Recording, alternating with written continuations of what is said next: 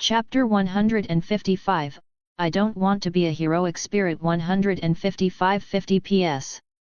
Your support has carved the path for these bonus chapters, may they bring you joy. However, in the game, players typically experienced these festivities in Liu, where the event wasn't called the Spring Festival but the Lantern Rite Festival. For the traveler, however, celebrations rarely meant a break from work. They were often assigned tasks or quests during these festivals. Every Lantern Rite, the people of Liu would release Xiao lanterns into the night sky, honoring the past and praying for the future. There was even a running joke among Genshin Impact players: the thousands of lanterns floating in the sky were all crafted by a single player. While everyone else enjoyed the holiday, players busily tackled their long list of quests. Yet, the rewards were undeniably worth the effort. It was a mix of pain and joy. But for Kiichi Haugen, a rare visitor to Teyvat, participating in Liu's Lantern Rite Festival wasn't an option. A festival, at its heart, was about togetherness. Instead of venturing to an unfamiliar foreign land, she chose to stay and celebrate with her 3 disciples. Yes, 3 disciples now. Her eldest, Sarah, her second, Ito Arataki, and the youngest, Goro. After successfully recruiting the most troublesome Ito, Kiichi Haugen had also brought Goro back and made him her disciple. Though Goro had joined only slightly later than Ito, that small difference made him the youngest. Recently, Ito had taken full advantage of his seniority, often dragging Goro along to participate in his harebrained schemes. Whenever these antics occurred, it was Sarah, the eldest, who was left to clean up the mess. As for Kiichi Haugen, she never bothered to intervene. In fact, she often seemed to enjoy the chaos. The dynamic among the 4 of them was oddly reminiscent of the journey to the West Troop. The master and second disciple were always causing trouble, the third disciple had a steadier temperament but wasn't much help, and it was up to the eldest sibling, or Sarah, in this case, to resolve the issues. The key difference, of course, was that Kiichi Haugen didn't actively invite disaster like Tang Santang, nor would she ever be caught by a group of monsters. After all, Kiichi Haugen was far more powerful. The sky outside darkened, streaked with fiery clouds that resembled a maiden's shy blush. Inside the small house, the warm orange glow of a hanging lamp bathed the room in a cozy atmosphere. Master! Master! Hold still! This outfit really is a pain to put on. Who even designed such difficult clothing? And why has it lasted this long? Standing behind Sarah, Kiichi Haugen muttered complaints as she tied the obi around her disciple's waist. And, done. With the final adjustment complete, Kiichi Haugen eagerly scurried to the front to admire her work. Wow! The sight before her was breathtaking. Sarah's long, silken hair cascaded over her shoulders, falling naturally down her back. Her gaze was lowered, her cheeks flushed a deep red that reached the tips of her ears. She was dressed in a purple kimono adorned with elegant jacaranda blossoms, their delicate blue patterns adding a touch of ethereal beauty. A pure white silk shawl draped over her shoulders, extending down to her waist. Do I look strange like this? Sarah's hands nervously intertwined at her abdomen, her voice soft and hesitant. She dared not lift her eyes to meet her master's. Nonsense! Kiichi Haugen was quick to reassure her, giving a thumbs up. It's absolutely perfect. Sarah, you look amazing in a kimono. Really? Sarah's eyes flickered with nervousness. She raised her hands, still clasped, to cover half her face. If it's master's compliment, then I suppose it must be true. That makes me happy. Though still youthful in build, the kimono lent Sarah an air of maturity, perfectly capturing the phrase kimono beauty. Kiichi Haugen's praise wasn't the least bit exaggerated. Sarah truly wore the outfit stunningly. Though Sarah lifted her arm slightly, the long sleeve swaying gently with the motion. Her expression grew a touch conflicted. This outfit, it's hard to move in. This isn't battle gear, it's more like formal attire, Kiichi Haugen chided. Must you always prioritize mobility? Wearing clothes, you think about whether they're suited for combat. Sightseeing, you wonder if it's a good place for an ambush. Shopping, you ask yourself if an item can double as a weapon. You're missing out on so many of life's joys. But, what if something really happens? This outfit would be such a hindrance. Blushing, Sarah tugged at her sleeve, then fidgeted with the obi. Also, this fabric is so luxurious. Doesn't it seem wasteful to use it on me? That's nonsense. Kiichi Haugen crossed her arms and replied firmly, it's the new year, you should wear new clothes. If I made you wear shabby, poorly made rags, wouldn't that reflect badly on me? What kind of master can't even provide decent clothes for their beloved disciples? By the way, your two junior brothers also got new outfits. After all, fairness was important. A good master or leader must ensure everyone felt equally valued. While Sarah's outfit was a kimono, Ito and Goro received heiris. The flowing design had a dashing appeal that Kiichi Haugen thought suited them perfectly. Perhaps she was influenced by her admiration for Okada Tsuji, but to her, heiris whether white or sky blue were undeniably cool. The kimono and heiris weren't store-bought, they were handcrafted by Kiichi Haugen herself. Although her expertise lay in forging weapons and armor, her long life had allowed her to acquire many skills, including tailoring. With the help of magic, making these garments wasn't particularly difficult. She had also imbued the clothing with enchantments. Cleaning and purification spells were standard, especially since she knew how messy Ito could be. Without such spells, his outfit would surely be ruined within a day. Additional enchantments increased the fabric's durability and provided some protective capabilities. These weren't just new clothes, they were magical attire. While they might not significantly enhance combat abilities now, they were undoubtedly practical and convenient magical gear. Greetings, esteemed readers. Your steadfast support throughout this journey has been as constant as the tides and as enduring as stone. In the spirit of gratitude, I am pleased to announce the release of bonus chapters, a reflection of your unwavering dedication and enthusiasm. Should you wish to continue fortifying the foundation of these tales, Wisetel's efforts can be supported here. Patreon.com/wisetl right bracket. Even the humblest contribution becomes part of an enduring legacy, a cornerstone for tales yet to unfold. With utmost sincerity. Zhongli. Chapter 156, I Don't Want to Be a Heroic Spirit 156-100 PS. Your support has carved the path for these bonus chapters, may they bring you joy. In the middle of the room, Kiichi Haugen sat cross-legged and patted the red cushion in front of her. Since you've already changed into a new outfit, how about a hairstyle to match? I. Sarah covered her mouth, momentarily flustered, but she quickly calmed herself and took small, hesitant steps forward. If this is Master's wish, then I shall oblige.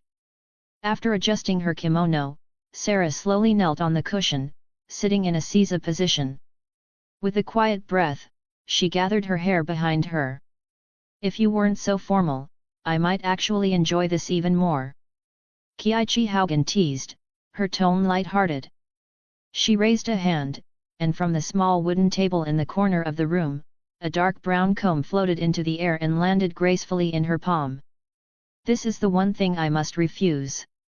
Sarah's lips curled into a faint smile, and though her voice was soft, it carried an unyielding determination, a strength as steadfast as stone weathering the ages. The room grew quiet, so silent that the sound of hair passing through the teeth of the wooden comb seemed almost melodic. Before meeting Master, my world was so small. Sarah's murmurs didn't disrupt the peace, they simply wove into the stillness. Kiichi Haugen continued to comb her hair, listening intently. Master saved me when I was on the brink of death, taught me skills, and guided my growth. I've received so much from you, Master, so much more than I could ever repay. I want to stay by your side, to return this kindness, but the more I try, the more I find myself in your debt. Every moment with you, every second, is a treasure I hold dear. When I think back on it, my heart feels so warm, so full, so happy. Master, to me, you are irreplaceable. No, it's more than that, much more. More vast than the sky, deeper than the sea. The weight of your presence in my heart is even more, even greater. Words, no matter how poetic, feel dull and inadequate in the face of these feelings. Master once said that my future is long and will hold countless experiences, encounters, partings, joys, sorrows, choices, regrets. I will grow, change, and become someone different from who I am now. But I want to hold on to myself, to protect what's most important to me. And what was that most important thing? There was no need to spell it out. Sometimes, words aren't necessary when both sides already understand. To live is to believe in something, to hold on to something. Without that, one cannot survive in this world. All done. Take a look and see if you like it. Let me find you a mirror. Only now did Kiichi Haugen realize there wasn't a mirror in the room. With a wave of her hand, a full-length mirror made of water materialized before Sarah, reflecting her image with crystalline clarity. Sarah's once free-flowing hair was now tied with a violet ribbon, revealing her smooth, porcelain-like nape.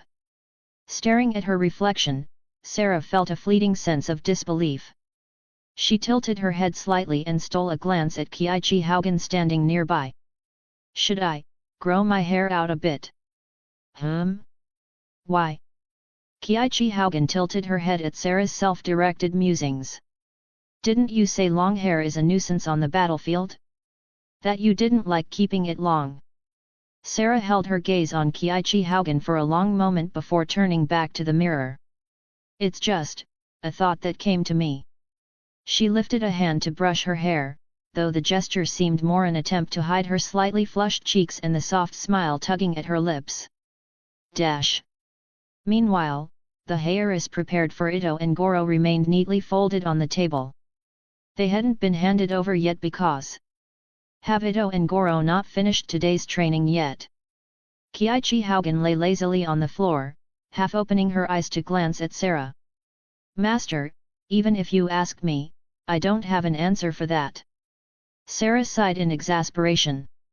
After all, you're the one who sent them into that training dimension, right? No one but you knows what's happening inside, least of all me. To train Ito and Goro, Kiichi Haugen had created a dedicated pocket dimension. The training itself was straightforward, run 50 laps around the dimension, while being chased by a horde of monsters she had summoned. Of course, if they could defeat all the monsters instead of running, the laps wouldn't be necessary. But when Kiichi Haugen had first explained this rule, Ito, in his single-mindedness, had immediately charged headlong into the monsters, ignoring Goro's protests. It hadn't taken long for the training dimension to eject Ito, not because he defeated the monsters, but because the monsters had almost defeated him. After that, Ito and Goro obediently began running their laps. As the laps increased, Kiichi Haugen occasionally raised the difficulty. She added traps, empowered the monsters with abilities like teleportation and fire breath, and more. This is all for their own good. Bleed a little now, and you'll shed fewer tears later. Why does that sound so ominous? Sarah's retort went ignored. Kiichi Haugen rolled onto her side, lazily glancing at the darkening sky outside. It's already this late? Tisk, tisk, not up to par. If it were Ushiwa Kamaru, she'd have finished long ago. Oh well, let's pull them out, they still have other tasks tonight. It's going to be a busy evening. Are you sure? Sarah was taken aback. Her master, so strict about training, was letting them off early? Kiichi Haugen's response was simple. Don't worry. Whatever they skip today, I'll double tomorrow. Hearing that, Sarah relaxed. That's more like the master I know. However, as Kiichi Haugen raised her hand, Sarah hesitated. Master, wouldn't Ito and Goro be filthy by now? Letting them back into the house like that seems unwise. Kiichi Haugen blinked, considering her words. Hey, you're right. Okay, I'll head outside and toss those two mutts onto the lawn. They can come back in after they've cleaned themselves. Actually, never mind, I'll just use a spell to tidy them up. Easier that way. Dash. T/N, I couldn't pull Gilly, it's over, it's so over. Greetings, esteemed readers. Your steadfast support throughout this journey has been as constant as the tides and as enduring as stone. In the spirit of gratitude, I am pleased to announce the release of bonus chapters, a reflection of your unwavering dedication and enthusiasm. Should you wish to continue fortifying the foundation of these tales, Wisetl's efforts can be supported here.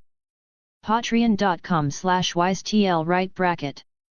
Even the humblest contribution becomes part of an enduring legacy, a cornerstone for tales yet to unfold. As my time here concludes, may the strength of stone guide you forward. Until we meet again.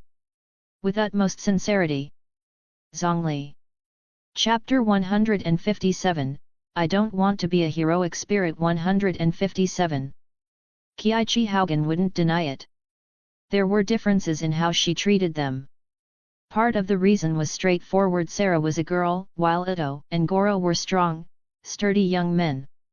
Another reason was that Sarah had been with her for much longer. For a long time, Sarah was her only disciple, and the one-on-one teaching setup had allowed Kiichi Haugen to create meticulous, personalized training plans. During that time, she even took Sarah out on field training, which led to many of their shared experiences in sealed spaces.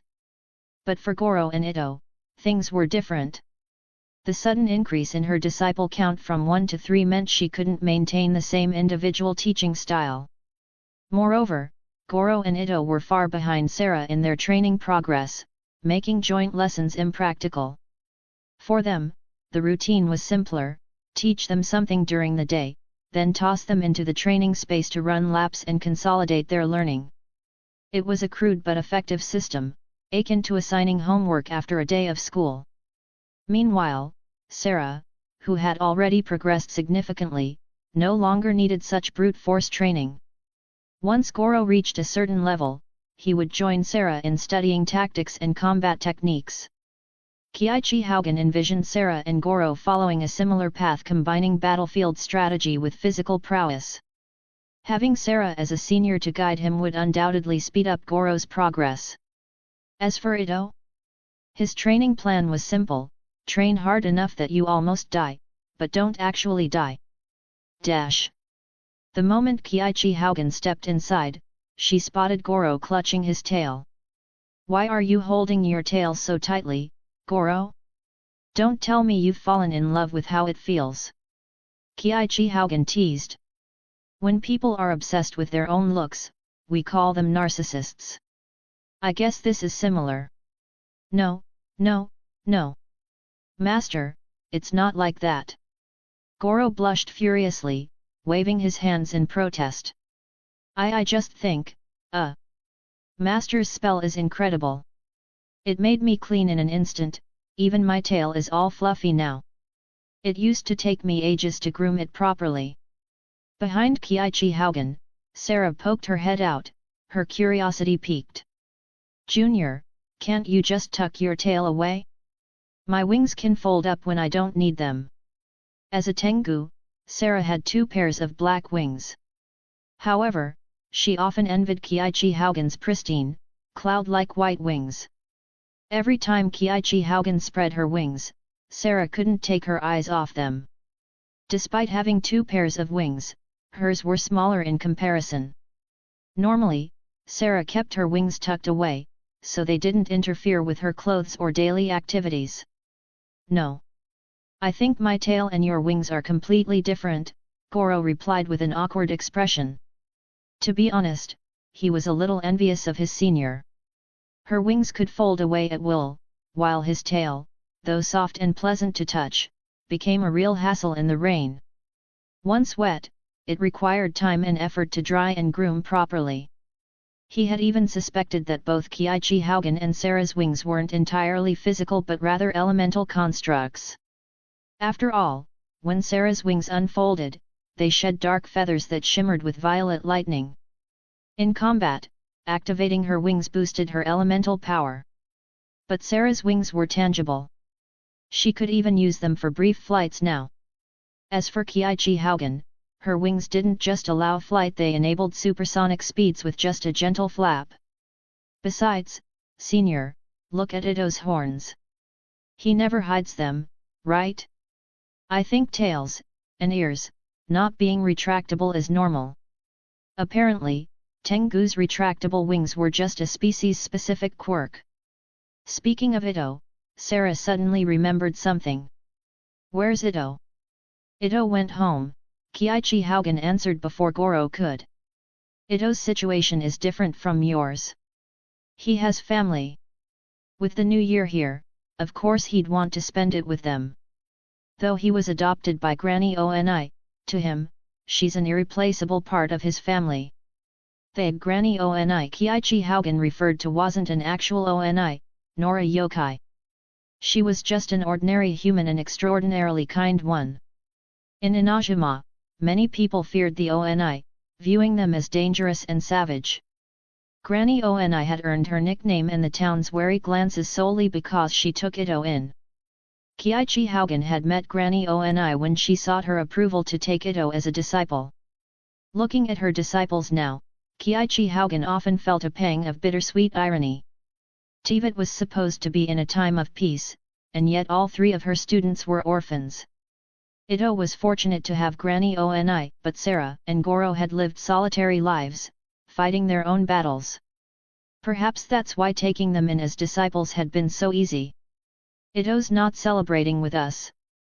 Sarah seemed surprised, then visibly deflated. Kiichi Haugen raised a brow. Since when had their relationship gotten so good? Sarah usually found Ito insufferable. Apparently, Ito is allergic to beans.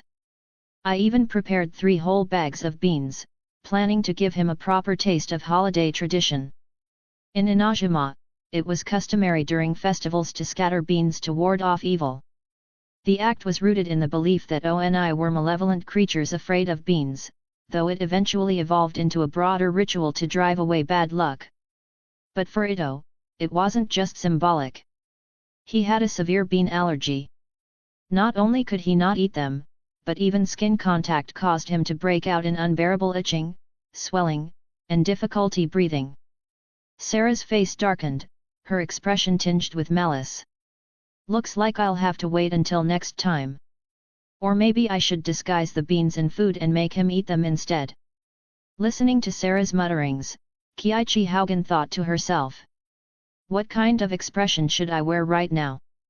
Thank you for reading this chapter. Wise Senpai leads the way, sharing stories that inspire and connect us all. Your support is like the encouragement of a loyal companion, pushing this journey forward and lighting the path ahead. If you'd like to support Wise Senpai, you can visit patreon.com/wisetl. Every contribution strengthens our resolve, paving the way for the stories yet to come. Let's continue to explore these worlds together. Mash Kyrie Light Purple Heart. Chapter 158, I Don't Want to Be a Heroic Spirit 158.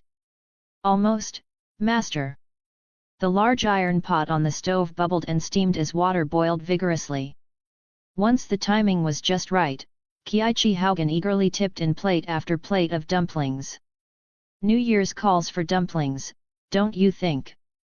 The custom of making and eating dumplings didn't exist in Tibet, least of all in Inajima, which was based on Japanese culture.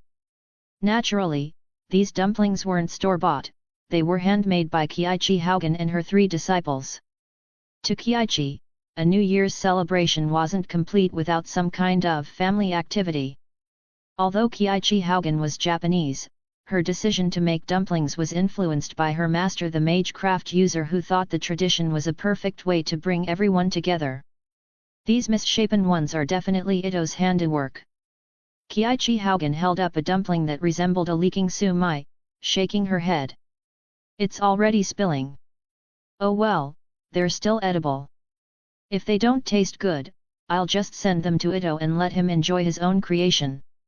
Among all the dumplings, Ito's stood out spectacularly. Meanwhile, Sarah and Goro had followed Kiichi's instructions to the letter, creating neat and uniform pieces. It should be fine, right?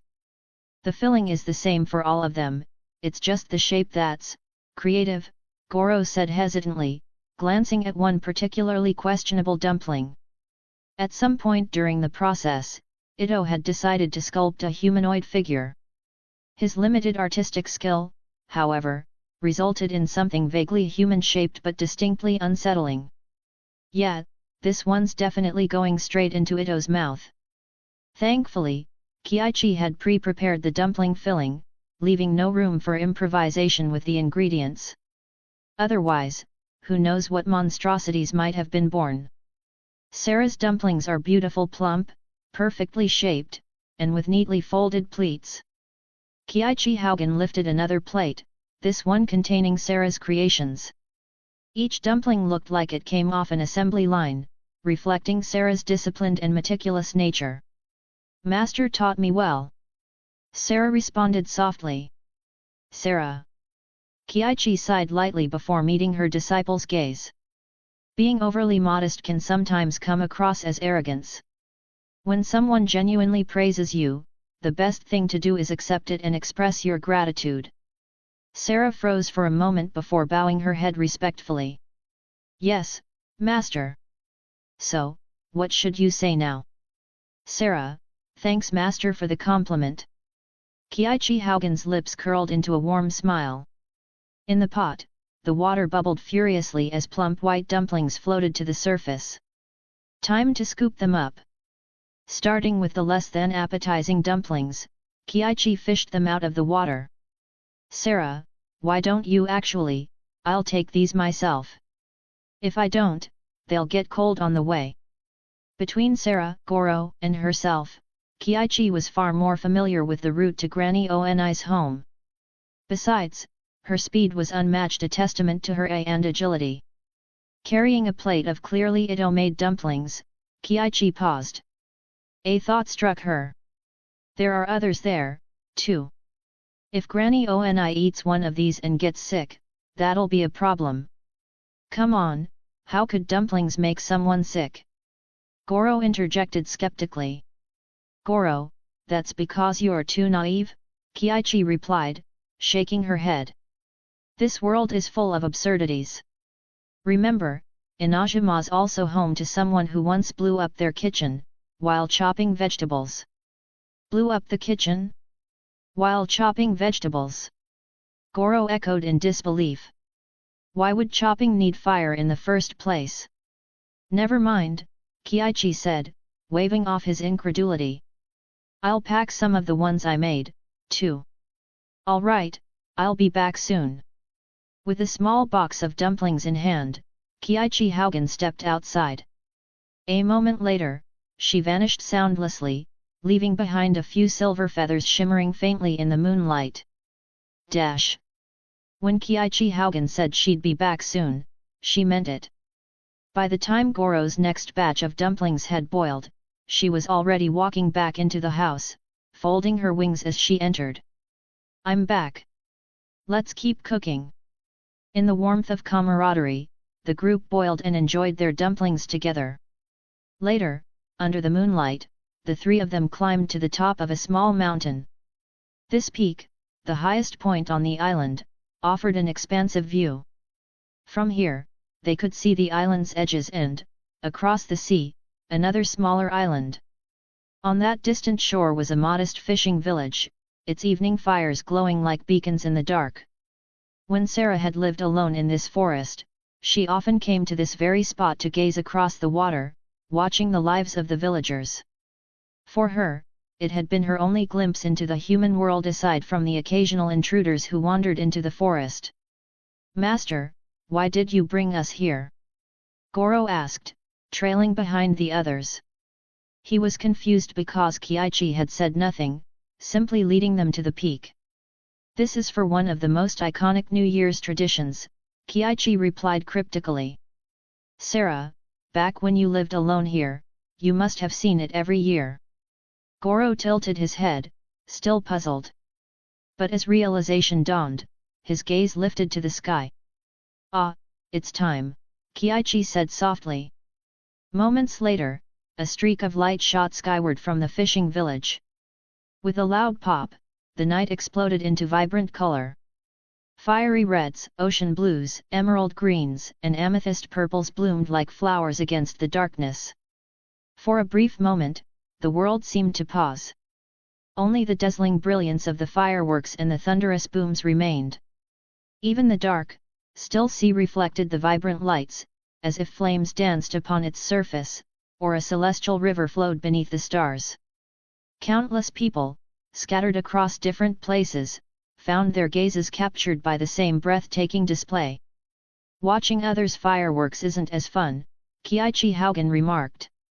Reaching into her sleeve, she pulled out a stack of talisman papers, her smile as bright as the fireworks above. Now then, let's light up the sky.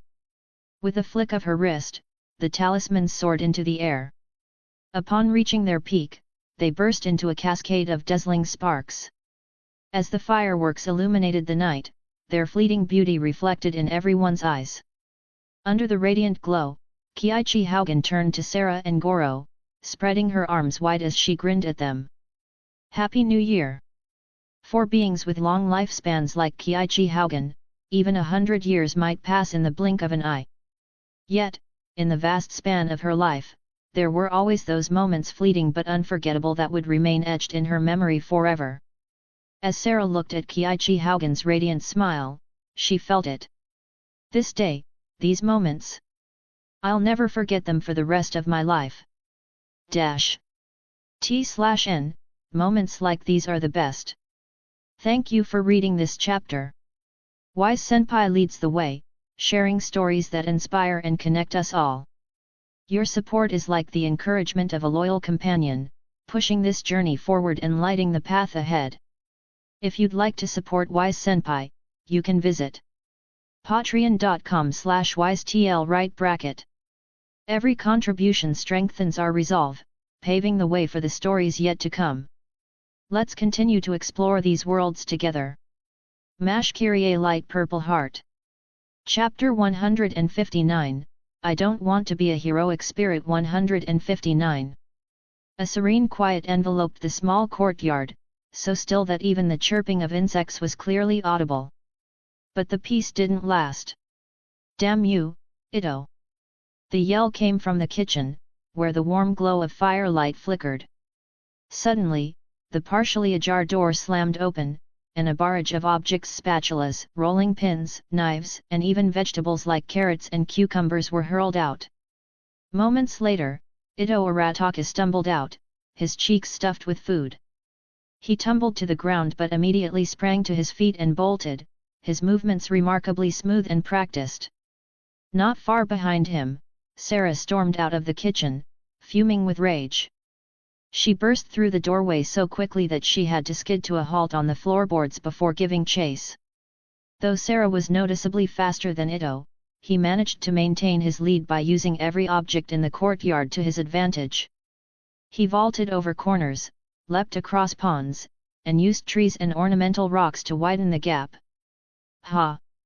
See this, senior? I'm not the same Ito I used to be. With a burst of speed, Ito launched himself over the courtyard wall, disappearing from sight. Sarah, hot on his heels, leapt up and grabbed the wall to vault over, but as she did, Ito, now back inside the courtyard, passed her mid-leap. The maneuver opened the gap once again. This infuriating game of cat and mouse kept repeating. Sarah grew increasingly frustrated, her patience wearing thin. It was just a few dang mochi. Is that really worth hunting me down like this? Ito shouted, swallowing the last of his stolen prize as he ducked a flying knife. Just a few. Sarah's furious retort cut through the night. I worked so hard to make those for Master to show her my appreciation, and you dare steal them. And now you dare ask if it's worth it. Well, what was I supposed to do? I finished training, passed out from exhaustion, and woke up starving. Then I smelled something delicious in the kitchen. Ito defended himself, his tone equal parts defiant and sheepish. Honestly, it's your fault, senior. If it was that important, you should have hidden them better. Isn't that, like, common sense? Even a 3-year-old knows that. Are you implying I'm worse than a 3-year-old? Sarah's incredulous laugh was laced with fury. So by your logic, this is my fault. Should I apologize to you, then? No need. It's fine, I forgive you. Ito declared magnanimously, grinning like a fool. Sarah's vision blurred with rage. Dash. Kiichi Haugen emerged from her room, yawning as she stretched. Just then, a streak of violet lightning flashed across the sky. Hey? Thunder? Guess I should bring the laundry in. She muttered, though the playful tone in her voice made it clear she wasn't serious. She glanced at the scene unfolding in the courtyard below, Sarah, her elemental lightning flaring, relentlessly pursuing Ito. Those two better not blow up my courtyard, Kiichi sighed. The fruits of their recent training were on full display tonight. Even against Sarah's mastery of electro, Ito wasn't entirely defenseless. Using his geo-vision, he had formed a translucent purple shield, a product of crystallized electro-energy around himself. This made him as slippery as an eel. No matter how close Sarah got, Ito evaded her grasp with infuriating ease. Get back here, you idiot! Sarah roared. If I stop now, where's my dignity? Nope, not happening. Ito yelled over his shoulder, laughing smugly. His cocky voice echoed under the night sky, punctuated by the occasional crack of thunder. What's the matter, senior? Can't catch me? Remember how you beat me in a race last time? Not tonight. Looks like I'm faster now. Should we call me Speedy Ito? No, wait, how about Godspeed Ito? Yeah, I like that. Sarah's patience snapped as her repeated failures to catch him piled up. But what truly grated on her nerves was Ito's obnoxiously triumphant laughter, which felt like an assault on her very sanity. That's it. I'm putting an end to this. Sarah's eyes narrowed as she gritted her teeth. Lightning stopped crackling wildly around her and began concentrating on her body, coiling tightly like a living entity. Her earlier attacks, though flashy, had been too dispersed to pierce Ito's shield. This time, she focused her energy into a single point. She stomped the ground, propelling herself forward in a burst of speed. Her body transformed into a streak of purple lightning, closing the distance to Ito in an instant. In her hand, a condensed blade of violet lightning took shape, nearly solid as it hummed with power. Using the momentum of her charge, Sarah drove the lightning blade forward, shattering Ito's shield like a bubble. The blade's tip raced toward his unprotected back. That's enough. A calm yet commanding voice cut through the chaos. Electricity and thunder dissipated in an instant. The courtyard, now charred in places, fell silent. Hovering in the air, Kiichi Haugen held Ito by the back of his collar with one hand and Sarah's wrist with the other.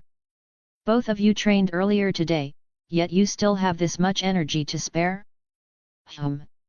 Seems I underestimated you too. Or rather, maybe your progress has surpassed my expectations. Gahaha. That's a good thing. Despite the mess they'd caused, Kiichi Haugen didn't seem angry, quite the opposite, in fact. Her grin was one of amusement. Sarah, still mid-attack, froze at the sight of her master's smile.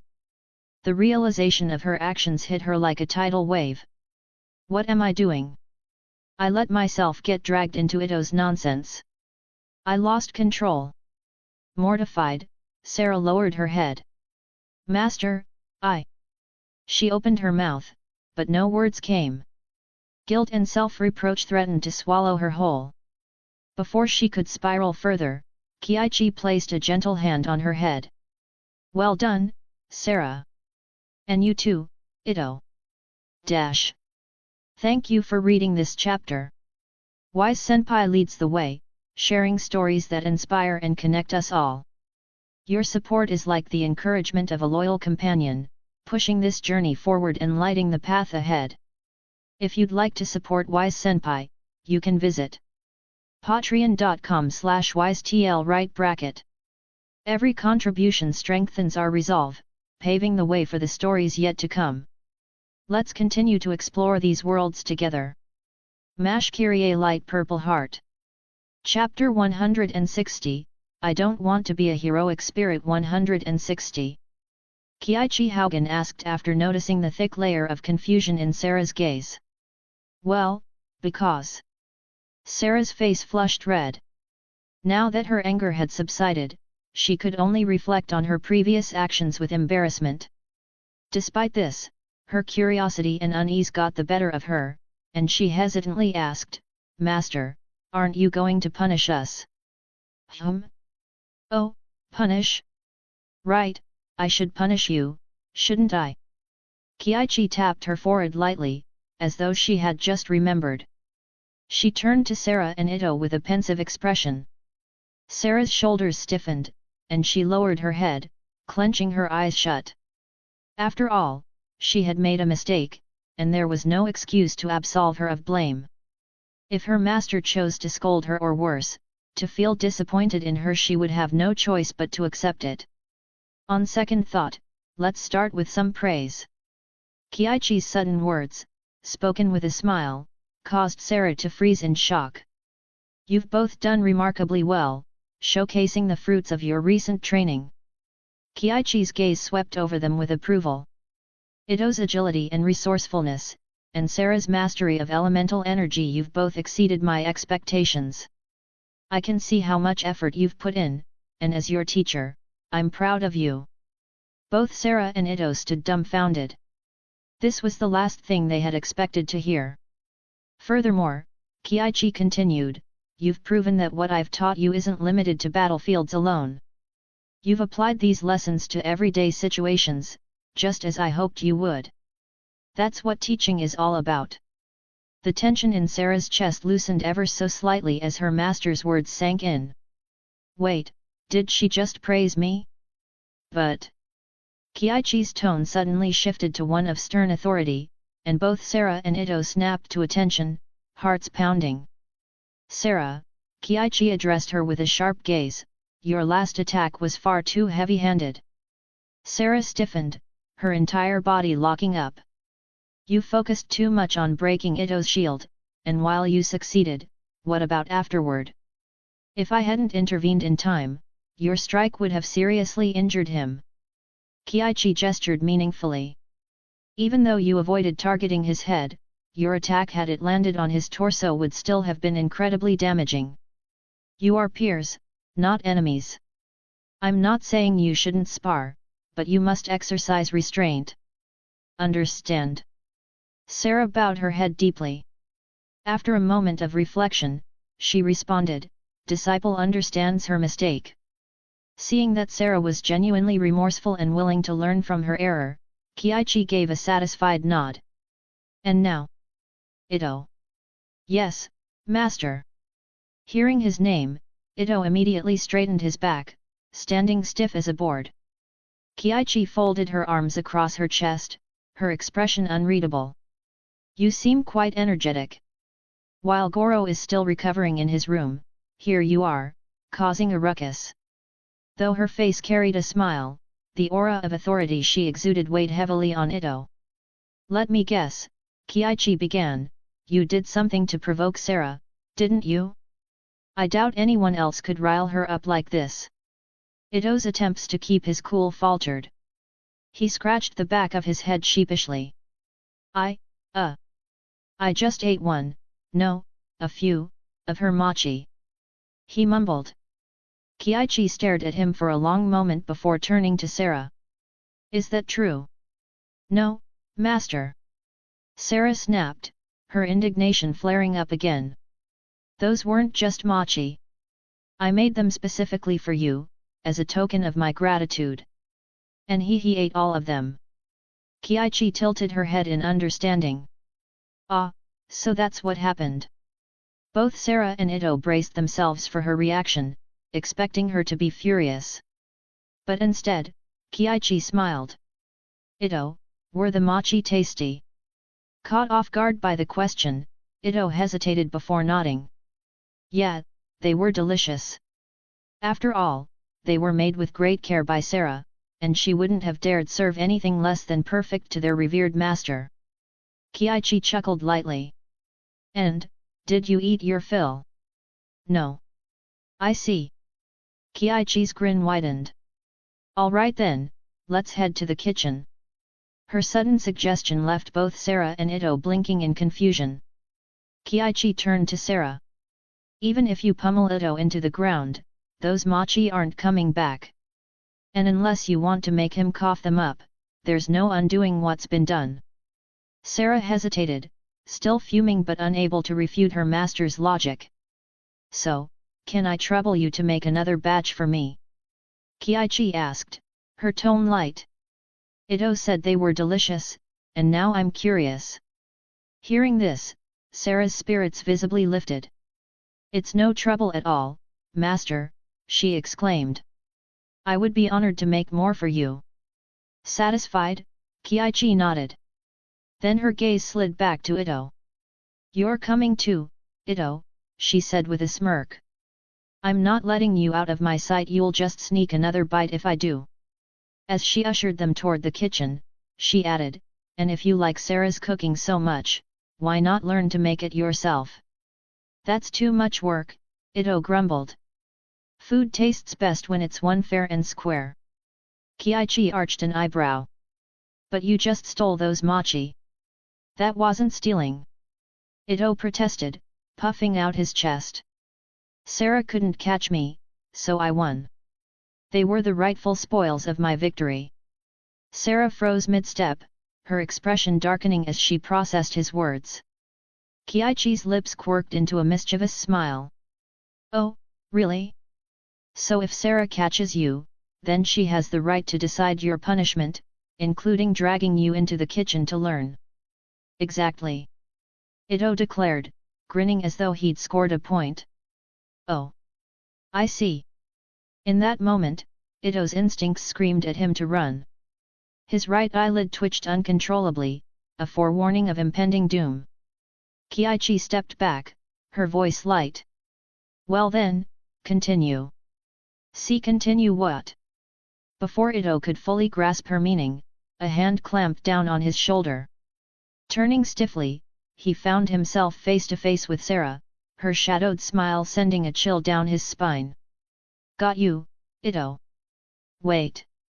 That's cheating. I wasn't ready. This doesn't count. No excuses, Sarah cut him off smoothly.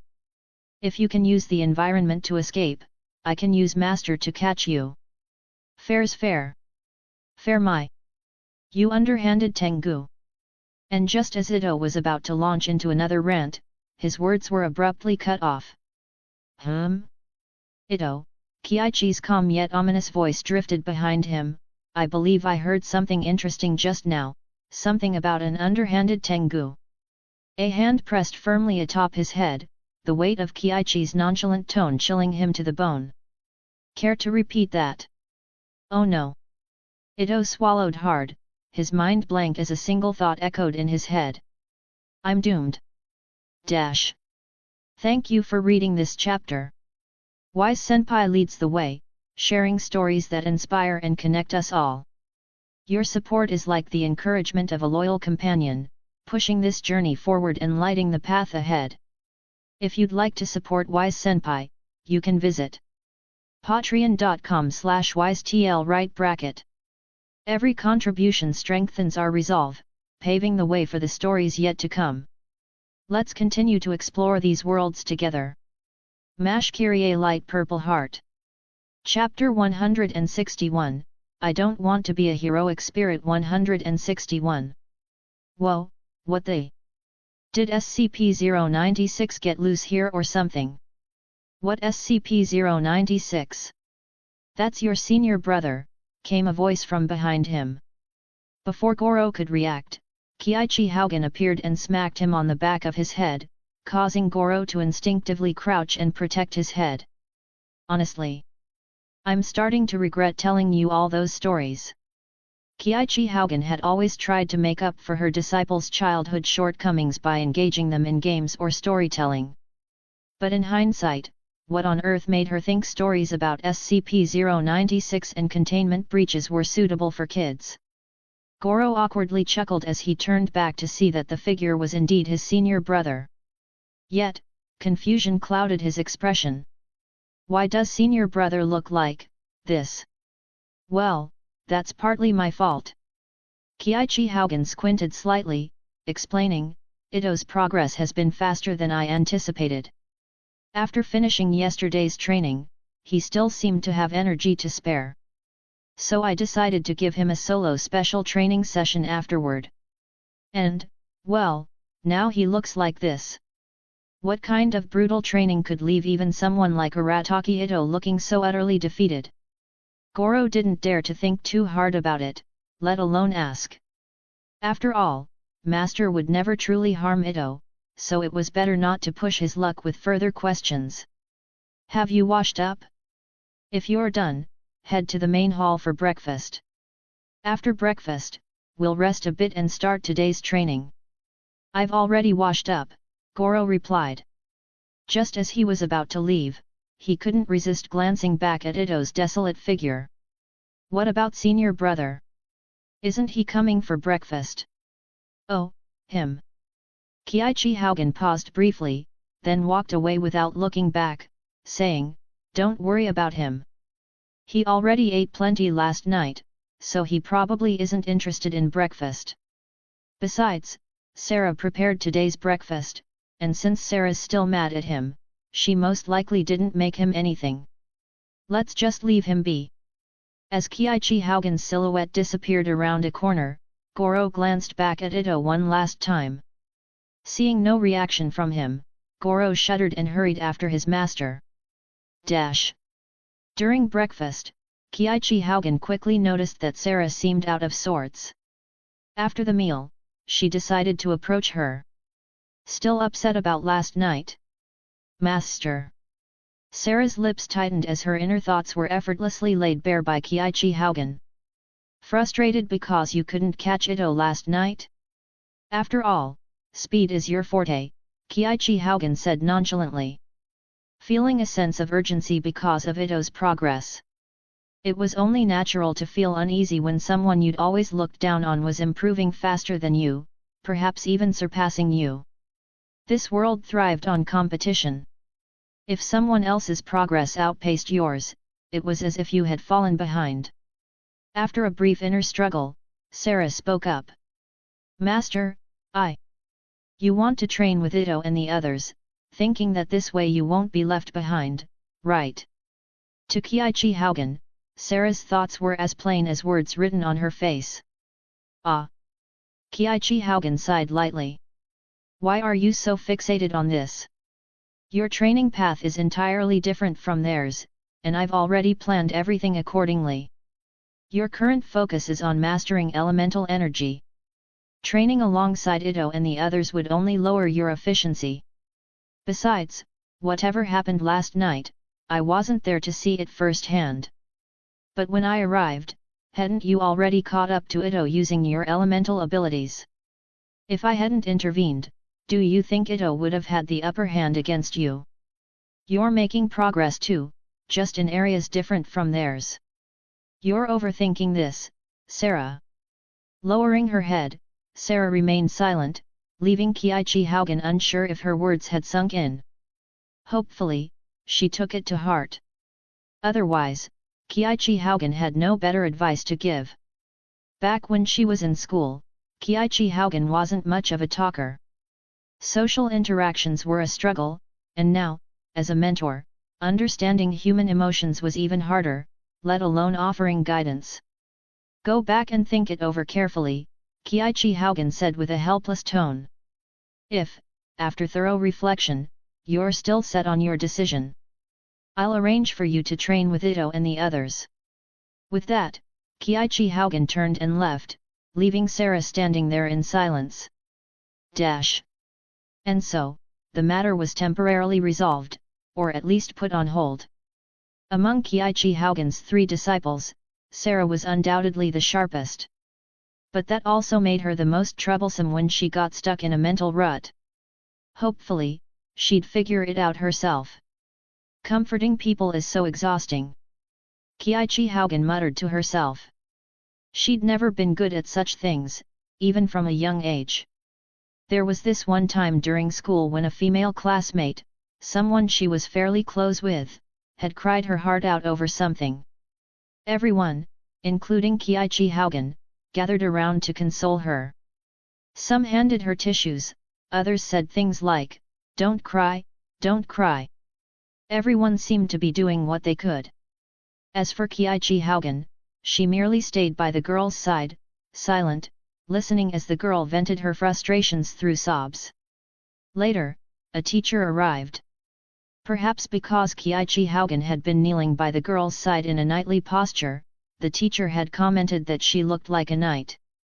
A knight, hey! What kind of knight was she, really? Other knights could slay dragons or escort princesses to their prince. But what had she done? Standing in the courtyard, Kiichi Haugen stared at the clouds. She was a peculiar person.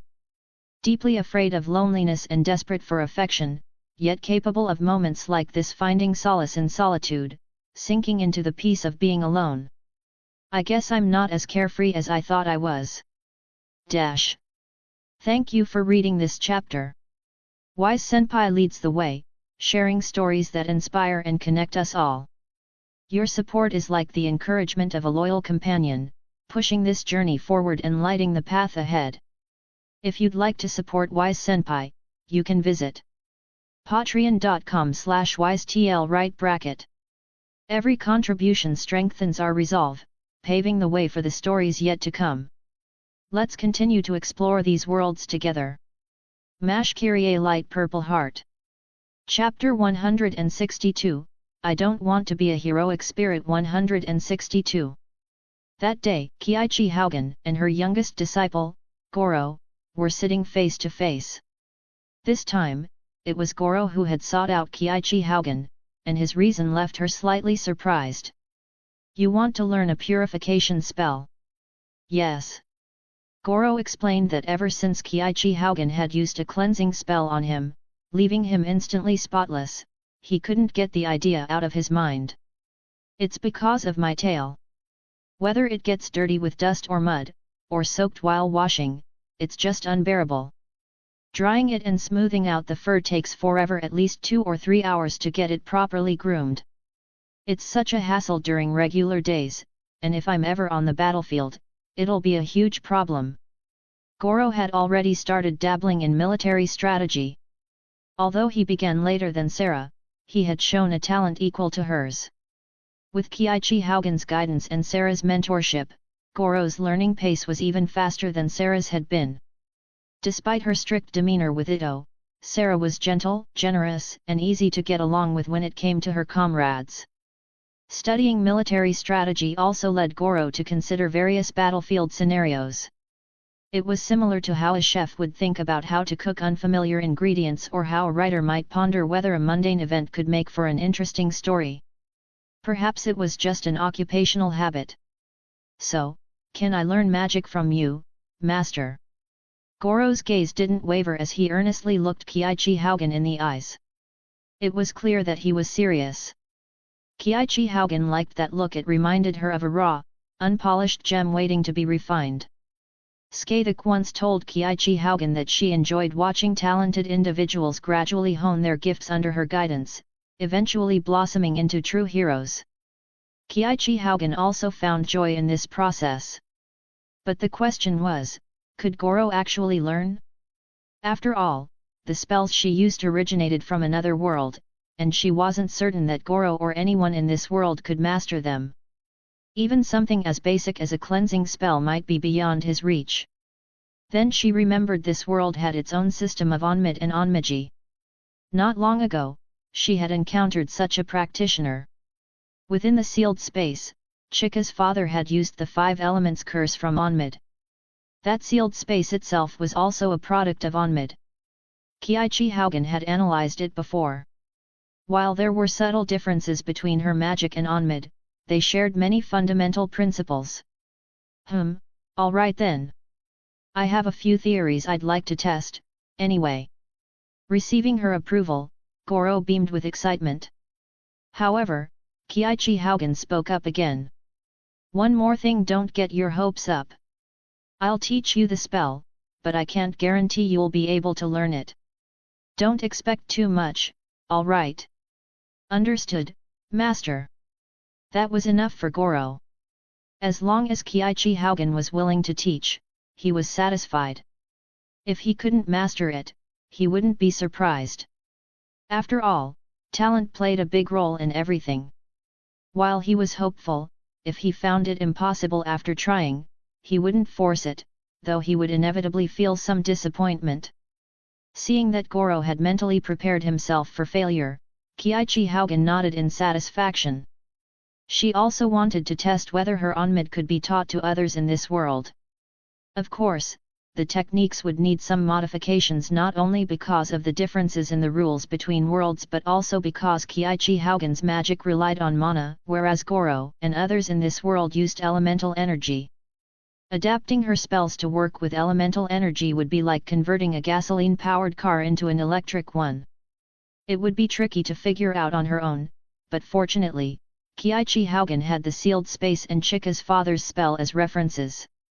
She had already analyzed the entire structure of the seal, storing the complete spell in her mind. All she needed to do now was compare and adapt it, saving her a lot of effort.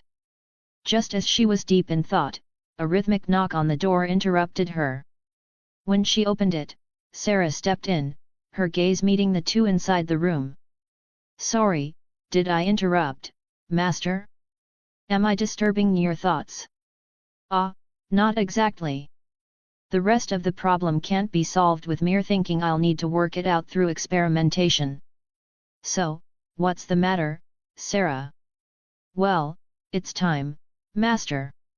Kiichi Haugen blinked, then realized what Sarah meant. Oh, it's that time again. It was time for Kiichi Haugen to tell her disciples a story. Sarah had never left the forest her entire life, and Goro and Ito hadn't fared much better. To broaden their horizons and introduce them to new concepts, Kiichi Haugen occasionally told them stories. Of course, she avoided childish tales like Peppa Pig. While Sarah and the others were still young, their experiences had matured them beyond their peers, giving them a solid sense of morality. She wasn't like those overly strict parents who flagged cartoons for promoting romance or violence. After all, she had learned plenty of valuable lessons from anime herself and had resolved that if she ever raised children, she'd share these educational stories and animations with them. Naturally, the stories she told Sarah and the others were often inspired by the anime or legends she had encountered. But she made sure to adapt them to local culture. Explaining what Ultraman was would have been far too exhausting. By the way, where's Ito? Noticing Sarah had come alone, Kiichi Haugen couldn't help but ask. Ito went back to Granny Oni's place for something, Sarah explained. Is that so? Kiichi Haugen didn't think much of it. One less person was no big deal. Alright then. It'll just be the two of you listening this time, and we'll resume spell training after the story, she added, directing the latter half of her comment to Goro. Naturally, Goro had no objections. Now, Kiichi Haugen had to decide what story to tell. How about a tale about yokai today? Since Ito isn't here, let's go with a story related to the Oni clan. Thank you for reading this chapter. Wise Senpai leads the way, sharing stories that inspire and connect us all. Your support is like the encouragement of a loyal companion, pushing this journey forward and lighting the path ahead. If you'd like to support Wise Senpai, you can visit patreon.com/wisetl. Every contribution strengthens our resolve, paving the way for the stories yet to come. Let's continue to explore these worlds together. Mash Kyrie Light Purple Heart. Chapter 163, I don't want to be a heroic spirit. 163. After all, they were familiar with none other than Arataki Ito, and Oni himself. And since it was a story told by Kiichi Haugen, there was a good chance it might involve real figures from history or even acquaintances of their master. Though none of Kiichi Haugen's disciples knew much about her connections, they were all aware that their master, a great yokai over 1,000 years old, must have crossed paths with many significant beings. The one she mentioned most often was Ushiwa Kamaru, also known as Minamoto no Yoshitsune. Sarah, Goro, and even Ito had heard countless tales about this legendary figure from Kiichi Haugen. Occasionally, other names would come up in her stories. For instance, Sarah once heard her mention someone called Saiguji Yuyuko. Sarah and Goro eagerly awaited the story to begin, but Kiichi Haugen suddenly found herself in a bind. When it came to the Oni clan, the first figures that came to her mind were Shutenji and Ibarakiji, legendary Oni who, like her, were part of yokai lore. But then, she realized, their stories might not be suitable to share. Both Shutenji and Ibarakiji were depicted in legends as unforgivable evil spirits, villains akin to the Western dragons that knights were destined to slay. However, from what Kiichi Haugen understood, the Oni in Tibet were nothing like those malevolent figures.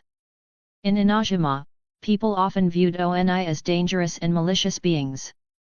Customs like scattering beans to ward off evil spirits were rooted in this belief. But this was a misunderstanding. Even Arataki Ito had been working tirelessly to change public perception of his kind. As his master, Kiichi Haugen couldn't very well tell a story that reinforced the image of Oni as irredeemable villains. She didn't want to create any tension between her disciples and Ito. But then, what other stories about the Oni clan could she tell? It wasn't as though she had no options. There were plenty of reinterpretations and reimaginings of Shutenji and Ibarakiji that cast them as heroic or misunderstood figures. But, for some reason, none of those came to mind at the moment. What about the four heavenly kings of the Oni in Gensokyo? The problem was that Kiichi Haugen's knowledge of them was limited to their names and abilities. She had no grasp of their actual stories. Compared to them, she was much more familiar with figures like Yukari Yakumo and Yuuka Kazumi thanks to two fanfiction novels she had read, both featuring the two characters' brothers as protagonists. Seeing Goro and Sarah's eager gazes, Kiichi Haugen sighed. She knew that whatever story she told, her disciples were likely to take it as fact, something that had truly happened in the past. I need to think this through carefully. Wait a minute. A sudden thought struck her. If her disciples were going to treat the story as reality anyway, why not just tell them something real? Before we begin, I'd like to ask you both a question purely out of curiosity, Kiichi Haugen said, pulling out a folding fan from seemingly nowhere. She opened it with a flourish and began fanning herself, feeling it added a certain storytelling ambience. What's your impression of Oni? Do you think of them as others do, as evil, frightening creatures? Her question made Sarah and Goro exchange glances.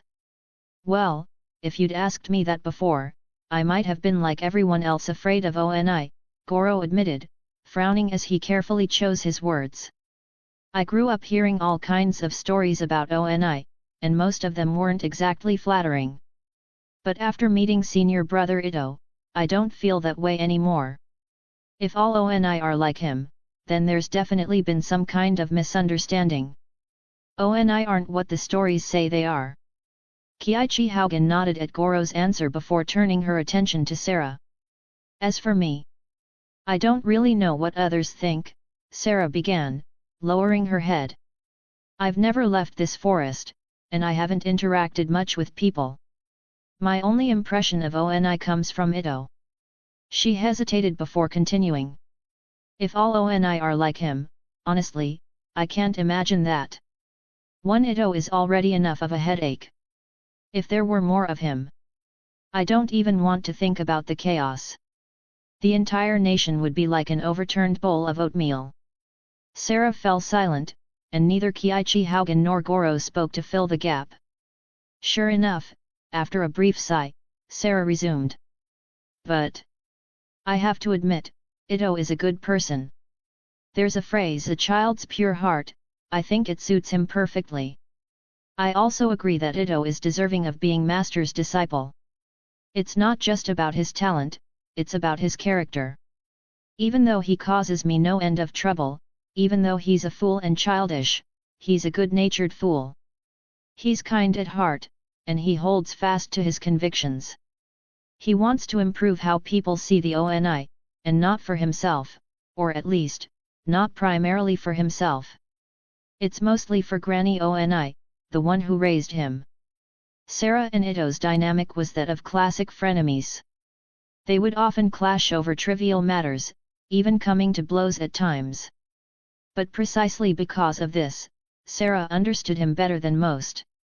Her words left Goro stunned. Why are you looking at me like that? Sarah snapped. Goro scratched his cheek awkwardly after Sarah shot him a glare. I just thought, you didn't like Ito at all. I never said I didn't dislike him, Sarah huffed, crossing her arms. But since he's someone Master recognized as her disciple, he can't be completely useless. So it's mainly out of respect for Master? Goro thought. Did Sarah accept Ito because Kiichi Haugen had approved of him? No, it wasn't just that. Knowing Sarah's personality, she had likely assessed Ito herself to figure out what had earned him their master's approval. In any case, their responses left Kiichi Haugen quite satisfied. You're not blindly trusting or following, you think for yourselves and seek the truth.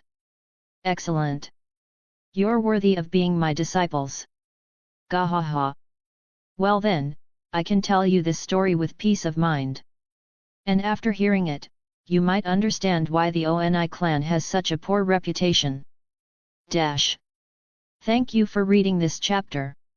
Wise Senpai leads the way, sharing stories that inspire and connect us all.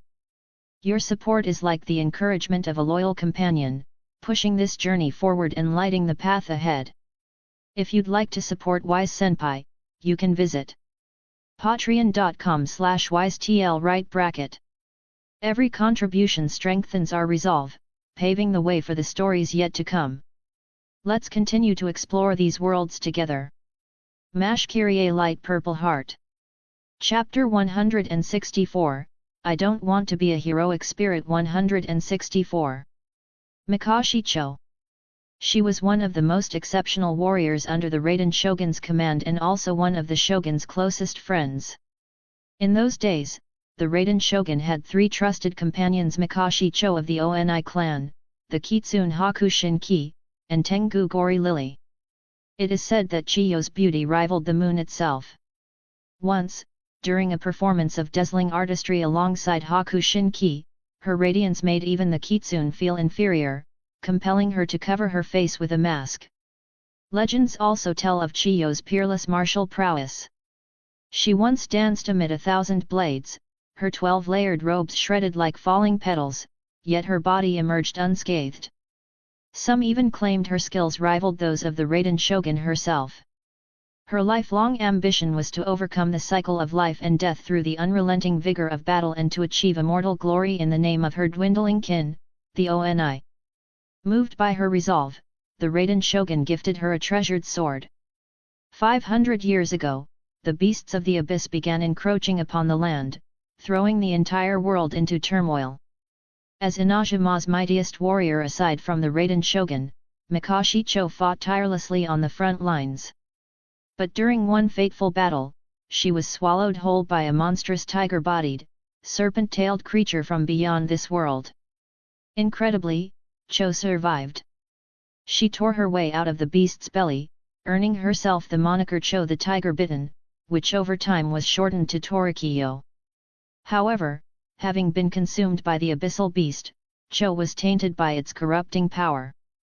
She lost her sanity and transformed into a rampaging monster, wielding the treasured sword given to her by the Raiden Shogun against her former friend.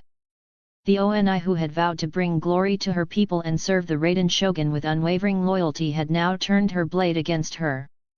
This betrayal forever stained the reputation of the Oni clan. Chiyo's fangs shattered the Shogun's blade, giving her the upper hand for a brief moment. But ultimately, she was defeated, her sword arm severed, and the horns atop her head broken.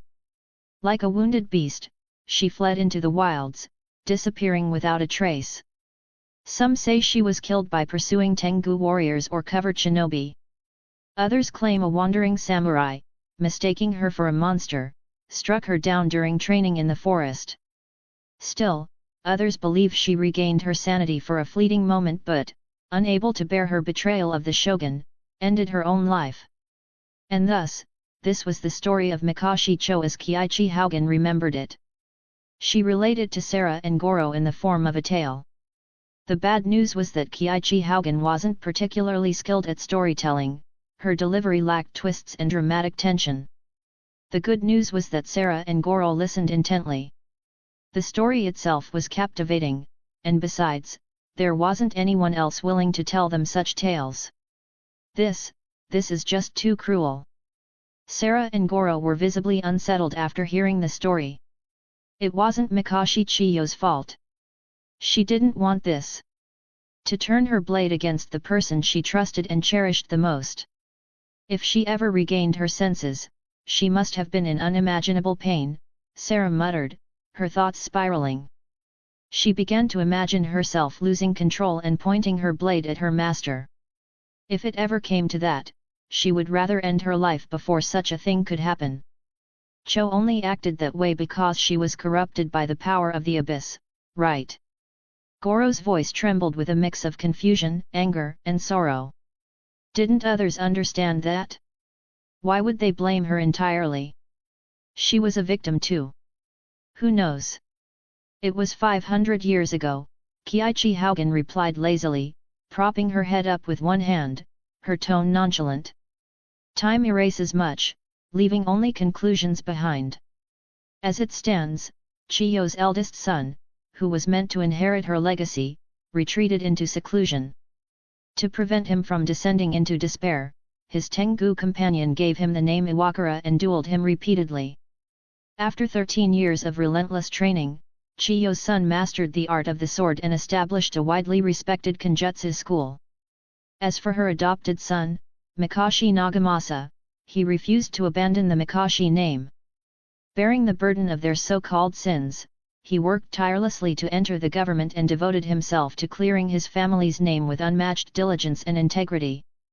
Among the Raiden Shogun's 3 dearest companions, Kiichi Haugen knew the most about Mikashi Cho, followed by Haku Shinki, and finally Tengu Gori Lily. The first time she heard the name Gori Lily, she had assumed it was a woman. It turned out to be a man instead. Wait, does that mean the shogun herself believed Cho was a criminal? Sarah asked, bewildered. What about Gori Lily and Haku Shinki? Didn't they explain the truth to the people? The Raiden shogun was likely in more pain than anyone, Kiichi Haugen said, her tone softening. Cho was her close friend, after all. At least, I think she had more humanity in her back then before she began her relentless pursuit of eternity. Perhaps her desire for eternity stems from a wish to prevent tragedies like this from ever happening again. As for Haku Shinki, she perished during that calamity. Gori Lily. I can't quite recall, but I think he died before the war with the Abyss even began. Even Gori Lily and Haku Shinki. Sarah murmured, feeling a chill run through her. She knew more about the catastrophe from 500 years ago than Goro did. After all, her first friend, Chika, had deep ties to that event. In the sealed space, Sarah had also seen numerous abyssal creatures alongside Kiichi Haugen, including a towering black beast resembling a mountain. It was a sight she would never forget. A shadow that blotted out the sky, an endless tide of darkness. And yet, that was only a fraction of the horrors unleashed during that terrible battle, a mere ripple from the stone cast into the waters 5 centuries ago. Now, with Kiichi Haugen's story, Sarah's understanding of that event deepened. At the same time, she felt she understood the distant Raiden shogun a little better. Though Kiichi Haugen framed her tale as a story, neither Sarah nor Goro regarded it as mere fiction. To them, it felt more like a retelling of history. Who knew what thoughts or feelings they might harbor if they ever met the Raiden Shogun? And perhaps one day, the Raiden Shogun or even Yae Miko, one of the few who knew the truth, would take an interest in this enigmatic millennia-old yokai who seemed to know their secrets so well. After all, anyone who could recount such details from 500 years ago, with intimate knowledge of their hidden truths, was bound to pique their curiosity. Still, Kiichi Haugen didn't seem to care much. Let fate decide, she thought. Thank you for reading this chapter. Wise Senpai leads the way, sharing stories that inspire and connect us all. Your support is like the encouragement of a loyal companion, pushing this journey forward and lighting the path ahead. If you'd like to support Wise Senpai, you can visit patreon.com/wisetl. Every contribution strengthens our resolve, paving the way for the stories yet to come. Let's continue to explore these worlds together. Mash Kyrie Light Purple Heart. Chapter 165, I Don't Want to Be a Heroic Spirit. 165. It was one of those lazy days. Kiichi Haugen was curled up in her room with a book in hand, a plate of lavender melon slices resting on a nearby table. Though she claimed reading was mentally taxing and required sugar for energy, the truth was she simply had a sweet tooth. When Sarah appeared, Kiichi Haugen reluctantly set her book down. That's a bit of a tricky one, she said, scratching the back of her head in mild exasperation. If you'd asked about Mikashi-cho or Haku Shinki, I could tell you a few stories. But Gory Lily? I don't know much about him. Why the sudden interest? Well, Gory Lily was a Tengu, wasn't he? Sarah replied. I was just curious. After hearing the story of Mikashi-cho, Sarah naturally became intrigued by the other two, the Kitsune Haku Shinki and the Tengu Gory Lily.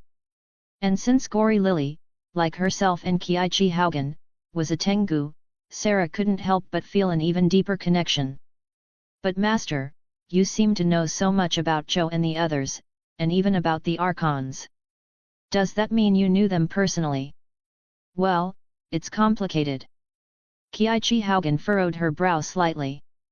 I know of them and many of their stories, but they don't know me. In fact, they're not even aware of my existence. That answer only deepened Sarah's confusion. Why?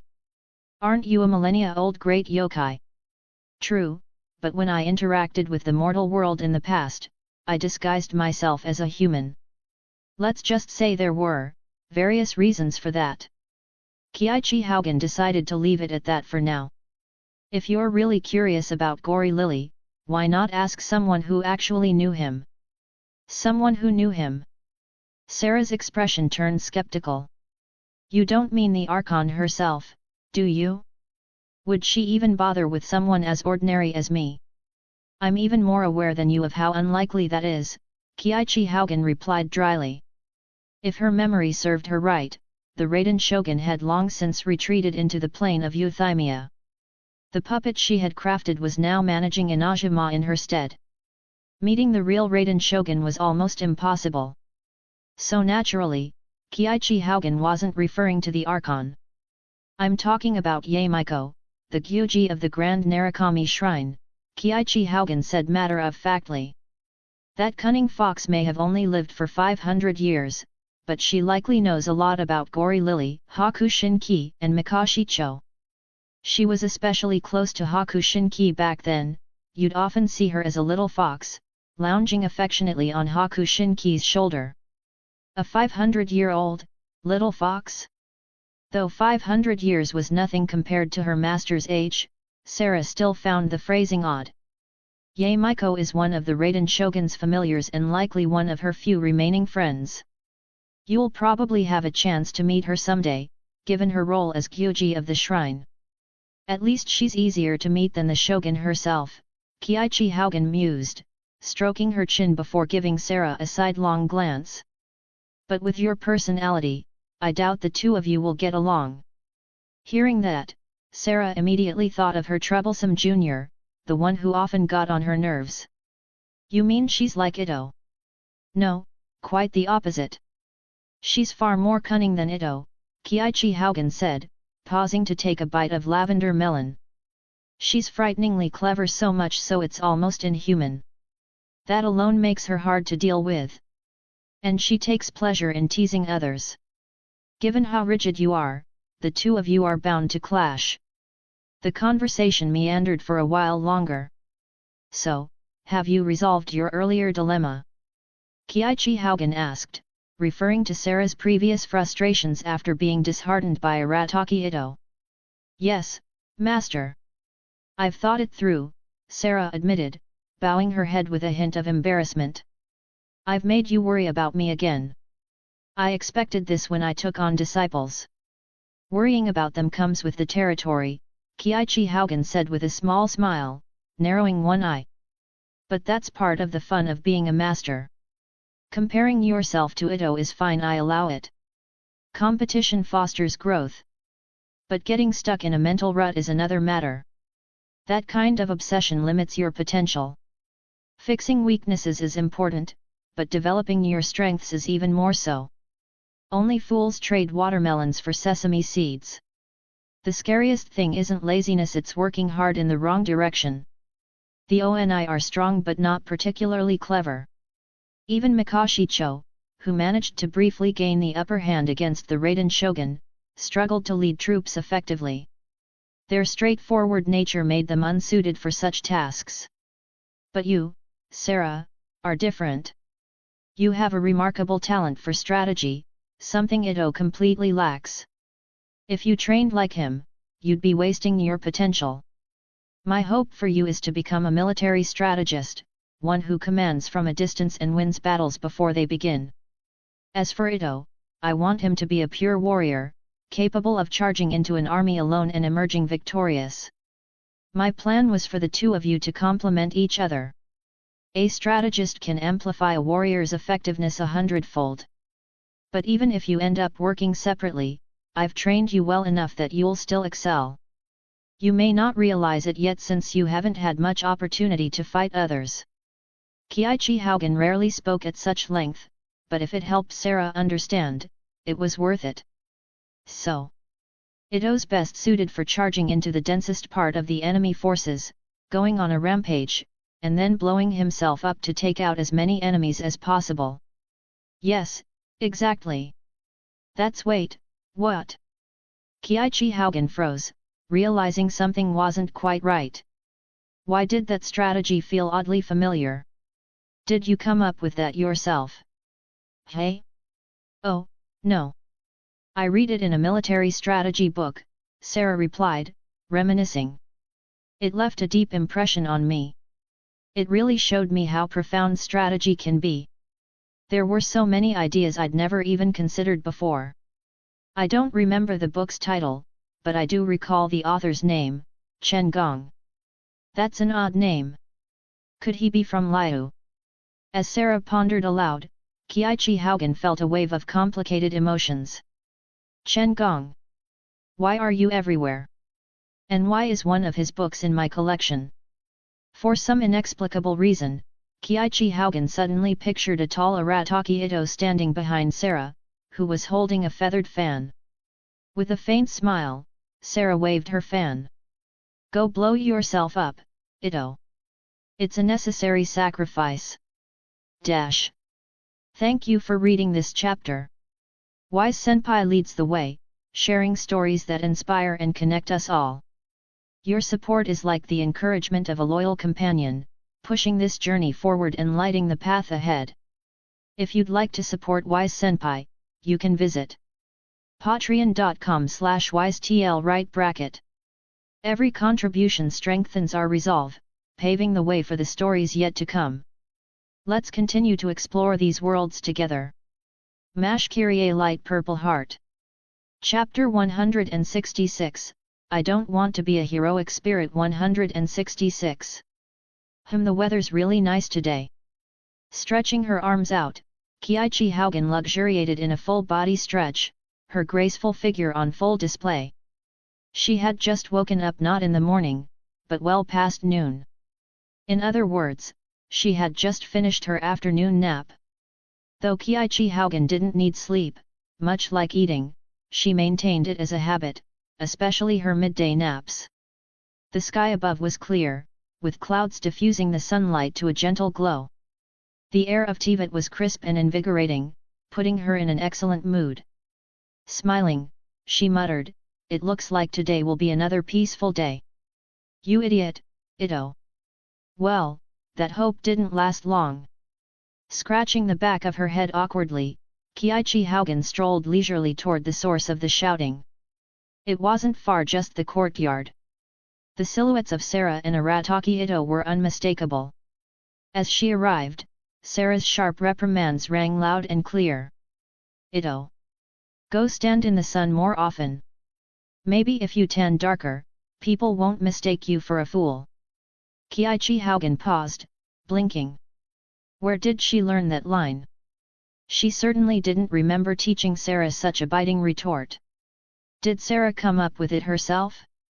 Or was this something unique to Inajima culture? The two combatants noticed her presence and simultaneously turned to greet her. "Master," they chorused. "When did you get here, Master?" Sarah asked. "Just now." "So, what happened?"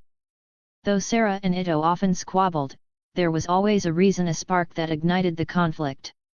And more often than not, the spark was Ito. Kiichi Haugen had mediated such situations countless times. It was almost routine: figure out the issue, then diffuse the tension. "Is this what it's like having too many kids?" she mused. "If I ever raise children, one will be enough. More than that, and it's just asking for trouble. Master. This time, it's not my fault. I did something amazing, a huge good deed." At least Ito was self-aware enough to know he was usually the cause of trouble. But Kiichi Haugen was intrigued by this so-called good deed. "Oh? Let's hear it." As it turned out, while passing by a village, Ito had noticed a group of hilly churls causing trouble nearby. Though the villagers were skilled enough to fend off most of the hilly churls, this particular group included a stone-hide Lawa churl, which they were powerless against. Witnessing the scene, the ever-enthusiastic Ito had rushed in with his weapon, easily smashing through the Lawa churl's armor and defeating it. Together with the villagers, he drove off the remaining hilly churls. The villagers were grateful for Ito's help, so much so that they even overlooked his Oni heritage. This filled Ito with immense pride, not just because he had helped people, but because he had found a way to improve how others perceived the Oni. "Well, that's a wonderful thing to do," Kiichi Haugen said with a smile. She truly believed Ito had done well and was happy for him. After all, she understood how much Ito cared about changing people's perception of the Oni, and Sarah and Goro did as well. So, what exactly had made Sarah so angry? Kiichi Haugen turned her questioning gaze to Sarah, who was glaring daggers at Ito. "Go on, Ito. Tell her what you did next," Sarah snapped. "There's more?" Kiichi Haugen asked, glancing back at Ito. I think I did everything right." Ito faltered under the familiar pressure. He had been in this scenario countless times, Sarah glaring at him in fury while Kiichi Haugen awaited his explanation. It was practically muscle memory by now. But as he thought back on his actions, he genuinely couldn't pinpoint what he had done wrong. Puffing out his chest, he attempted to project confidence, only to deflate under Sarah's intensifying glare. "Well, after the fight, some buildings in the village were damaged, so I stayed to help with the repairs," he explained hesitantly. "I'm not very smart, so I stuck to simple physical tasks. Then, before leaving, I told them my name." Kiichi Haugen nodded approvingly. She admired his decision to help with the repairs. "So, why is Sarah angry?" Kiichi Haugen asked. When I told them my name, I also mentioned yours." It turned out that in the heat of the villagers' gratitude, Ito had gotten carried away. He proudly introduced himself with an array of ridiculous titles, such as Arataki the Peerless, the Great Arataki, King of Oni, Arataki faster than Tengu, and even Narataka never loses but sometimes concedes. But amidst the slew of embarrassing names, he had also declared himself the most incredible disciple of the millennia-old great yokai, Keiichi Haugen. So that was it. Sarah wasn't upset about her master's name being mentioned, she was upset because she believed she was Keiichi Haugen's best disciple, not Ito. What's wrong with that? Ito protested. Our master is amazing, but hardly anyone knows about her. It's not fair. And if no one knows her, I can't show off that I'm her disciple. Master is absolutely incredible. She's the best in the world. For once, Sarah didn't argue with Ito. She even nodded in agreement. Her expression seemed to say, as long as you share my admiration for Master, we're allies for life. Honestly, I feel the same way, Sarah said fervently. It's so unfair. I want to shout Master's name from the rooftops so all of Inajima and the world will know how amazing she is. Her fervent, almost fanatical tone left Keiichi Haugen feeling slightly unsettled. However, that's not what Master wants. Oh. Readery. Ahem, wise Senpai told me to give you a message. Attention, everyone. The latest chapters of Morix the Geo Archon, billionaire in the chat group are now live. This story continues to showcase the Geo Archon's incredible wisdom and his unexpectedly charming presence in a modern chat group. Who would have thought Zhongli-san would actually have money for once? Senpai, that's why Senpai, has been working diligently to bring this adventure to you, and the results are absolutely worth the wait. Please take a moment to explore these new chapters and let yourself be drawn into the rich world of Liu and beyond. Remember, the strength of a great Archon isn't just in their strength, but in their ability to bring people together even in a chat group. Enjoy the journey. Thank you for reading this chapter. If you'd like to support Wise Senpai, you can visit patreon.com/wisetl right bracket. Every contribution strengthens our resolve, paving the way for the stories yet to come. Let's continue to explore these worlds together. Mash Kyrie Light Purple Heart. Chapter 167, I Don't Want to Be a Heroic Spirit 167. Sarah's effusive praise left Keiichi Haugen feeling deeply bewildered. When did I become so godlike? And how come I didn't know about it myself? While Keiichi Haugen stood there, dumbfounded, Sarah continued her enthusiastic monologue. With her abilities, gaining fame would be as easy as breathing. When it comes to teaching, no one in this world could ever hold a candle to her. Over a millennium, she could have effortlessly obtained wealth, renown, or power. Yet she has no interest in such fleeting things. But why is that? Because Master possesses true wisdom. Such trivial matters mean nothing to her. They are but fleeting clouds in her eyes. Though Master has interacted with the world over the centuries, she always chose to do so under the guise of a human, never revealing her true identity as a yokai. This shows that she has no intention of exposing herself. Master doesn't need worldly recognition. She transcends mortal concerns, remaining unbound by the trivialities of the world while carrying her compassion for all living beings. Over the centuries, she has trained countless exceptional disciples, sending them forth to aid the world and combat disasters. Master is a beacon of greatness and kindness, like the sun that shines equally on all creatures, isolated from the mortal realm yet spreading warmth and light to the land. The more Sarah spoke, the more exaggerated her descriptions became. Her emotions surged higher and higher until Keiichi Haugen could hardly recognize the normally composed Sarah. Her disciples' reverent words were so fervent that Keiichi Haugen felt second-hand embarrassment creeping over her. And that's why I called you an idiot. Sarah cast a disdainful glance at Ito and said, Master thrives in isolation. Only by staying separate from the world can she fully utilize her wisdom. But you went and exposed her existence to the public. If it were just ordinary people, it might not matter. But if word reaches the officials, Master won't be able to remain as she is. So what should we do? Ito, seeming convinced by Sarah's argument, looked genuinely troubled. Not that he fully grasped what she'd been saying, he probably decided it was safest to just agree. In simpler terms, Ito's mental CPU had overheated, so he'd shut down and stopped thinking. There's nothing we can do. We can't just kill everyone who knows about Master, nor can we make them all forget, Sarah lamented, her frustration clear. We'll just have to hope they dismiss Master's existence as a child's wild fantasy or a joke, though that idea is infuriating. According to Master, the most powerful yokai still alive today is Yamiko, the Gyuji of the Grand Narukami Shrine. She's a 500-year-old great yokai.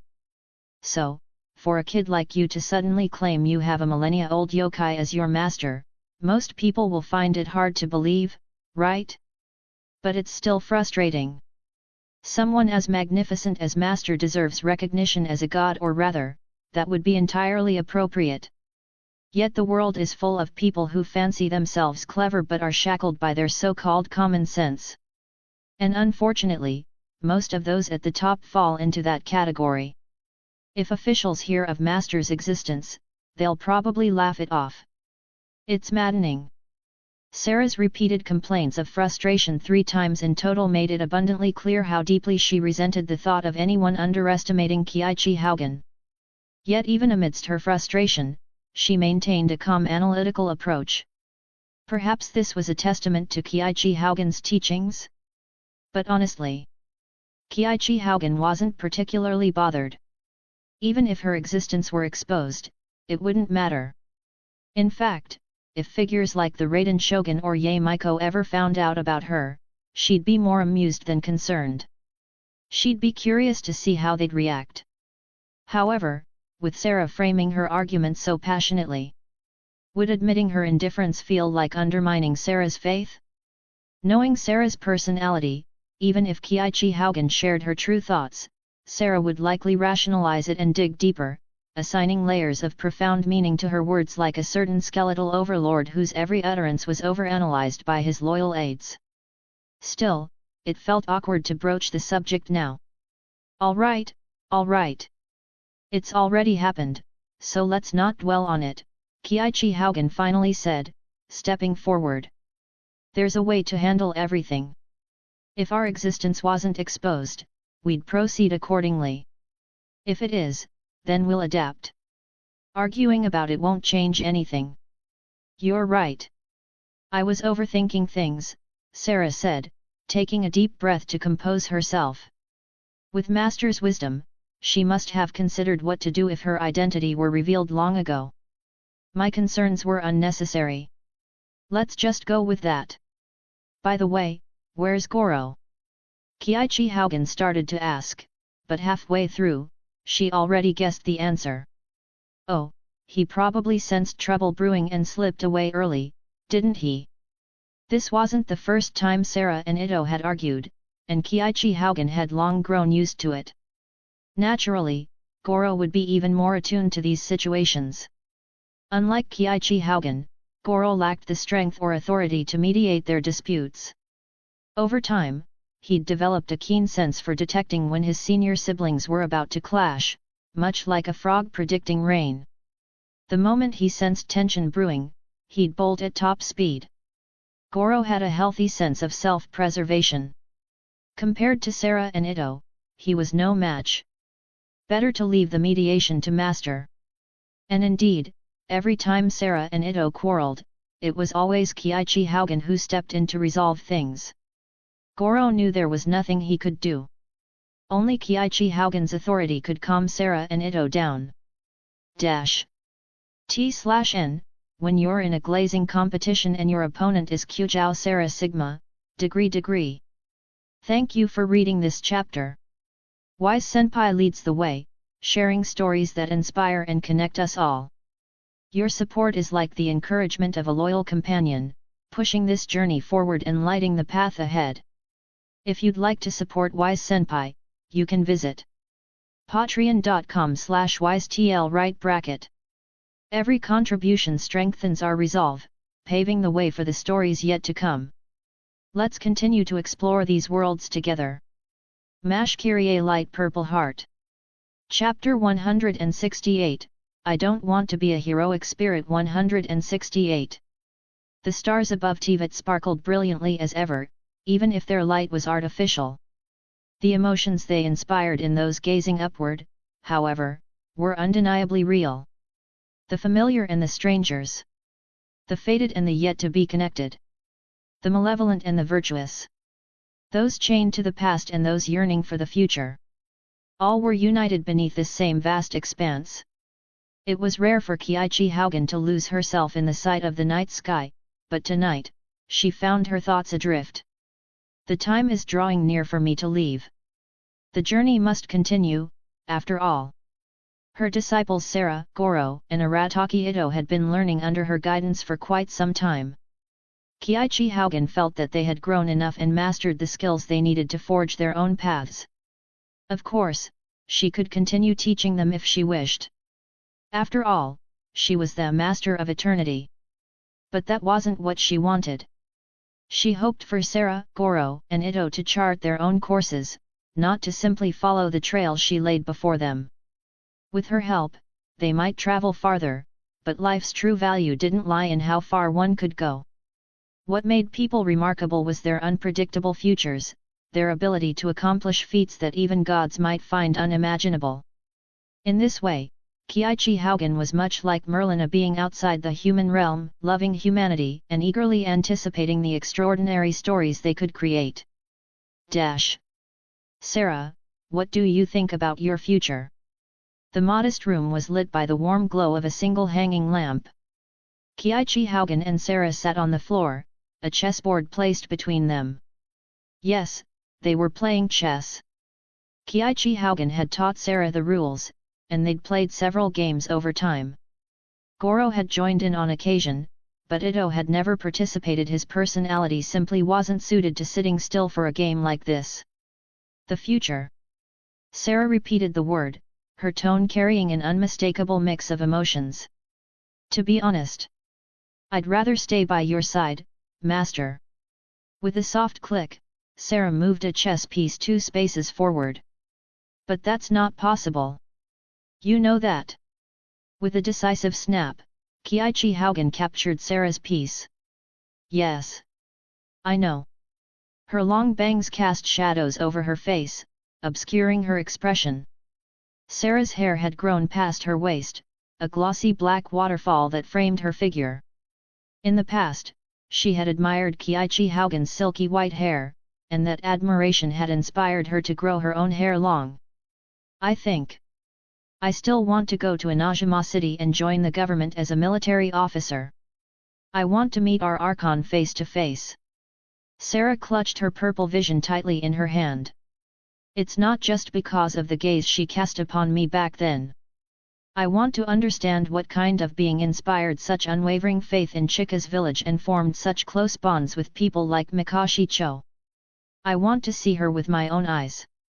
Sarah moved another piece, this time capturing one of Kiichi Haugen's. And I want to use the skills you've taught me to become the best general Inajima has ever known. As Kiichi Haugen's disciple, Sarah wanted to prove her worth. She couldn't allow herself to be anything less than exceptional. I see. A gentle smile spread across Kiichi Haugen's face. Since you've already decided, all I can do is offer you my blessing. Walk boldly on the path before you, Sarah. You are ready to graduate. Hey? What now? Sitting on a tree branch, a plump and juicy lavender melon in hand, Arataki Ito froze mid-bite. Your plans for the future, Ito? Do you even have any? Kiichi Haugen stood below the tree, looking up at him with an amused smile. Also, the melon tree you're sitting on is one Sarah and I planted together. If you crush it, Sarah might chase you down with a sword. Yikes! Got it, I'm coming down. And for the record, it's not because I'm scared of that Tengu.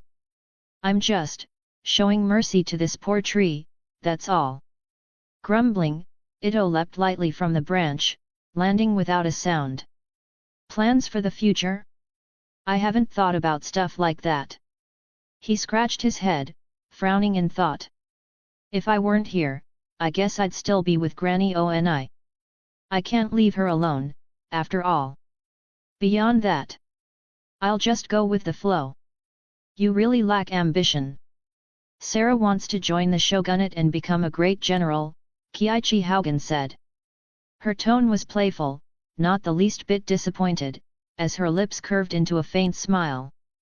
Sarah, hey? Yeah, that sounds like her. Ito scratched the back of his head, unsurprised. Though the two argued constantly, like true frenemies, they understood each other well. I'm not some big shot. If the people around me are happy, and I can prove to the world that the Oni aren't bad, that's enough for me. Joining the shogunate? No thanks. That's not my thing, and I hate being tied down. But I do have this idea. I want to start a crew of like-minded friends. We'd do all the things we've always wanted to but didn't have the guts for. Nothing bad, though, I promise that much. I've even thought of a name. Since I'm the founder, it'll be called the Arataka Gang. Pretty cool, huh? What do you think, Master? Doesn't it sound super impressive and badass? Ito laughed heartily, planting his hands on his hips. As the master of the gang's boss, you'd get a high-ranking position if you joined.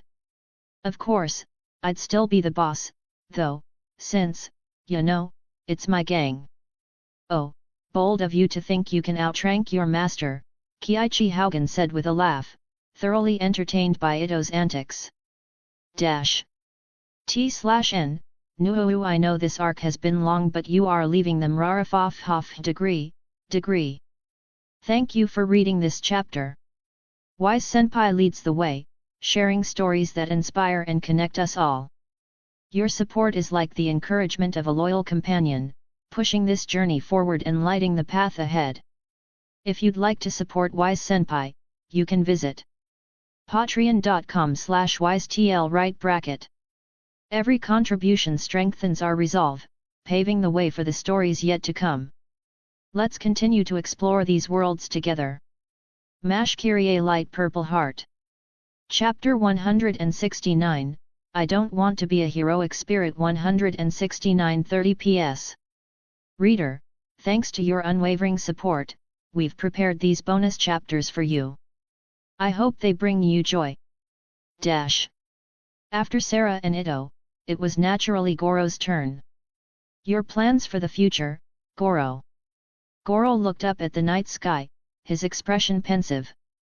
Kiichi Haugen waited patiently, not interrupting his thoughts. I think I want to go back to Watatsumi Island. That's my homeland. And after that, well... He scratched his cheek awkwardly, looking a little embarrassed. I haven't figured that part out yet. I guess I'll decide when I get there. How wonderful, she thought. Each of her 3 disciples had their own aspirations. True, only Sarah had a clear and structured plan for the future, while Goro and Ito were more inclined to take life as it came. But there was nothing wrong with that. It was simply another way to live. Kiichi Haugen had never hoped for her disciples to become grand heroes or extraordinary figures. After all, few heroes met a kind fate. For some reason, the concept of heroism seemed to have become entangled with tragedy over time. Perhaps even heroes couldn't triumph over reality or the malice of humanity. Thus, living an unremarkable but content life was perfectly fine. The skills she had imparted should allow them to lead better lives, no matter their paths. After all, her teachings extended far beyond martial arts and military strategy. She ensured her disciples had practical knowledge for everyday life, from solving equations to reciting poetry, to understanding foreign languages. Yet, she also taught them how to navigate mundane challenges, how to shop at markets, line up at hospitals, or book train tickets. Having experienced the pitfalls of impractical brilliance firsthand, she didn't want her disciples to face the same struggles. My name is Kirin Akit, and I'm a shrine maiden at the Grand Narukami Shrine. Many of my peers envy me. After all, the Grand Narukami Shrine is the largest in Inajima. Countless people visit daily to pray and make offerings, and we never have to worry about our wages. But cleaning the shrine is another story. I don't know who started the rumor that if you draw a bad fortune slip at the Grand Narukami Shrine, you can discard it under the sacred sakura tree to rid yourself of bad luck. As if that's how it works. Yet, so many people believe it that we shrine maidens spend ages cleaning up discarded fortune slips. Some even end up on the roof. They're a nightmare to remove. Honestly, it cuts into my free time. I haven't been able to relax and read my light novels lately. Of course, shrine maidens don't just sweep and tidy. Occasionally, we take on exorcism or yokai cleansing requests. Not that there are many yokai left in Inajima. Under the Raiden Shogun's watchful rule, sightings have become exceedingly rare. Oh, right, our Gyuji, Lady Yamiko, is a yokai herself. A 500-year-old one, at that. Most of the so-called yokai we investigate turn out to be ordinary animals with a touch of spiritual awareness. Hardly the real deal. So we usually treat these assignments as paid outings, opportunities to leave the mountaintop where the shrine is perched. This time, we received a report of a yokai in a distant forest, and I, Kairina Kit, was sent to investigate. Though, truth be told, I wasn't exactly concerned. Probably just another spiritually aware tanuki or fox. I muttered to myself. We've had so many false alarms. Once, someone accused a yokai of theft, only for us to discover it was just a man stealing. Upon reaching the forest, I couldn't help but feel irritated. This place is so remote. Are there even any villages nearby? With a snap, I accidentally stepped on a fallen branch. How exactly am I supposed to investigate yokai sightings here? Maybe I should just head back and report it as a baseless rumor. But I didn't. Lady Yamiko was far too perceptive. There was no way I could lie to her without getting caught. At the very least, I needed to give this investigation a genuine effort. Results could come later. Lady Ye might be mischievous, but she was kind and understanding. Even if I failed, she wouldn't chastise me harshly. That's one reason I love working at the shrine. Who wouldn't want a smart, easygoing boss with a close connection to Inajima's highest authority? Ugh! It's getting dark. Am I going to have to camp out here? No way. Walking through the dense forest, unease crept into my heart. I should have stayed at that village overnight and come here tomorrow. But no, I was so eager to finish quickly and slack off later that I rushed in. What if there really are yokai here? A rustling sound behind me made me spin around. Who's there? Show yourself. The bushes trembled, and out darted a small squirrel. We stared at each other for a moment before it turned, flicked its tail, and climbed a tree, vanishing into the leaves. Ha! Just a squirrel. See? There's no way a yokai would actually show up. Still, how embarrassing. I used to laugh at those people who blamed everything on yokai, and now I'm not much better. That's quite amusing, came a voice, startling me. Are all the shrine maidens under that little fox as lively as you? Wah! Did someone see my embarrassing reaction just now? Ahem.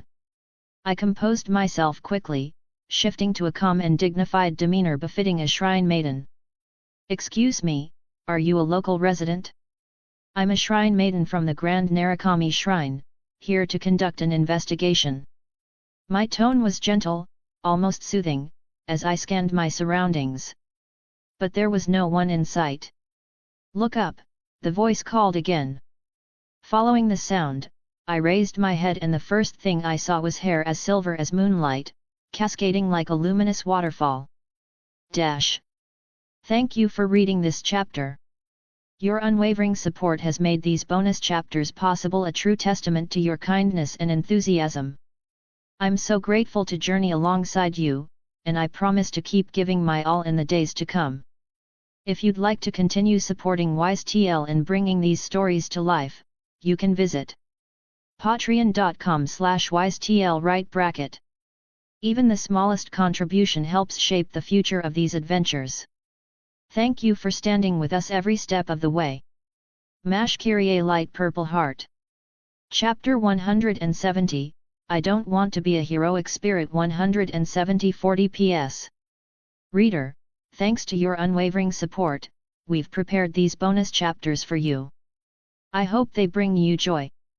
Kyron Akit found herself staring, completely mesmerized. There was something about this presence that felt oddly familiar, as though she had spent considerable time around someone with a similar aura. I don't particularly mind, but I feel it's my duty to point out, you've been staring at my face for quite a while now. Realizing her rudeness, Kyrina quickly averted her gaze, bowing her head. I'm sorry, that was very impolite of me. It's fine, really. I've grown used to it. I suppose it's because this face of mine is just that captivating. The woman's voice came again, but this time it wasn't from above, it was directly in front of her. Kyrina blinked in shock. The stunning figure was now standing right before her, with a few pure white feathers drifting to the ground around her. Most people wouldn't make such a bold comment about their own appearance. Coming from anyone else, it would have sounded conceited. Yet, staring at this breathtakingly beautiful woman, Kyrina couldn't find it in herself to disagree. She's truly stunning, Kyrina thought. I don't think I've ever seen anyone this beautiful before. The only person she could think of who came close was her Gyuji, Lady Yamiko. Wait a minute. Kyrina's eyes widened as she pieced it together. That sense of familiarity. The Gyuji of the Grand Narukami Shrine, Yamiko, was a 500-year-old yokai. This woman. Kyrina's gaze shifted to the figure's head, where 3 horns jutted out. The central one resembled an ornamental headpiece, but the other 2 on the sides were unmistakably real. Her heart skipped a beat as realization dawned. The shock and fear in her eyes didn't go unnoticed by Kiichi Haugen. Ah, I see you've figured out who I am. Why yokai? Kyrina instinctively stepped back, trembling. Kiichi Haugen let out a small sigh. So, you're the shrine maiden sent from the Grand Narukami Shrine. You came here looking for me, didn't you? And now you're stepping back? Really? I didn't know I'd encounter an actual yokai. And Kyrina's mind was in complete disarray. I thought this would just be a simple paid outing. Why am I meeting a real yokai? Not just any yokai, but one that looks so powerful. If this were a light novel, someone with your looks would definitely be a high-ranking being. Am I going to die here? Oh no, Lady Gyuji, forgive me. Please send my regards to the next volume of Eternal Kitsune Chronicles in the Afterlife. I still haven't read the ending.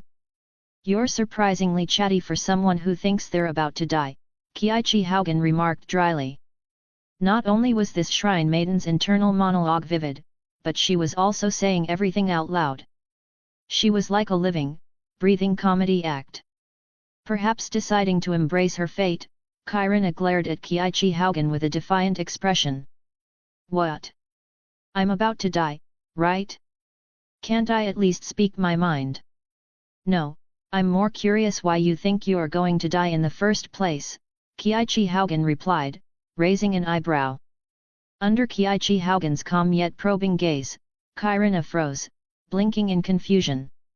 Wait, you're not going to kill me? No, I'm not.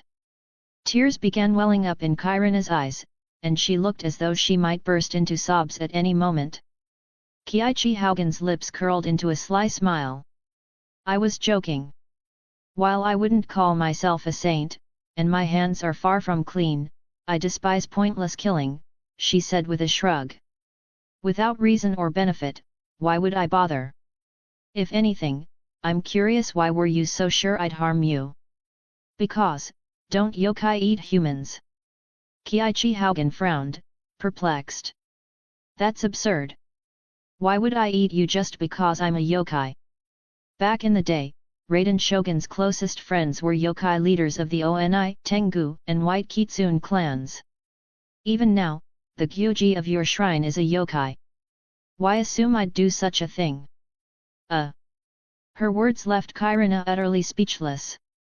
Because, that's how it works in light novels. Kyrina blinked, realizing how ridiculous her assumption sounded. Right, her Gyuji was also a yokai. Why had she immediately jumped to the conclusion that this one would eat her? Maybe I've been reading too many light novels. No, I think it's less about the novels and more about you being a bit dim. You seem to struggle distinguishing reality from fiction. Did I just say that last thought out loud again? Seeing Kiichi Haugen nod in confirmation, Kyrina covered her face in embarrassment. Besides, Kiichi Haugen placed a hand on her hip, her expression remaining neutral but her gaze drifting elsewhere. If I truly wanted to harm you, I doubt I'd get very far before being stopped, don't you think? Hey! Kyrina blinked, confused by the comment. Kiichi Haugen glanced toward the shadows, her tone laced with playful disdain. Honestly, why go through all this trouble? Wouldn't it have been easier to come here yourself instead of sending this poor shrine maiden? And then following her to ensure her safety? A silky, seductive voice responded from the shadows, dripping with mischief. Well, if I handled every little rumor myself, I'd shed my fur from exhaustion. Let's just say I was curious this time. A figure stepped out from behind a tree, her pink hair glinting under the moonlight. Kyrina's jaw dropped. Lady Gyuji. Thank you for reading this chapter. Your unwavering support has made these bonus chapters possible, a true testament to your kindness and enthusiasm. I'm so grateful to journey alongside you, and I promise to keep giving my all in the days to come. If you'd like to continue supporting WiseTL and bringing these stories to life, you can visit patreon.com/wisetl right bracket. Even the smallest contribution helps shape the future of these adventures. Thank you for standing with us every step of the way. Mash Kyrie Light Purple Heart. Chapter 171, I Don't Want to Be a Heroic Spirit. 171:50 PS. Reader, thanks to your unwavering support, we've prepared these bonus chapters for you. I hope they bring you joy. She was the embodiment of a sly, enchanting fox. Kyrina Kit, overwhelmed, stammered out her recognition. Lady Gyuji. Lady Gyuji, what are you doing here? Did you follow me the entire time? Oh, dear. I didn't expect to be discovered so soon, Maiko replied, lightly placing a hand on her cheek in mock regret. I was hoping to observe more of your amusing reactions, Kyrina. But, your current one is delightful too. Keep it up, won't you? Okay. Although confused about why the Gyuji of her shrine was here, Kyrina immediately felt a sense of relief. The beautiful yokai she had just encountered didn't seem hostile, but being alone had been nerve-wracking. Now that her Gyuji, her dependable superior, was present, her instinctive reaction was to cling to her safety net. Her body moved before her mind did, and she was already standing behind Maiko, peeking curiously at Kiichi Haugen from her newfound refuge. Having spent so much time with Maiko, Kyrina often forgot her Gyuji was a yokai herself. Yet now, facing another yokai of comparable stature, her curiosity was impossible to suppress. My apologies, Maiko began, tilting her head slightly toward Kiichi Haugen. It seems our shrine maiden has embarrassed herself a bit. I hope she didn't alarm you. Your politeness is almost unbearable, Kiichi Haugen sighed. Do I need to give you two some privacy to have a little heart-to-heart? Thank you for your consideration, Maiko replied with a smile that masked her cunning, but compared to our small concerns, I'm sure your matters are far more pressing. While Maiko's words sounded deferential, they carried an undercurrent of confidence. The sly fox always sought to control the conversation. Though Kiichi Haugen bore no ill will toward her, she wasn't inclined to let Yae-miko lead her around by the nose. Instead of playing along, Kiichi Haugen decided to flip the board entirely. "Aren't you tired of talking like that?" Kiichi Haugen asked, exhaling dramatically. "You're not as cute as you used to be. I remember when you were just a little fox who could be lured away with a piece of fried tofu." Though Yae-miko maintained her usual calm facade, Kiichi Haugen noticed the subtle cracks. Her smile faltered ever so slightly, and her movements stiffened for just a moment. Kairina, however, was completely out of sync with the conversation, her expression blank. "Little fox? Fried tofu? Who's she talking about?" "Oh, my." Yae-miko raised a hand to her lips, her eyes narrowing into crescent moons. "I haven't the faintest idea what you mean." "If you say so," Kiichi Haugen replied with a casual shrug. "I'm not here to dig up anyone's embarrassing history, after all." Kairina, finally catching on, paled as the implications hit her. "Wait. Am I overhearing something I shouldn't?" "Kairina. Eek." The saccharine tone in Yae-miko's voice sent shivers down Kairina's spine. Though her Gyuji's smile remained, the absence of warmth in her tone was chilling. "When we return, come to my quarters. There's something I'd like to discuss with you." "Can I pretend I heard nothing?" Kairina felt her world crumble. She could already envision herself losing her secure position at the shrine and ending up begging in a cold, dark alley. "No, worse. Knowing too much might mean she'll silence me forever." Unbothered by Kairina's distress, Yae-miko turned her attention back to Kiichi Haugen. "It seems we have a slight misunderstanding here. May I ask where you heard these rumors? Why are you so sure I heard it from someone else?" Kiichi Haugen replied with a faint smirk. "Couldn't I have seen it with my own eyes?" "That's impossible." Yae-miko's gaze sharpened, the weight of her presence pressing down. "I don't even know who you are. But I know you, little fox." Kiichi Haugen's cryptic smile deepened. "I remember when you hadn't even taken human form yet and liked to perch on Kitsune Saigyo's shoulder." "You?" Yae-miko's expression finally cracked, her composure giving way to shock. How could that be possible? I've lived far longer than you, little fox. Are you claiming to be a 1,000-year-old yokai?" Though her words were laced with skepticism, Kiichi Haugen could tell Yae-miko was beginning to believe her. "Who knows?" Kiichi Haugen replied, her ambiguous tone more convincing than outright confirmation. "If that's true, why have I never heard of you? Have you been hiding away in the mountains all this time?" "Not quite. I've interacted with humans occasionally, just not under this identity." Kiichi Haugen gestured nonchalantly. "You, being a fox yokai yourself, should understand how easily we can blend in. Transformation magic is simple.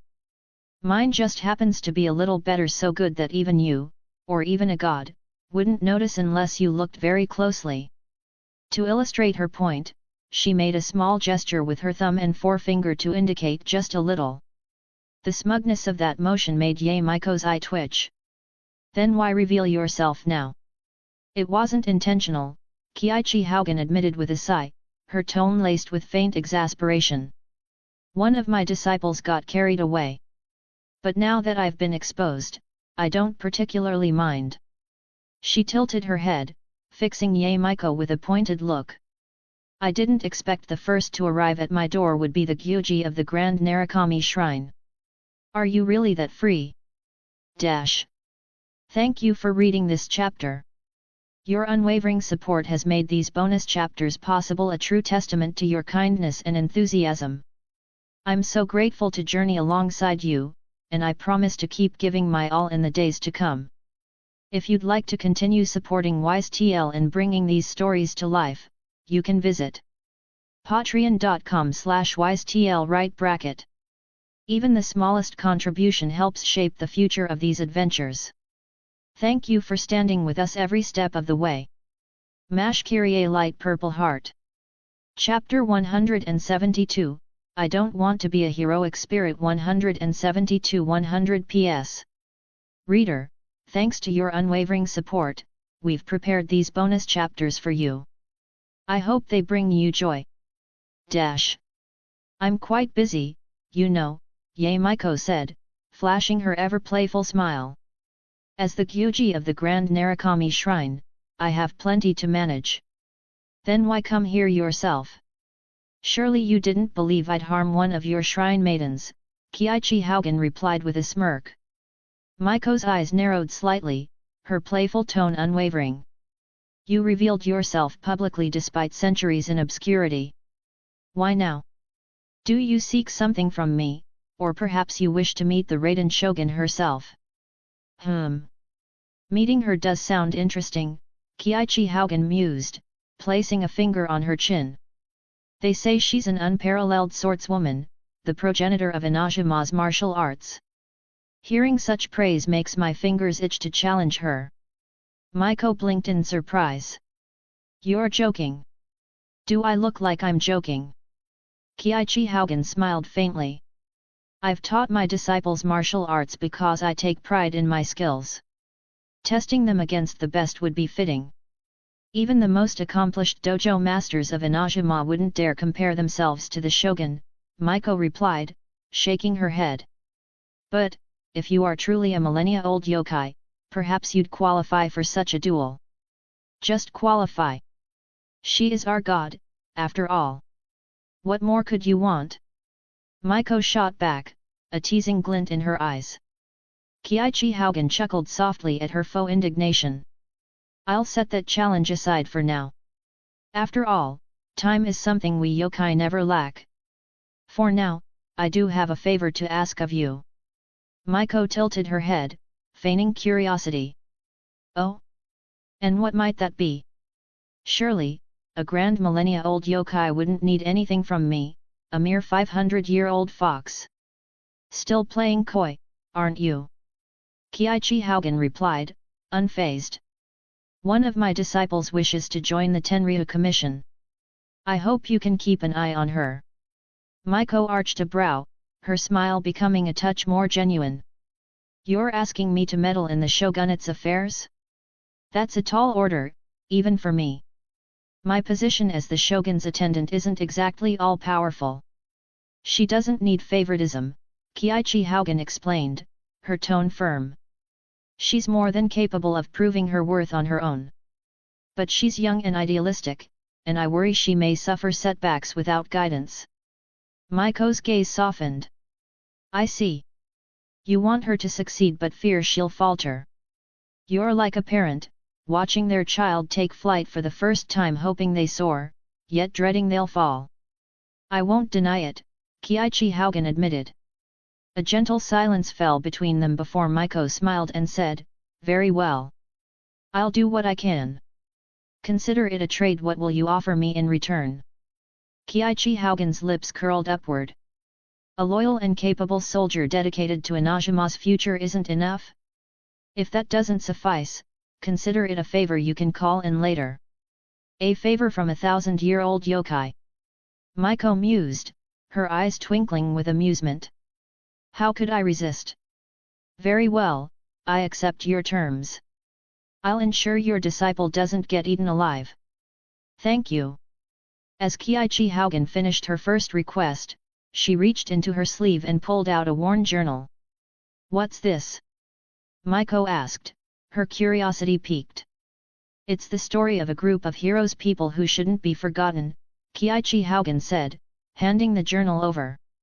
She recounted the events she had witnessed within the sealed domain, the bravery of a young girl named Chika, the resilience of her father, a yin-yang master, and the tragic fate of their comrades who became monstrous yet steadfast guardians. The more Kiichi Haugen spoke, the more Miko's expression darkened, the light-hearted demeanor giving way to solemnity. By the time Kiichi Haugen finished, Miko was silent, her gaze fixated on the journal in her hands. So, you want their story to be remembered, Miko finally said, her voice low. They deserve that much, Kiichi Haugen replied, her tone heavy with conviction. They fought for a future they'd never see, bearing burdens that no one should have to carry. Their god should know of their sacrifices. Unfortunately, I can't reach the Raiden Shogun myself, but you can. Maiko sighed softly, her usual wit nowhere to be found. The Shogun, or rather, the puppet she left behind, is not so easily reached. Still, I'll keep this journal safe. Carefully, she tucked the journal away, then did something rare. She bowed her head to Kiichi Haugen. You're right. Their stories should not be forgotten. If nothing else, we owe them that much. For a moment, the two yokai stood in shared understanding. Though centuries apart in age and experiences, their respect for the past and those who had come before bound them together. Thank you for reading this chapter. Your unwavering support has made these bonus chapters possible, a true testament to your kindness and enthusiasm. I'm so grateful to journey alongside you, and I promise to keep giving my all in the days to come. If you'd like to continue supporting WiseTL and bringing these stories to life, you can visit patreon.com/wisetl. Even the smallest contribution helps shape the future of these adventures. Thank you for standing with us every step of the way. With this, our current journey concludes. Please continue to support us, reader. Until next time. Mash Kyrie Light Purple Heart. Chapter 173, I Don't Want to Be a Heroic Spirit. 173. No matter the age or era, that luminous orb always remained beautiful. Yet one had to wonder, from such an exalted height, could it see the ugliness of the world? The restless dead rampaging across the land. The blood soaking into the soil. The flames of human sin consuming all. Human existence only nurtures evil, thus, it must be saved. Human birth only leads to ruin, thus, it must be redeemed. O Almighty and Omnipresent God, bestow upon me a miracle once more. Show me the way to save this accursed world. Grant me the means to deliver universal salvation. If this great endeavor is an unforgivable sin, if this ideal defies divine will, then let me be consumed in the purging flames at my journey's end. But until that day, I will drive suffering from this world of wails and sorrow. Master! Master! The voice was like a sweet yet poisonous wine, its allure enough to dissolve bones if one indulged too deeply. Hearing this bewitching, deadly tone, the silver-haired man felt, somewhat reassured. Is something the matter, master? Nothing, assassin. Ah, he must have been lost in thought again, gazing at the moon. Was it because his long-held wish was on the verge of fulfillment? Perhaps he was nervous. Lately, he found himself zoning out more often. This wouldn't do. Not now. The man's silver hair gleamed in the moonlight, a stark contrast to his darkened complexion. His attire and the cross pendant at his chest marked him unmistakably as a priest. As a sliver of cloud drifted across the moon, partially obscuring its light, the man lowered his gaze and turned toward the speaker. His face softened into an expression of warmth and kindness, one that seemed entirely genuine. Is there a reason you came to find me, assassin? The last member of the Red faction has just arrived in Romania, the seductive woman replied, her crimson lips curling into a smile. She was a vision of ethereal beauty, each of her gestures brimming with an enchanting, otherworldly allure. To gaze upon her was to feel both awe and trepidation. Yet, despite her magnetic charm, the silver-haired man stood as an exception. I see, he said, his smile never wavering. His eyes reflected her form, though it was clear he wasn't truly looking at her but at something far beyond. Aren't you pleased? Your plan is finally beginning to take shape, she asked, tilting her head coquettishly. Of course. I've waited far too long for this moment, he answered, walking past her into the shadowy interior of a chapel. Now, I must meet with them all. They're rather pitiable, aren't they? Don't make me out to be some villain, the priest said, his voice gentle, as though absolving her of any accusation. What I do is for their sake. His figure vanished into the dim interior, his voice lingering in the air like a haunting echo. If my plan succeeds, the world will find eternal salvation. And they, too, will bask in its light. Ah, why did I take on such a troublesome job? This isn't like me at all, grumbled a man with unruly brown hair reminiscent of a lion's mane. Scars clawed across the right side of his face, adding to his already imposing appearance. With his black sunglasses and rough demeanor, it was easy to mistake him for a gang leader or a terrorist. His name was Kari Sissagu, a freelance mercenary. He wasn't a terrorist or a mobster, but he wasn't exactly far removed from those labels either. His expertise lay in necromancy, a fact that made his life as a magus all the more peculiar. The Mages Association had commissioned him to participate in this great Holy Grail war as a master of the Red faction, with the explicit goal of claiming victory. As a necromancer, Sissagu had chosen a cemetery as the site for his summoning ritual. Among the gravestones and mausoleums, he felt strangely at home, perhaps because he had spent his childhood surrounded by the dead. The summoning circle was already prepared, the relic provided by the association resting at its center. Normally, summoning without a relic would draw a servant most compatible with the summoner, but the results were too unpredictable. A weak servant could spell disaster in a war of this scale. And this wasn't an ordinary Grail war. The stakes and the enemies were higher than ever. Sissagu stared at the relic, a fragment of the Round Table. The Mages Association had promised him a connection to one of Arthurian legend's knights. Even summoning one of the lesser-known knights, like Tristan or Bedivere, would be a boon. Summoning King Arthur himself? That would be a game-changer. Can I handle this? Sissagu muttered, lighting a cigarette with a flick of his lighter. The flame briefly illuminated the command seals etched into his hand, glowing like blood under his skin. Taking a deep drag, he exhaled the smoke slowly. Guess there's only one way to find out. Flicking the cigarette to the ground, Sissagu stepped forward and began the chant. Let silver and steel be the essence. Let stone and the Archduke of Contracts be the foundation. Let my great master Shwinorg be the ancestor. Magic surged through the earth, drawn into the summoning circle. Let the color I pay tribute be crimson. Let the walls that restrain the wind be raised. Let the 4 cardinal gates close. Let the 3-forked road to the kingdom cycle. The command seals on his hand burned fiercely, as though searing his soul. Let it be declared now. Your flesh shall serve under my command, and my fate shall be with your blade. Submit to the beckoning of the Holy Grail. If you will heed this will, this reason, then answer. The air grew heavy, the surrounding grave markers trembling as the circle glowed brighter. An oath shall be sworn here. I shall attain all virtues of all of heaven. I shall have dominion over all evils of all of hell.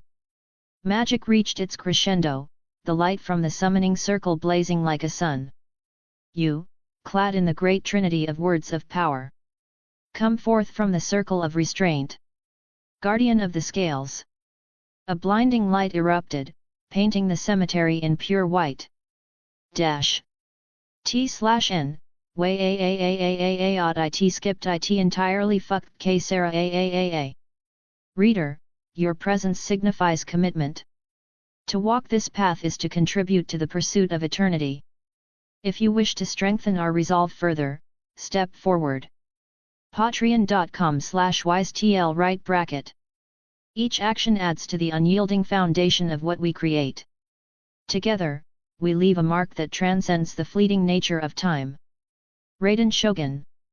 Chapter 174, I don't want to be a heroic spirit. 174. This is a path leading to ruin. Before drawing the holy sword and donning the crown, I had already witnessed the end of this kingdom. I saw the pristine white city crumble to dust. I saw knights clad in glory fall into discord. I saw the golden sun plummet, staining the hills with blood. And I knew I would perish alongside this kingdom. It was with full awareness of this destined conclusion that I bore the name of king. If the fate of destruction cannot be altered, then I shall accept it willingly. However, before that end arrives, I saw golden fields of wheat. I saw the radiant glow of hope. I saw people surrounding me, their faces alight with smiles full of expectation for the future. If guiding this land toward that vision is my mission, then I will embrace it wholeheartedly. I hope you'll reconsider. My teacher, my friend, my guide, the person I admired most, stood before me on the verdant plains, beneath the twilight sky, and said those words. Once you take up that sword, you will no longer be human. You will be hated by everyone and will eventually face a tragic death. Perhaps I will lose myself after wearing the crown. Perhaps I will make many mistakes after drawing the holy sword. Perhaps I will be isolated, despised, and betrayed by all, and meet my destined end in the depths of despair. Perhaps. But I can see the faces of so many people smiling. The wind swept across the green plains, gently tousling the golden strands of the young girl's hair, shimmering like spun gold. So I believe this path must have meaning. The night was tranquil.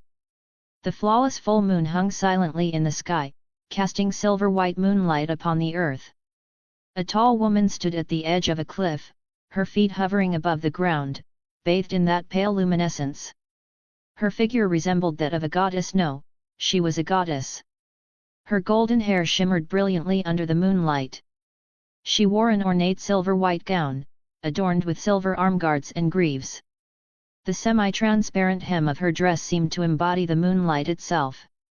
Behind her, two radiant halos formed from countless golden light particles floated in resplendence.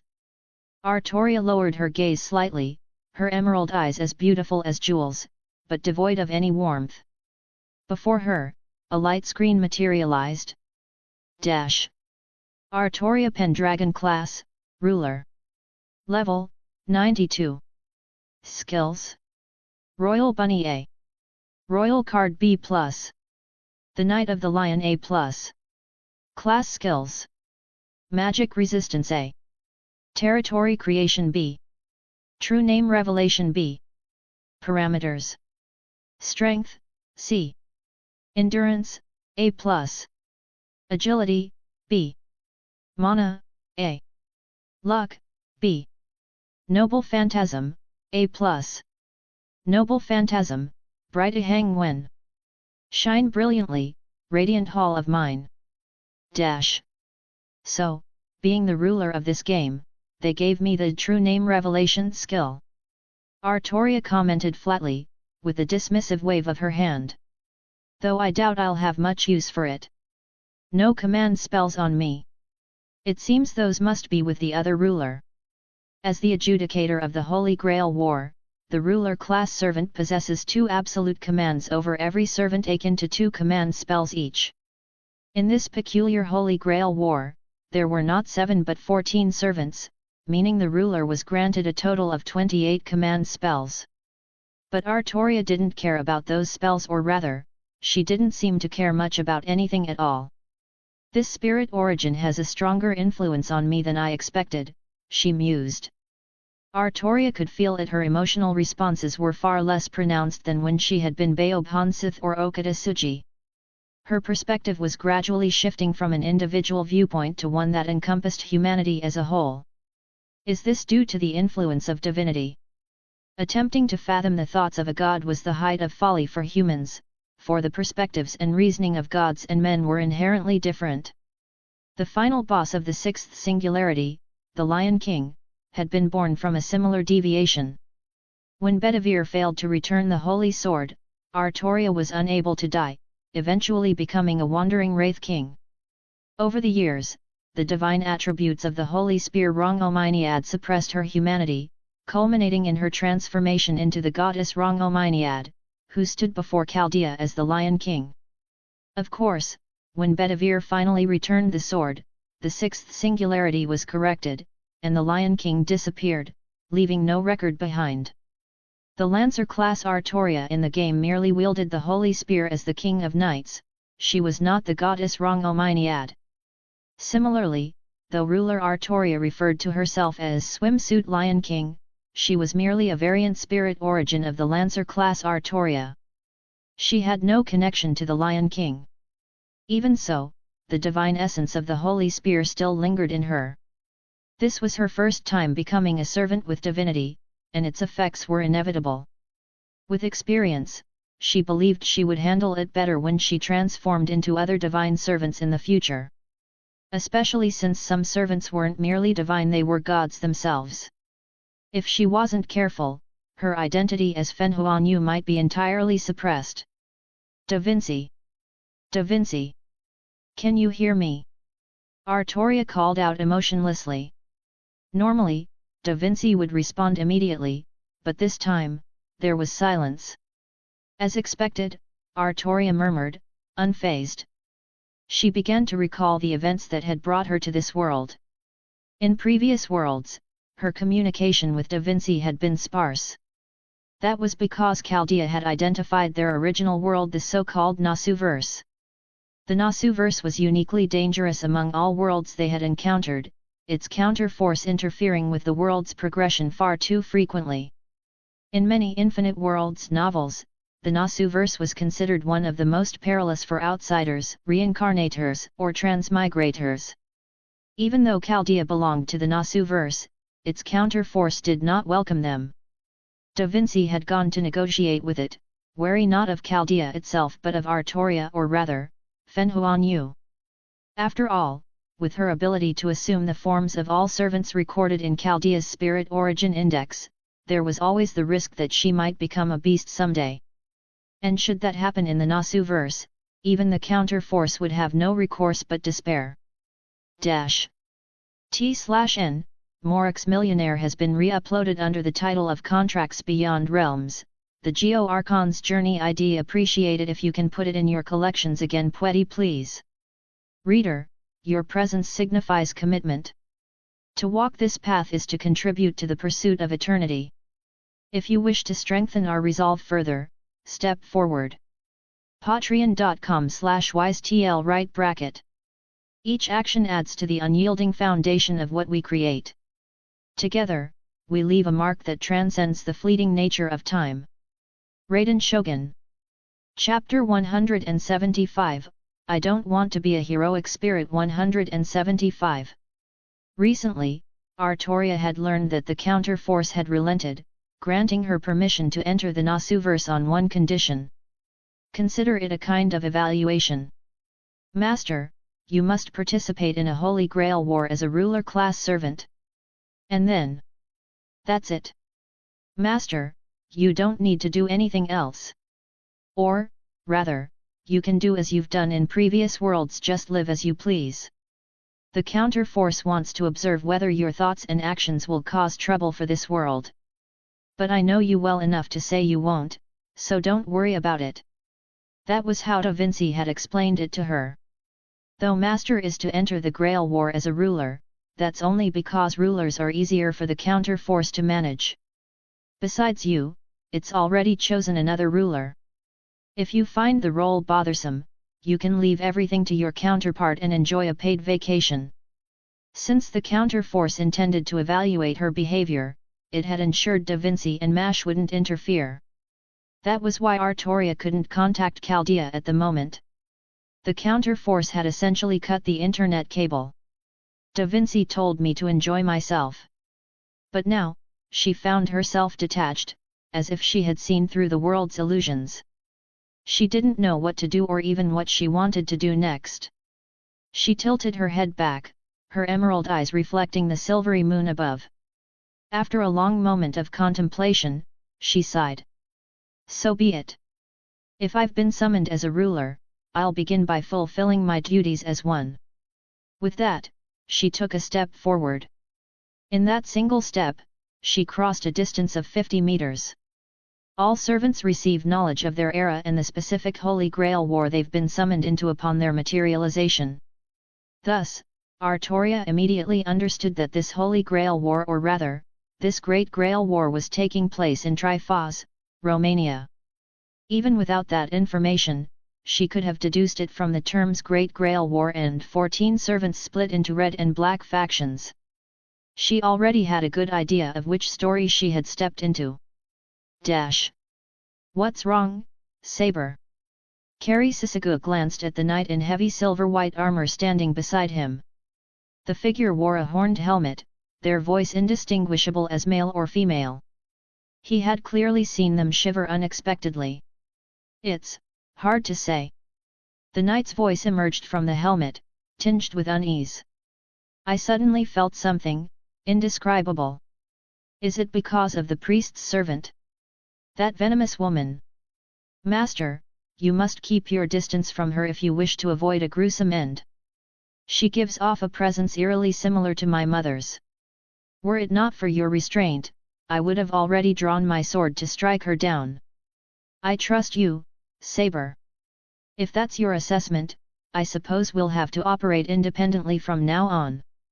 Although it was a 7-on-7 battle, the Grail could only have one victor. Eventually, these so-called allies would turn into rivals. Sisagua's saber was highly wary of the assassin-class servant. Kari himself also felt that priest was anything but simple. Teaming up with them seemed far more perilous than facing a tiger. After some thought, he decided acting alone would be safer. After all, he was used to working solo. Actually, on second thought, he wasn't entirely alone. Master! Let's grab some food. If I remember correctly, servants don't need to eat. I'm no ordinary servant, I'm a king. And a king must eat well. I fail to see the direct correlation between royalty and meals. More than a comrade or partner, Kari found his saber to be more akin to a troublesome child. Of course, after witnessing their appetite later, his headache would only worsen. This particular Holy Grail war was unusual. As a result, Artoria, the ruler-class servant, hadn't been summoned directly to Trifaz, the war's battlefield. Fortunately, she was still within Romania. If her memory served correctly, the other ruler had arrived by plane from another country, lacking even a physical form and requiring a human host. With her abilities, Artoria could easily reach Trifaz quickly.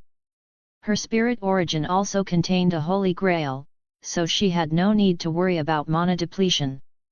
However, she chose not to rush. For one, she felt no urgency. For another, she recalled that some participants in this Great Grail War might not welcome her arrival. So even though it was already the second night, Artoria had yet to reach Trifaz. Under the cover of deep night, she came to a gradual stop, her golden hair flowing in the cool evening breeze. The Black Faction's servants and masters? I didn't expect you to be the first ones I'd encounter. Hearing Artoria's voice, the two figures hidden in the forest realized they'd been discovered. They stepped forward without pretense, revealing themselves. Are you the ruler of this Great Grail War? Artoria nodded and began to study the pair before her. The one leading was a slender boy wearing glasses. Behind him stood a young woman clad in a wedding dress.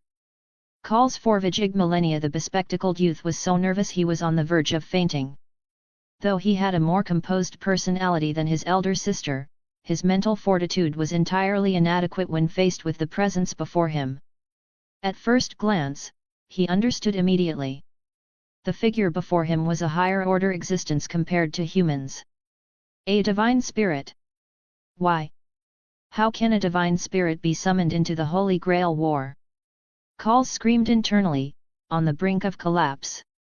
The Igmillenia clan had spent countless years preparing for this Holy Grail War. As one of its members and a master of the Black Faction, Calls had studied the war's rules extensively. By all logic, divine spirits shouldn't manifest as servants at most, demigods like Heracles. Yet reality stood before him, undeniable and incomprehensible. Suddenly, the young woman in the wedding dress who had been standing behind Calls leapt in front of him. She let out a low growl, staring daggers at Artoria with feral hostility, her gaze piercing through the strands of hair falling over her face. Ugh! Reader, your presence signifies commitment. To walk this path is to contribute to the pursuit of eternity. If you wish to strengthen our resolve further, step forward. Patreon.com/wisetl right bracket. Each action adds to the unyielding foundation of what we create. Together, we leave a mark that transcends the fleeting nature of time. Raiden Shogun. Chapter 176, I don't want to be a heroic spirit. 176. You wish to fight me? No, you seek to protect your master. Artoria's voice was calm, though it carried an undercurrent of indifference. The young woman in the wedding dress had stayed behind calls earlier, partially due to his warning not to act rashly, but also because she was instinctively intimidated by Artoria's overwhelming presence. The gap in their standing was vast, a difference between worlds. Yet her desire to protect her master overpowered her fear, giving her the courage to step forward and shield calls. Don't worry, Berserker, I'll be fine. Calls stepped forward and gently took the hand of the woman in the wedding dress, calming her instantly. The rapport between this master and servant was remarkable. Despite Berserker's inability to speak, Calls seemed to understand her intentions immediately. For her part, she obeyed his every word without hesitation, an unusual trait for a Berserker.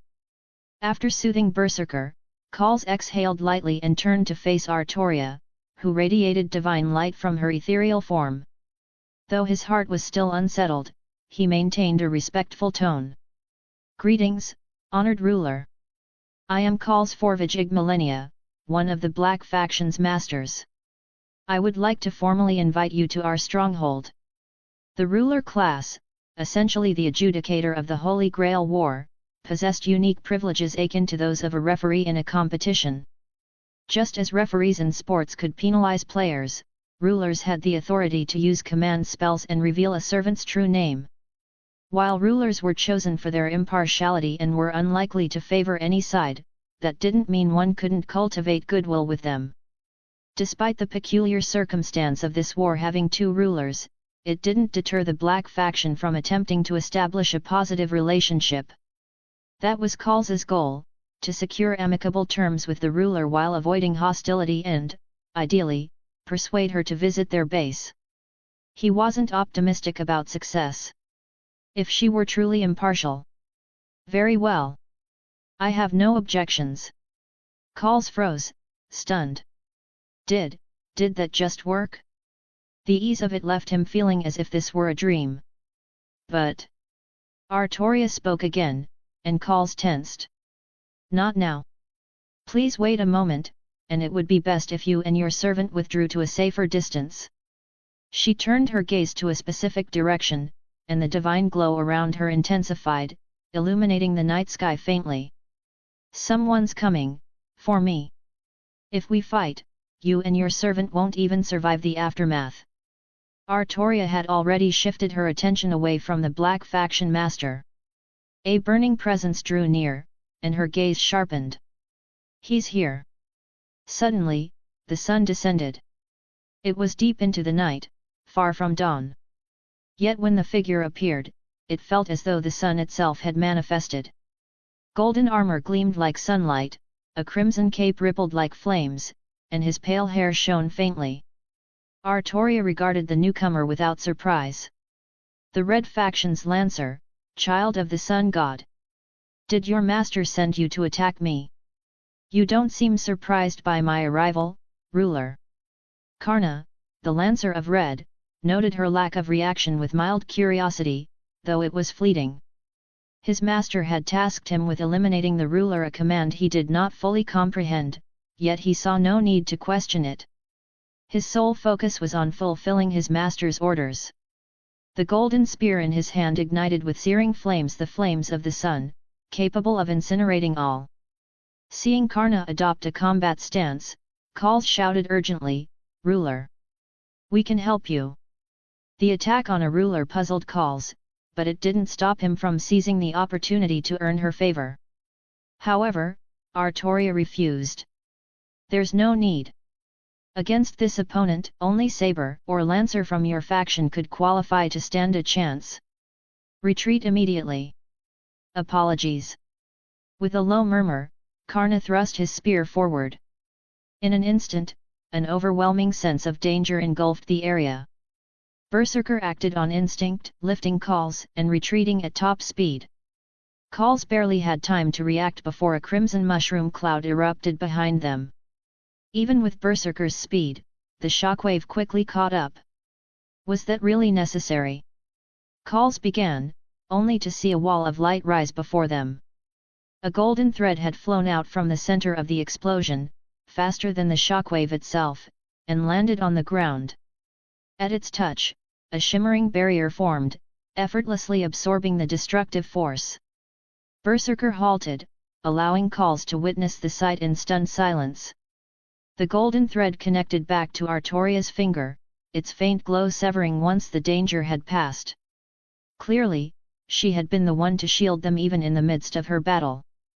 The flames of Karna's spear raged, creating waves of heat so intense that even divine beings would struggle to endure. Yet Artoria stood unscathed. "Light, come forth." Golden light responded to her call, forming a thin barrier around her. The crimson flames, which could melt mountains and evaporate oceans, were unable to pierce the barrier. Not even the scorching heat reached her. Seeing this, Karna adjusted his approach. The flames contracted, their intensity growing further as he prepared to strike. His golden figure flickered within the inferno, like a shadow amidst the sun. "Take this!" Karna roared as his flames surged, merging with his spear. His entire being seemed to become one with the inferno as he charged at Artoria. In response, her gaze steeled, and golden light coalesced into the form of a lion. "Roar!" The lion let out a thunderous roar, its cry summoning golden lightning that infused its form with even greater majesty. "Go!" With a slight motion of her hand, the lightning-clad lion leapt forward, meeting Karna's fiery onslaught head-on. The clash resulted in an explosion akin to a miniature nuclear detonation, turning night into day. When the blinding light faded, Karna's spear trembled mere inches from Artoria's fore at a distance meaningless to servants. But he could not advance further. Golden threads, delicate as spider silk, bound his limbs and spear, rendering him immobile. Though they appeared fragile, they were unbreakable. Even with the tip of the spear so close, Artoria's expression remained calm. With a simple push of her left hand, she unleashed a tremendous force that sent Karna flying. He hurtled through the air like a cannonball, crashing through a mountain before landing in a distant forest, leaving behind a trail of dust and shattered rock. T/N, I for one can't wait for the interactions between her and Mordred, laughing face. Morix transferred to Scribble Hub. Reader, your presence signifies commitment. To walk this path is to contribute to the pursuit of eternity. If you wish to strengthen our resolve further, step forward. Patreon.com/wisetl right bracket. Each action adds to the unyielding foundation of what we create. Together, we leave a mark that transcends the fleeting nature of time. Raiden Shogun. Chapter 177, I Don't Want to Be a Heroic Spirit 177. This confrontation between servants had granted him a much clearer understanding of their immense power. No wonder it's said that magi can't possibly contend with servants. This isn't even a fight. Even though he himself was a master, his current situation. Casting a thoughtful glance at the young woman in a wedding dress beside him, Calls tried to be discreet in his observations. However, as though sensing his thoughts, the girl puffed up like an irate cat, baring her sharp teeth and glaring at him with clear hostility. She looked ready to pounce and bite him any second. Cute as she might be, Calls didn't dare test her bite. Those shark-like teeth of hers were intimidating enough, and considering the jaw strength of a servant, a human's bones were probably no harder than tofu to her. All right, I know you're strong too. A man knows when to back down, and this was one of those times. Especially when it's in front of a girl. No shame in that. Seeing his sincere attitude of apology, the wedding dress-clad berserker huffed and grudgingly forgave him for his moment of disrespect. But when she turned her gaze back to the distant battlefield, her heart filled with a sense of frustration. Even if she didn't like being underestimated by her master, Berserker wasn't one to deny reality. The gap in power was as vast as a chasm, she didn't even have the qualifications to step onto that battlefield. Realizing she was no longer upset with him, Call scratched his head in relief and resumed observing the battle. Since he couldn't participate, his next best option was to gather information, particularly the true names of both the Red faction's Lancer and Ruler. Even Ruler's true name was worth uncovering. While she had shown goodwill by agreeing to accompany him to the Black faction's stronghold, no one could predict future developments. The possibility of her becoming an enemy had to be considered. No wonder Ruler said only our Saber and Lancer could face him. The Red faction's Lancer is unbelievably strong. Call stroked his chin thoughtfully, engrossed in the duel. But then something struck him as odd. Earlier, he had been too overwhelmed by the oppressive aura of Artoria and Karna to think clearly. Now, in the safety of distance, his composure returned, and with it, his reasoning. Why would Ruler say that only our Saber and Lancer could stand against him? It's almost as if she has complete knowledge of all our combat capabilities. Wait, she even seems well acquainted with the Red Lancer's strength too.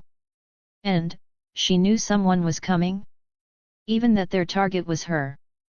The more he thought about it, the more unsettling the implications became. On the battlefield, Artoria shone like the brightest star. Her silver-white armor and golden hair gleamed under the night sky. She stared unflinchingly at the spot where Karna had fallen. Smoke billowed in the air, but mere dust was no obstacle to her vision.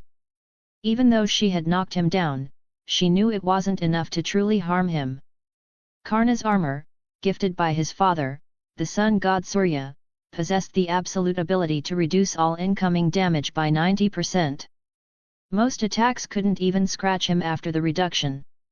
Even if they managed to pierce through, the armor's self-healing capabilities rendered it almost an alternative form of immortality.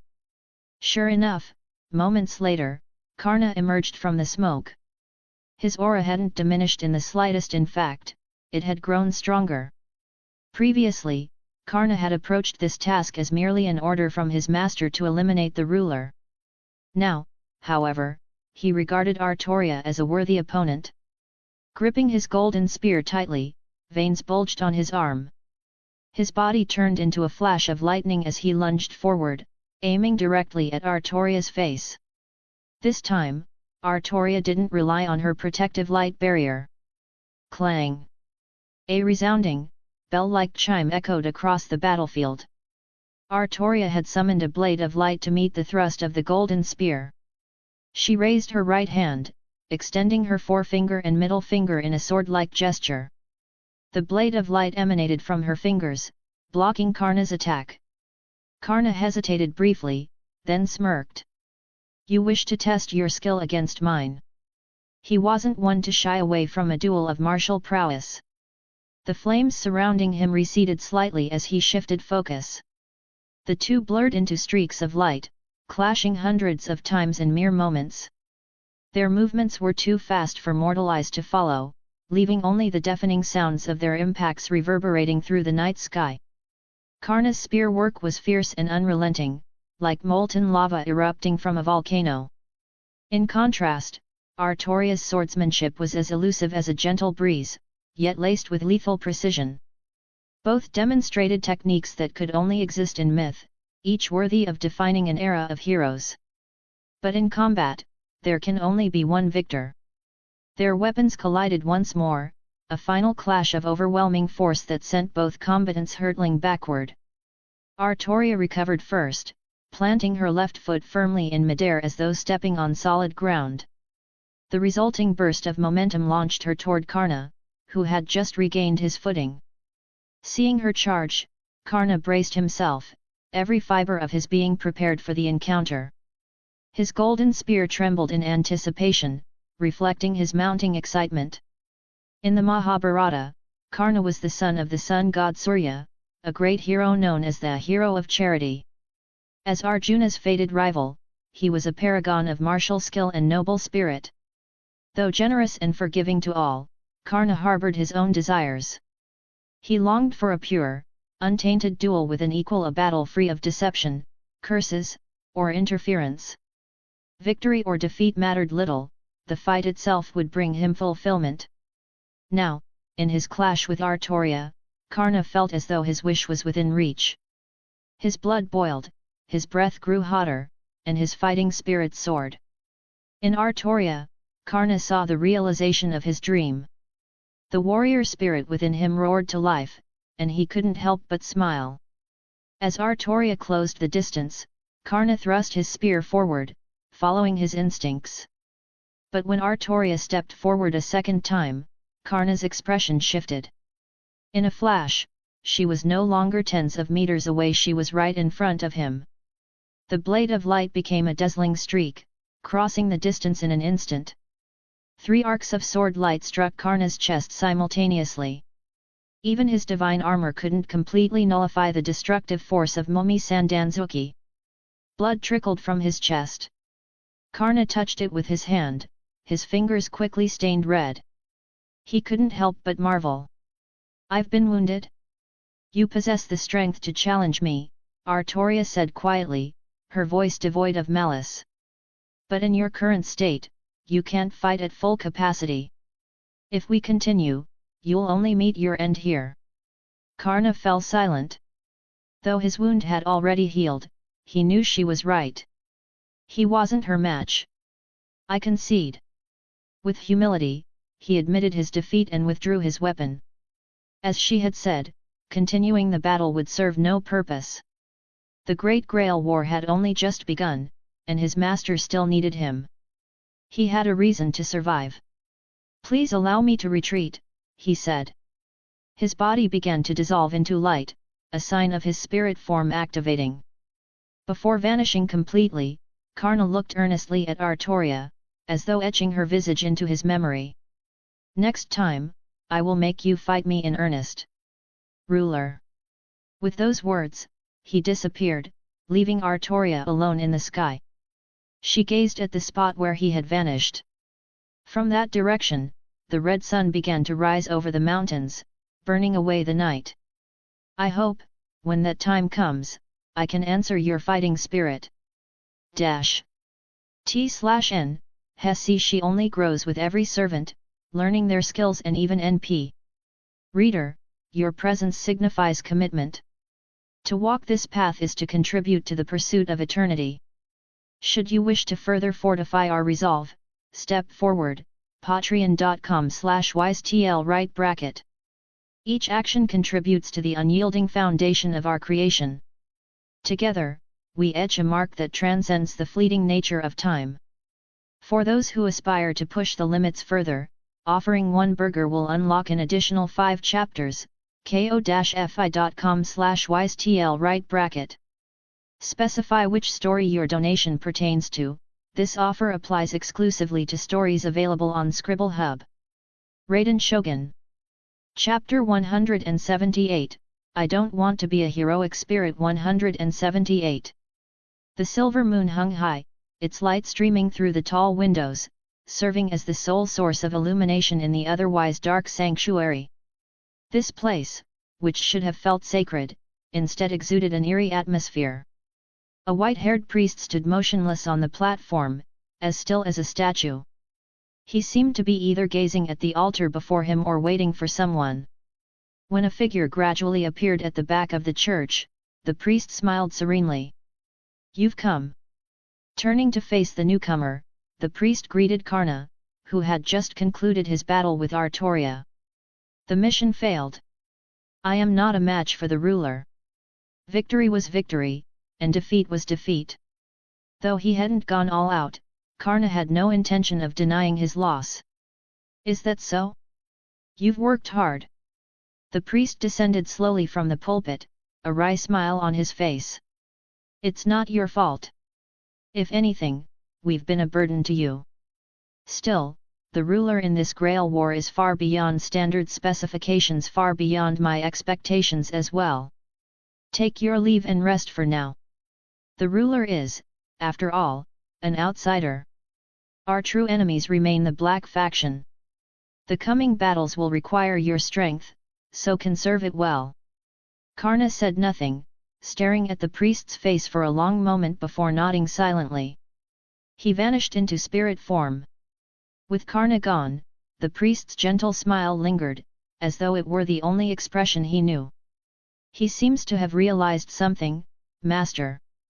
From the shadows behind the priest, Assassin materialized. She leaned languidly against the back of a wooden chair, stretching her arms and exhaling softly, her fragrant breath brushing the nape of the priest's neck. "That's to be expected," the priest replied calmly. "After all, we haven't allowed him to meet his true master yet. He likely already knows but has chosen to remain silent. Shall I take care of him, then? Poison him myself?"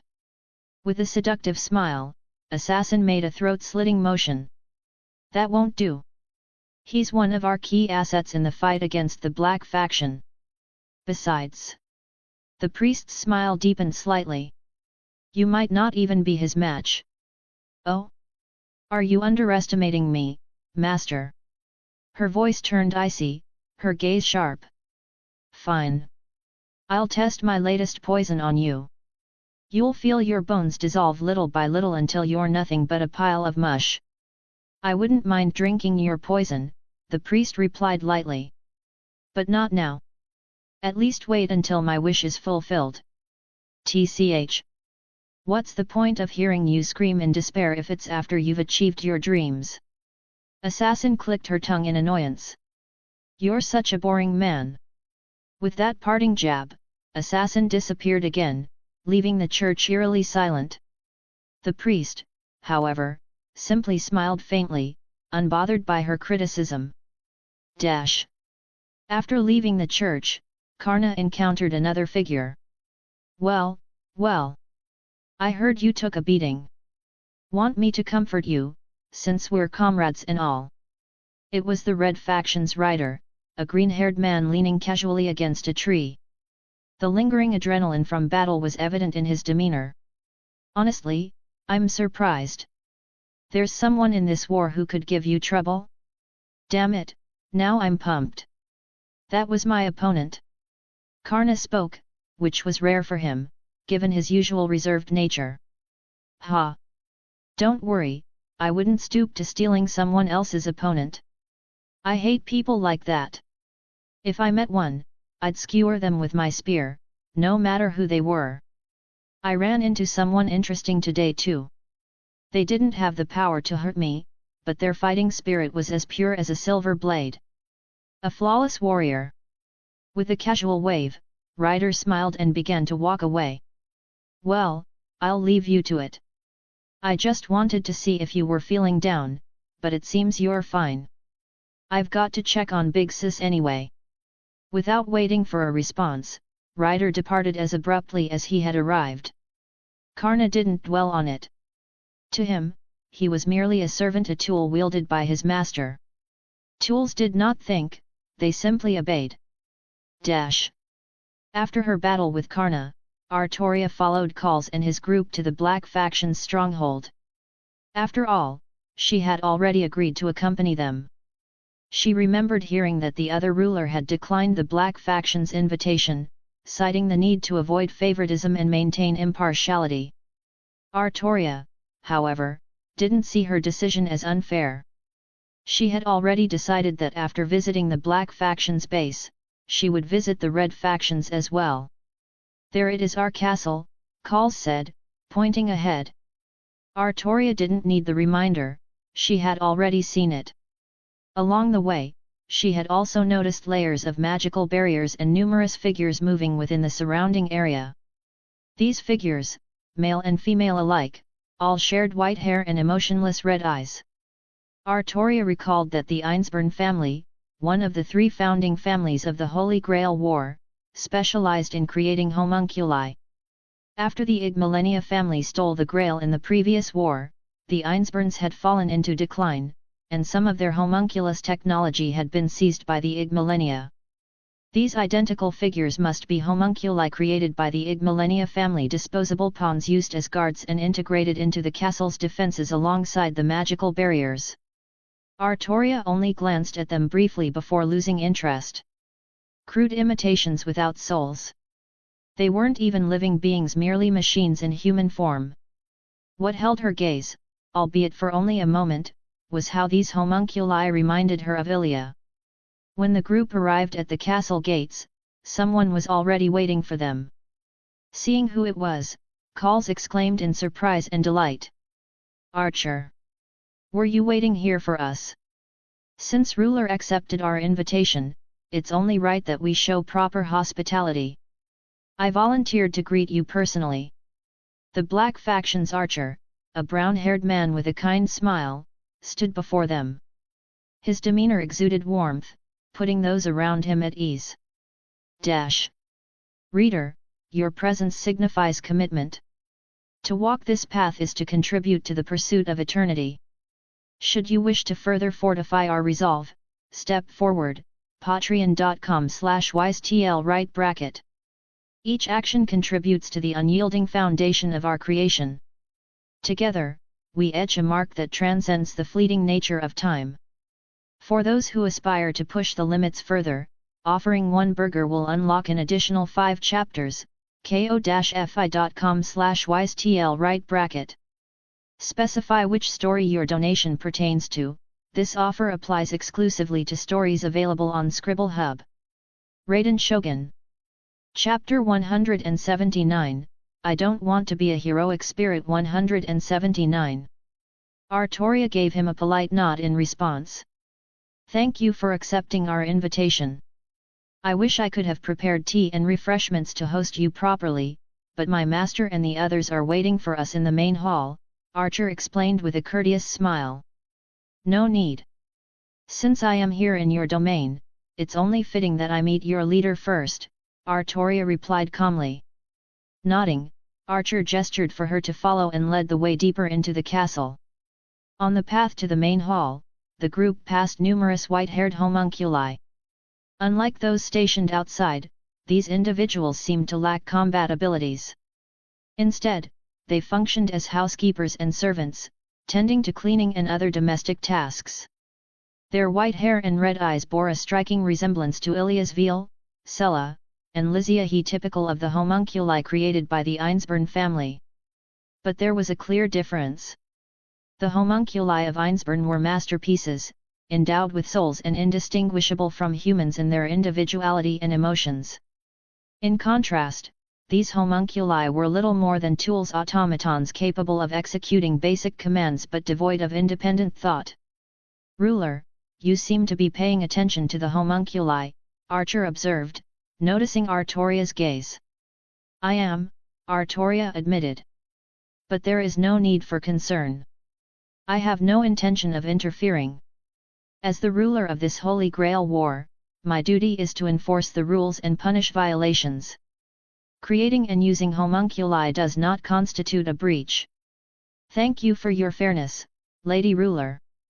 Their conversation ended as they arrived at the main hall. Pushing open the grand doors, Artoria immediately saw a servant seated on the throne and a man standing respectfully beside him. On either side of the hall stood several others, unmistakably the masters of the Black Faction's servants. The archer who had guided her took his place behind a young girl in a wheelchair, while Calls and the wedding dress-clad berserker stood nearby. As a ruler, Artoria possessed the skill True Name Revelation, allowing her to discern the names and parameters of all servants.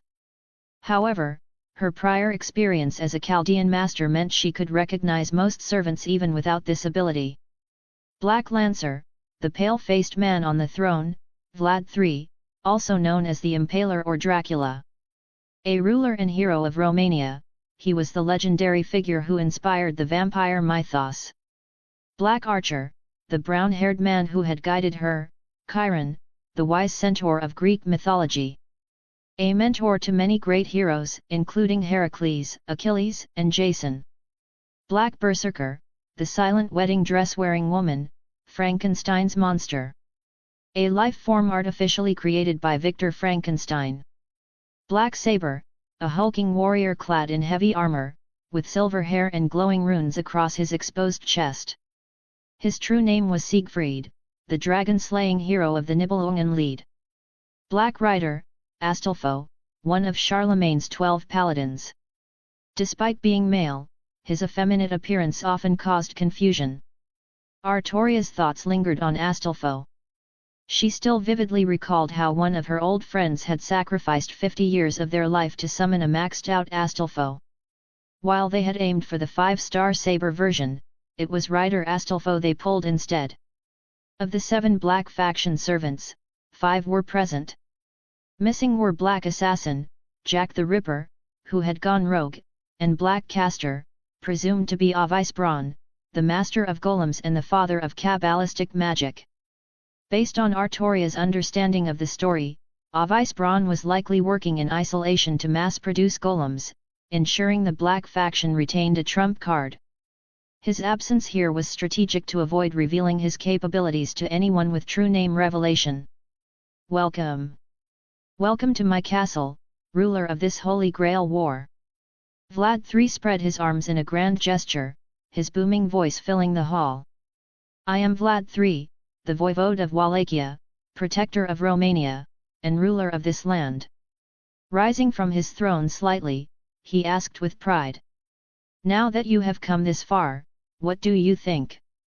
Of my territory, my castle, my retainers, what is your impression? Noting the evident pride in Vlad's expression, Artoria spoke softly but with conviction. Impressive! Ha ha ha ha! Vlad laughed heartily, his powerful voice reverberating throughout the hall.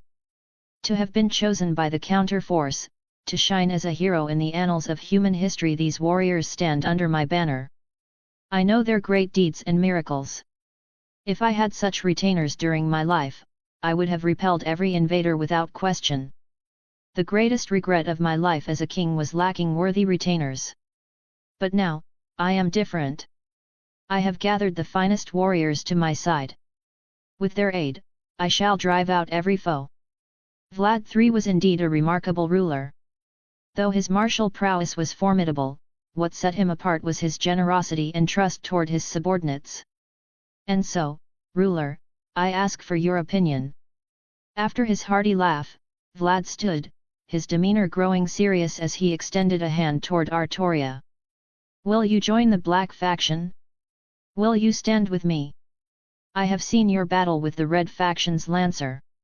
I desire the strength you displayed in that fight. In this Holy Grail war, I hope for your aid. Vlad's sincerity was undeniable. Yet Artoria did not immediately respond. Instead, she scanned the room, her gaze resting briefly on each person present. Indeed, you have gathered exceptional retainers, heroes who shine brightly in the history of mankind. Her words were genuine. These individuals deserved the recognition. But a faint smile curved Artoria's lips. I have had retainers far more exceptional than they. T/N, oh shit, quick, someone heal him. Command seal, at number. Reader, your presence signifies commitment. To walk this path is to contribute to the pursuit of eternity. Should you wish to further fortify our resolve, step forward, patreon.com/wisetl right bracket. Each action contributes to the unyielding foundation of our creation. Together, we etch a mark that transcends the fleeting nature of time. For those who aspire to push the limits further, offering one burger will unlock an additional 5 chapters, ko-fi.com/wisetl right bracket.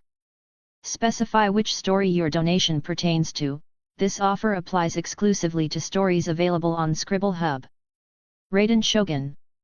Chapter 180, I Don't Want to Be a Heroic Spirit. 180. Artoria possessed a pride befitting her station, the pride of being the King of Britain and the leader of the Knights of the Round Table. As Vlad III had stated, this gathering brought together heroes from across eras. Yet Artoria firmly believed that her knights Lancelot, Gawain, Tristan, Mordred were unparalleled. On this matter, she would not yield. How rude of me! I see now, ruler, that you, too, are a king. Vlad's expression shifted slightly. If she had been merely a hero or a warrior, he would have welcomed her into his ranks without hesitation. But if she was a fellow monarch, no less than his equal, his invitation could be interpreted as an insult.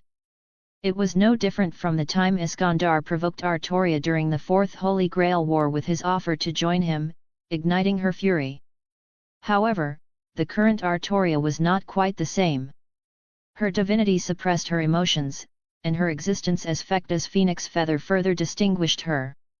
She would not be angered by Vlad's actions as her former self might have been. "You are a magnanimous and wise ruler. I have seen this with my own eyes," she remarked.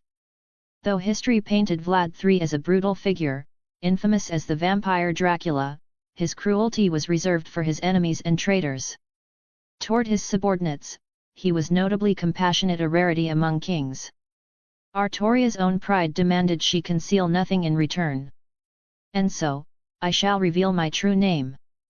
When Vlad III had first introduced himself, he had proudly declared his true name not merely because he knew it would be pointless to hide it from a ruler, but because he viewed his name as a source of honor. Even if the name had been tarnished by its association with Dracula, he remained proud of it. For Artoria to continue hiding her identity felt, to her, like a failure to match Vlad's integrity. Fekta's phoenix feather would not allow it. The one inhabiting this spirit origin, Artoria Pendragon, would not allow it. Nor would the knights who had once stood by their king of knights.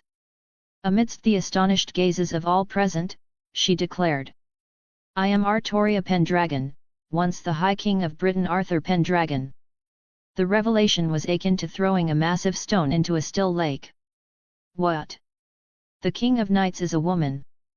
Astolfo was the first to voice his shock, articulating a question that lingered in everyone's mind. But there was a deeper issue beyond her gender. "Impossible!" a rotund man near Siegfried exclaimed. Arthur Pendragon lived at the twilight of the Age of Gods. His death symbolized its end. But he was not a divine spirit. The outburst brought a scowl to Vlad's face, and his advisor Darnik immediately chastised the man. "Gourds!" Startled, Gourds flinched, his jowls quivering. Realizing his error, he glanced nervously at Vlad and Darnik's stern faces. Pale with fear, he muttered an apology and retreated behind Siegfried. "My apologies. One of my men overstepped his bounds," Vlad said, his expression softening slightly as he turned back to Artoria. "It's fine. His doubts are not without merit," Artoria replied, her tone steady. "After all, Arthur Pendragon was indeed no divine spirit. Though red dragon blood flowed through me, I was fully human during my reign as King of Britain." The phrase "during my reign as King of Britain" caught everyone's attention. Could it be, something happened after the Arthurian legends concluded? Speculations ran rampant in their minds as they awaited Artoria's explanation. Does this mean, there was more to the story after Arthur returned the Holy Sword?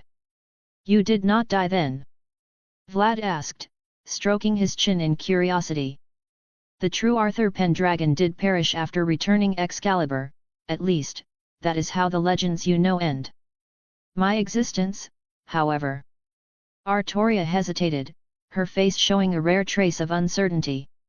After a moment's thought, she said, "You can think of me as a possibility, a version of Arthur who, after returning the Holy Sword, took up the Holy Spear Rongominiad instead. The Holy Spear imbued me with divinity, transforming me into an existence that is both Arthur Pendragon, the King of Humanity, and Rongominiad, the Goddess of the Tower. However, standing before you now is neither the King of Humanity nor the Goddess of the Tower. I am the ruler of this Holy Grail War. I will fulfill my duty without bias toward either side. And so, whether as a ruler or as a ruler, I cannot accept your invitation, noble King of Romania." Even after Artoria finished speaking, many in the hall were still stunned by her revelation. Arthur Pendragon, who returned the Holy Sword, drew the Holy Spear, and ascended to godhood. No one had anticipated that the ruler of this Holy Grail War would be such a being. Among the countless heroic spirits, Arthur Pendragon stood undeniably at the apex. The sacred sword Excalibur, a weapon capable of saving the world, and her legendary renown ensured her place as one of the most powerful servants. It was often said that summoning Arthur Pendragon or Heracles guaranteed victory in a Holy Grail war. But this Arthur Pendragon had transcended her mortal form to become a divine spirit. No one in the hall dared to think her weaker without the holy sword. Her effortless victory over the Red Lancer had already proven her strength. Even Vlad III's eagerness to recruit her was testament to her power. A divine Arthur Pendragon! Vlad murmured, exhaling heavily. Then you are indeed justified in declining my offer. How regrettable! Sighing, Vlad sank back into his throne. But after a moment of contemplation, he let out a hearty laugh. To think I would be so fortunate as to meet such a perfect king. Perhaps I have nothing to regret after all. Ha ha ha ha. His laughter echoed throughout the hall, filling the space with an air of acceptance. Attention, all. I am pleased to announce the release of a new translation. This is my Holy Grail War. Your support is acknowledged. Engage with this work at your discretion. Reader, your presence signifies commitment. To walk this path is to contribute to the pursuit of eternity. Should you wish to further fortify our resolve, step forward, patreon.com/wisetl. Each action contributes to the unyielding foundation of our creation. Together, we etch a mark that transcends the fleeting nature of time. For those who aspire to push the limits further, offering one burger will unlock an additional 5 chapters, ko-fi.com/wisetl. Specify which story your donation pertains to. This offer applies exclusively to stories available on Scribble Hub. Raiden Shogun.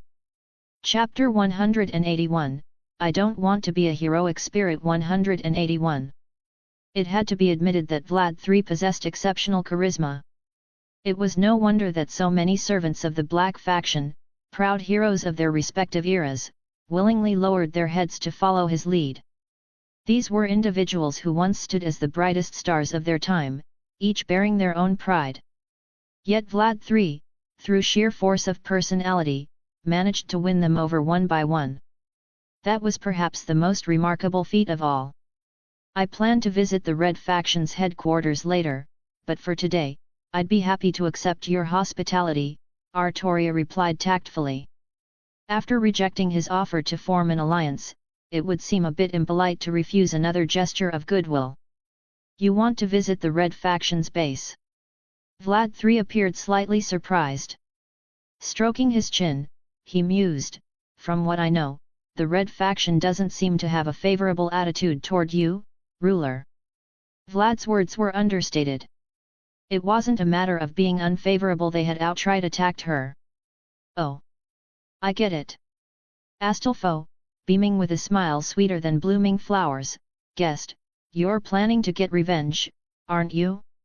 Since they were so unreasonable as to attack you first, hitting back would totally be justified. Need my help? I can actually, never mind. I'm pretty weak. I'd probably just get in the way,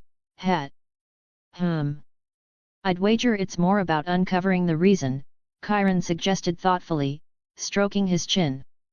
The Red Faction suddenly attacking ruler is highly unusual. I imagine ruler wishes to personally meet them to understand their motives. But wouldn't that be very dangerous? The girl in the wheelchair, Chiron's master, Fiori asked with concern. No matter the Red Faction's reason for antagonizing ruler, if you go to their base alone, you might face a 1-against-7 situation. Exactly. Ruler, venturing alone into the Red Faction's base is far too risky, Darnik intervened. As the head of the Ig Millennia family and the instigator of this great Holy Grail war, his voice carried weight. Despite his dubious actions cheating in the previous war to steal the Grail, it was hard to tell if his concern was genuine. Attacking the adjudicator of this Holy Grail war is undoubtedly a breach of the rules. All of us in the Black Faction are indignant about this. If you insist on going, we're willing to assist you. Artoria studied Darnik intently, searching for cracks in his expression, but found none.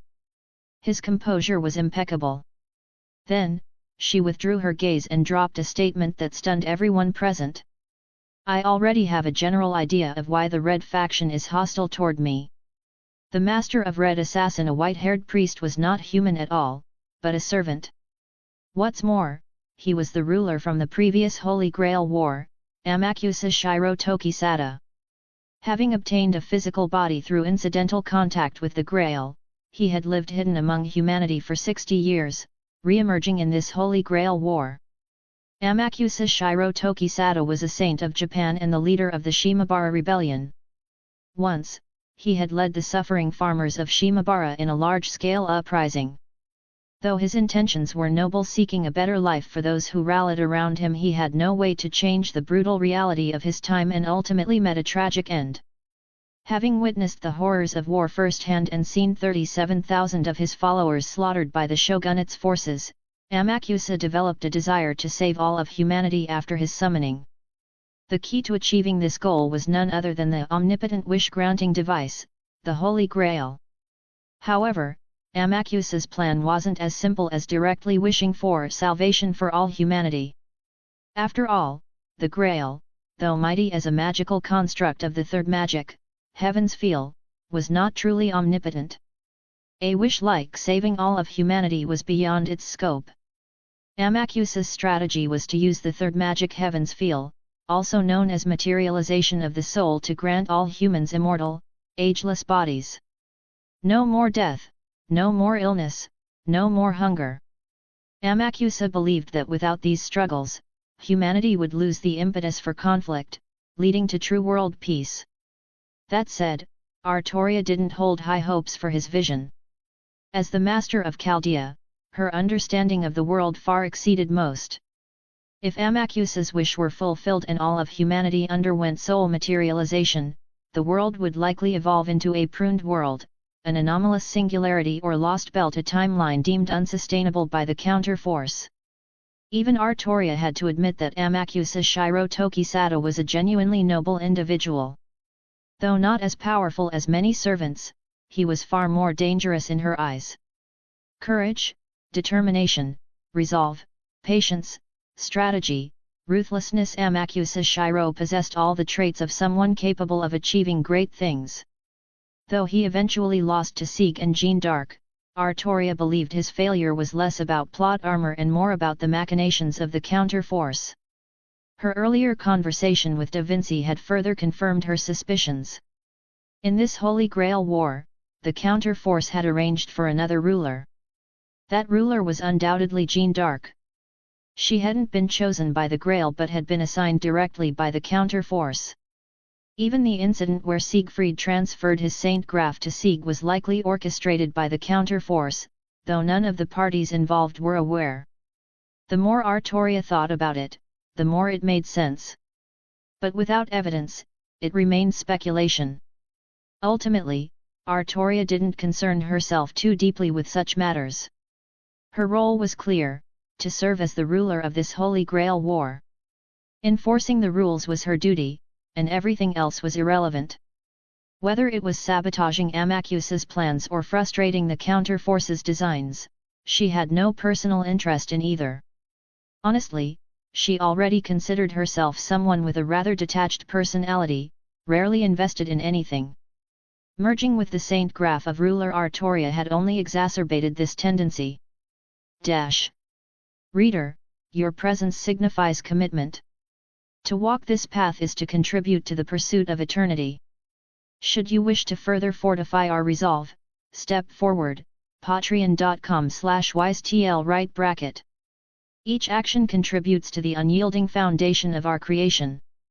Together, we etch a mark that transcends the fleeting nature of time. For those who aspire to push the limits further, offering one burger will unlock an additional 5 chapters. ko-fi.com/wisetl. Specify which story your donation pertains to. This offer applies exclusively to stories available on Scribble Hub. Raiden Shogun. Chapter 182, I Don't Want to Be a Heroic Spirit. 182. After all, these thoughts involved her own secrets and were difficult to explain, much of it being mere conjecture. I'll speak with the masters of the Red faction. For now, most of the Red masters were likely under the control of Amakusa Shiro Tokisada. That would explain why Karna attacked her without hesitation. He was acting under Amakusa's orders. Artoria was curious. If Amakusa learned of her thoughts, that she had no intention of interfering with his plans, how would he respond? Would he cease hostilities against her? After all, his main enemies were the Black faction, and Artoria's strength, no less than Karna's, was not something he could afford to overlook. If possible, he would surely prefer to have fewer adversaries. Of course, that was only on the surface. Just as one would remain wary of a gun even with its safety on, Amakusa would undoubtedly keep his guard up against her as well. Seeing that Artoria seemed to have made her decision, Darnik and the others refrained from further questioning her need for assistance, offering only their blessings. Whether these blessings were sincere, well, no one cared to find out. Artoria nodded toward Vlad III and turned to leave. "Ruler, I have one more question for you. I hope you can answer it." Having taken only 2 steps, Artoria paused and turned back at Vlad III's words. "Do you have a wish you'd entrust to the Holy Grail?" Vlad III's gaze bore into her, his deeply hollowed eyes making his expression all the more haunting. If a naive young girl had been in Artoria's place, meeting Vlad's gaze might have been enough to scare her into bleeding from her orifices or even cause her body to explode. But Artoria, of course, wasn't fazed by something as trivial as a piercing stare. No. There was no hesitation, no doubt. It was as though her answer was the most natural thing in the world. "If your question is whether I have a wish to entrust to the Holy Grail, then I can answer with absolute certainty no." After all, she already carried a Holy Grail within her. To her, the Grail, something so coveted by others, held little appeal. However, if your question is whether I have a wish I want to fulfill, then my answer would be yes. I do have a wish I want to fulfill. Although I can no longer remember it clearly. I do know that, as a person, not as a god, I once held a wish. But that wish, it's something the Grail cannot grant. Of that, I'm certain." With that, Artoria offered no further explanation, turning and leaving the hall without a backward glance. Chiron followed, pushing his master's wheelchair to arrange a room for her. Vlad III made no move to stop her, having obtained the answer he sought. After Artoria and Chiron's departure, the remaining individuals in the room did not disperse but instead moved on to the next topic. "Calls," Darnik called. "Present." Calls stepped forward at once, showing no trace of intimidation even under the scrutiny of nearly everyone in the room.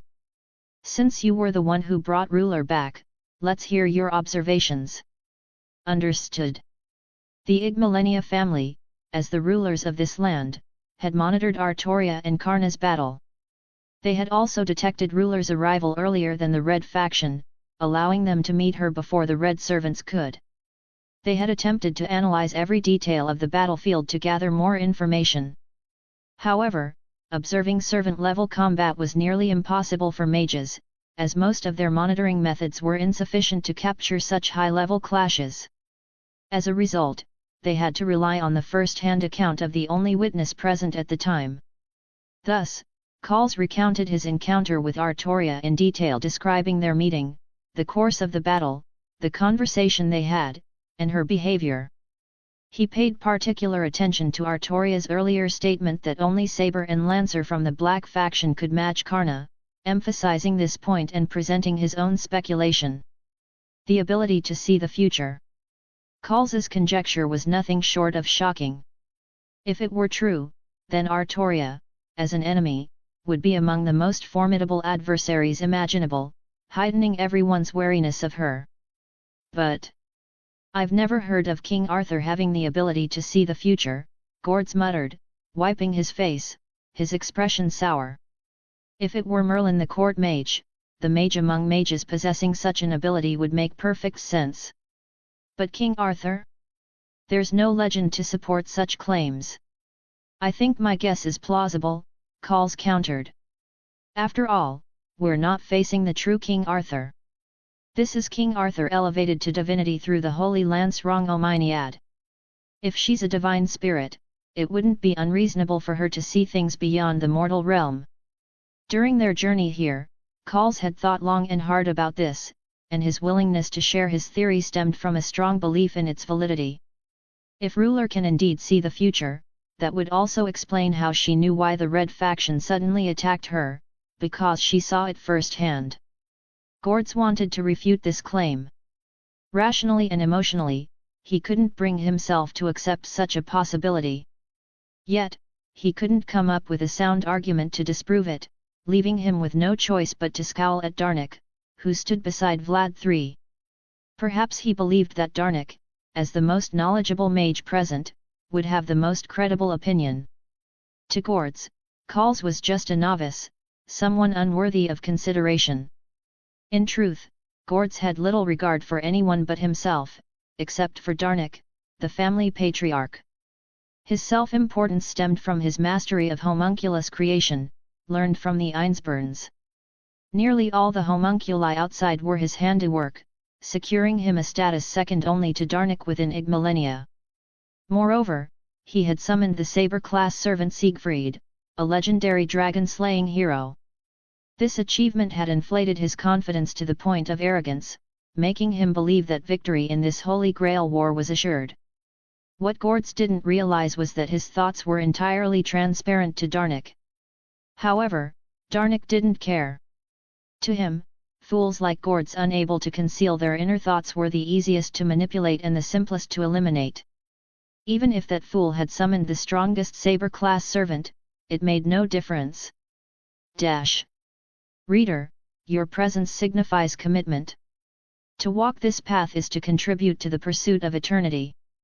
Should you wish to further fortify our resolve, step forward, patreon.com/wisetl. Each action contributes to the unyielding foundation of our creation. Together, we etch a mark that transcends the fleeting nature of time.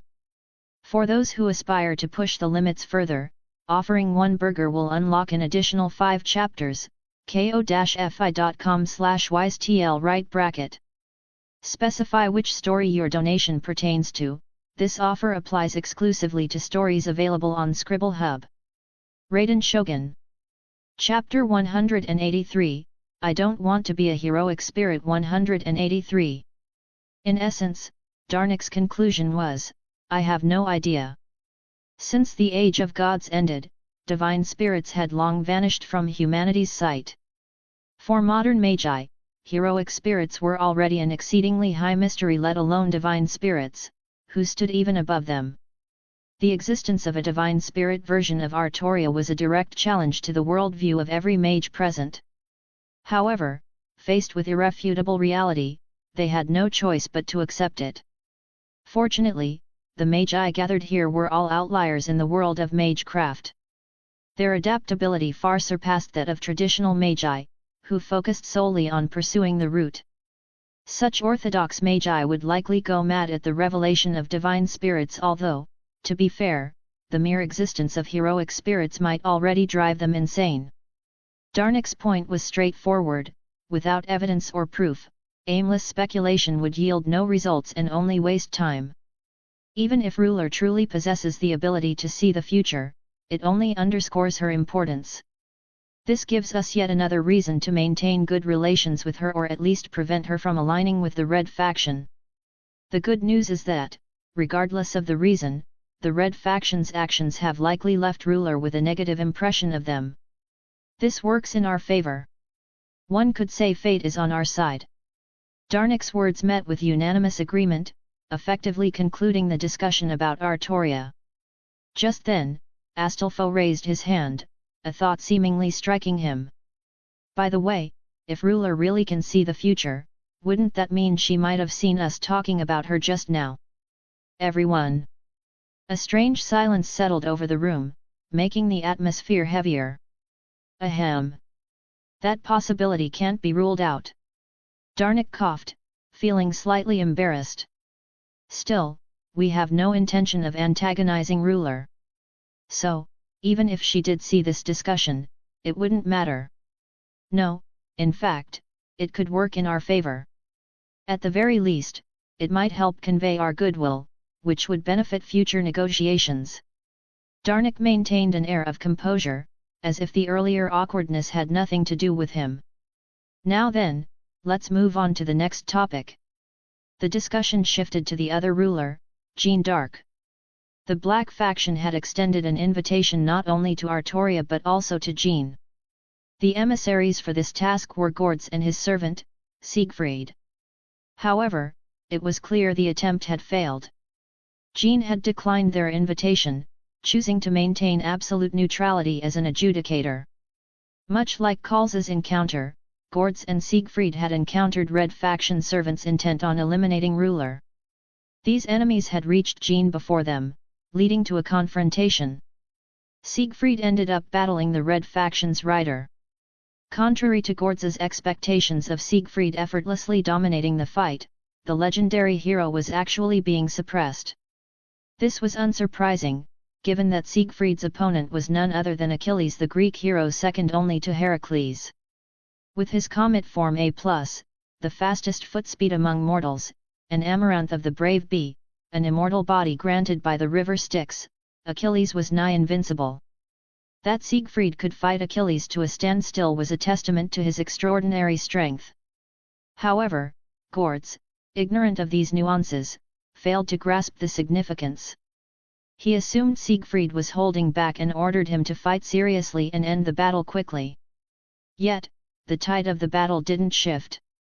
When Gords demanded that Jeanne join the fight, she refused, citing her impartiality as ruler. Ultimately, as dawn approached, Achilles, frustrated at being unable to fully enjoy the fight, retreated under his master's orders. Jeanne also rejected Gords' invitation and departed alone. Humiliated by his failure, Gords had no choice but to return empty-handed with Siegfried. Back in the hall, the group resumed their discussions, this time focusing on Jeanne d'Arc and the identity of the Red Rider. The fact that the rider could suppress Siegfried made them all wary, especially his apparent immortality, which presented a daunting challenge. Without identifying a weakness in this immortality, devising a countermeasure would be impossible. Perfect immortality didn't exist. After all, why else would such beings have died and become heroic spirits? The first step to uncovering the rider's weakness was to determine his true name. This became the focal point of their discussion. Meanwhile, Artoria had no interest in their deliberations. After leaving the main hall, she was led by Chiron to the room the Black faction had prepared for her. Along the way, Artoria noticed that Chiron's master, the wheelchair-bound Fiori, occasionally glanced at her, only to quickly avert her eyes. "Is something the matter, Archer's master?" Artoria inquired. "Ah!" Fiori let out a startled squeak, sounding more like a shy girl next door than a calculating mage. "Was it that obvious?" "Very obvious, master," Chiron interjected, his tone teasing. "It's as obvious as a kitten hiding its head in a hole while leaving its tail sticking out." "Ah! Then I've been embarrassing myself all this time? Archer, why didn't you warn me? I was so nervous." Fiori blushed deeply, clearly mortified. "So, what's the matter?" Artoria asked again. "Ah, it's not, how should I put it?" Fiori hesitated before patting her chest and replying timidly, "I was just a little nervous, I guess. After all, I'm meeting someone I've idolized. Since long ago, I've admired King Arthur, the ideal king. I never thought I'd get to meet you in person. It's a bit overwhelming, really." Reader, your presence signifies commitment. To walk this path is to contribute to the pursuit of eternity. Should you wish to further fortify our resolve, step forward, patreon.com/wisetl. Each action contributes to the unyielding foundation of our creation. Together, we etch a mark that transcends the fleeting nature of time. Raiden Shogun. Chapter 184, I don't want to be a heroic spirit 184. However, Artoria herself felt nothing. For one thing, she wasn't truly King Arthur, or rather, she wasn't entirely King Arthur. Even if the one standing here was the actual King Arthur, it was unlikely she would feel any different. After all, King Arthur was the ideal ruler who had offered up everything, heart, soul, and body for the sake of her nation and her people. So, are you disappointed? Artoria suddenly asked.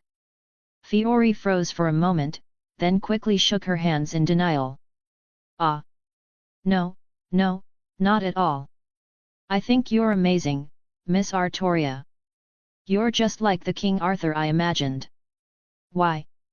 Artoria's confusion deepened. This is our first meeting, so you shouldn't know much about me. Why hold me in such high regard? Well. Fiori stammered, momentarily at a loss for words. Sometimes, all it takes is a single meeting to see a person clearly, Chiron interjected, coming to his master's rescue. It could be a feeling, an intuition, or a sudden insight. Though it lacks evidence, ruler, I'm sure you're aware there are times when intuition is closer to the truth than what we see or hear directly. Exactly. Women's intuition. Fiori eagerly latched onto Chiron's words. Interestingly, the saber-class Artoria also possessed the skill instinct, which had saved her life countless times in dangerous situations. Perhaps that, too, could be considered a form of women's intuition. And also, your deeds prove your nobility and righteousness, don't they? For example, the Round Table. The mention of the Round Table instantly conjured its legendary significance. A seemingly ordinary table, it symbolized equality and justice in the Arthurian legend, representing a gathering of the most virtuous individuals of the era. At the Round Table, all were equals. Even King Arthur, as ruler, sat alongside her knights, seeking their counsel and earning their approval rather than ruling unilaterally. No hierarchy of power. No disparity in strength. The Round Table was arguably the earliest symbol of equality and democracy, an extraordinary concept in a world dominated by monarchic absolutism. Although modern FGO players often joked about calling it the dining table. Artoria, however, didn't pay much attention to Fiori's praise. To her, nothing she had done seemed particularly remarkable.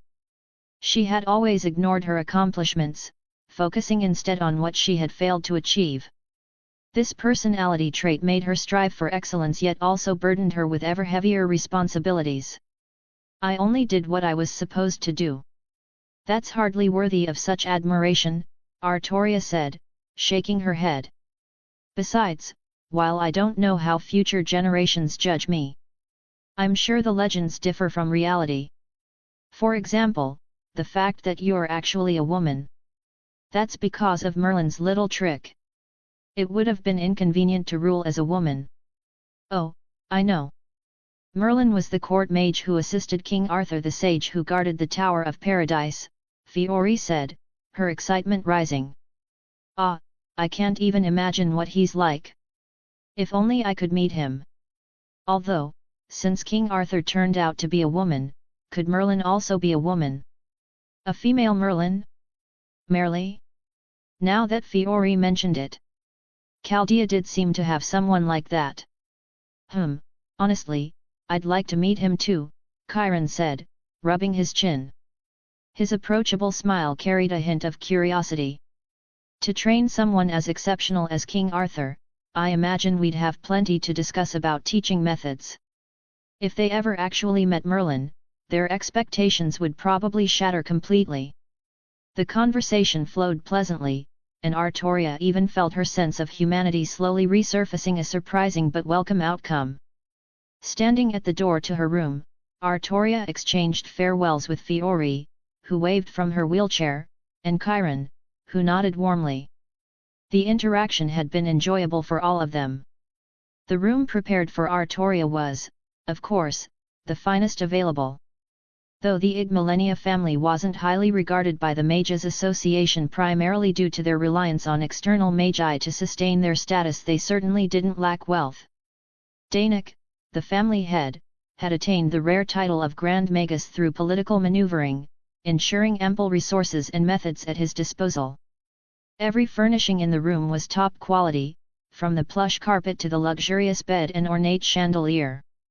These items, mundane by Magi standards, represented an almost excessive level of comfort. Artoria ran her hand over the pristine bedspread. Though she couldn't name the brand, the fabric was undoubtedly luxurious, so much so that she worried she might find it too comfortable to sleep. Then again, as a servant, she didn't need sleep in the first place, rendering her concerns unnecessary. Curiously, Artoria felt no sense of being watched in the room. Unbeknownst to her, the Black Faction, fearing her supposed ability to perceive the future, had refrained from using any surveillance methods. Wary of leaving a poor impression, they chose to err on the side of caution. Not that Artoria would have cared even if she knew. She already had a basic understanding of everyone in the Black Faction, rendering their flattery and deception meaningless from the start. For now, Artoria had no specific goal beyond fulfilling her duties as ruler, upholding the order and rules of the Holy Grail War. Of course, the Holy Grail War's rules were laughably loose. Essentially, it was a battle royale, with combatants fighting until only one remained to claim the right to make a wish. If there was any rule at all, it was perhaps the mandate for secrecy. Yet, ironically, every Holy Grail War inevitably caused such chaos that the phrase "the Holy Grail War is a secret" had become a running joke. From the Marshal's colossal sea monster to Semiramis's airborne castle, examples abounded. Enforcing those rules was all Artoria needed to concern herself with. Oh, right. There was also Amakusa Shiro Tokisada. Did participating as a ruler count as breaking the rules? Reader, your presence signifies commitment. To walk this path is to contribute to the pursuit of eternity. Should you wish to further fortify our resolve, step forward, patreon.com/wisetl right bracket. Each action contributes to the unyielding foundation of our creation. Together, we etch a mark that transcends the fleeting nature of time. Raiden Shogun. Chapter 185, I Don't Want to Be a Heroic Spirit. 185 30 PS. This bonus chapter is a small gift, may it bring you a touch of tranquility. Battles in the Holy Grail War usually occurred late at night when most ordinary people were fast asleep, making it unlikely anyone would notice ancient heroes clashing nearby. When Artoria arrived at the Black Faction's castle, it was morning. Now, it was afternoon. She had no pressing matters, so she planned to stay for the day and leave in the evening. Discovering that interacting with others helped restore her humanity, she decided to spend more time engaging with people. Although regaining her humanity suppressed her divinity, potentially weakening her, she insisted on this course of action. After all, she didn't want to become the Lion King. If her humanity were completely overshadowed by her divinity, she feared she would no longer be herself. However, the members of the Black Faction were not exactly ideal companions. The soulless homunculi didn't count. The family head, Darnik, was too scheming. Vlad III wasn't a good conversationalist. Gords was insufferably arrogant. Siegfried was a man of few words. Astolfo's master, Sealnike, was a pervert who spent her days tying Astolfo up in the basement for unspeakable purposes. Frankenstein couldn't speak. Calls was overly cautious. And Avice Braun and his master were perpetually occupied with constructing golems. In the end, only Chiron and Fiori were suitable conversation partners.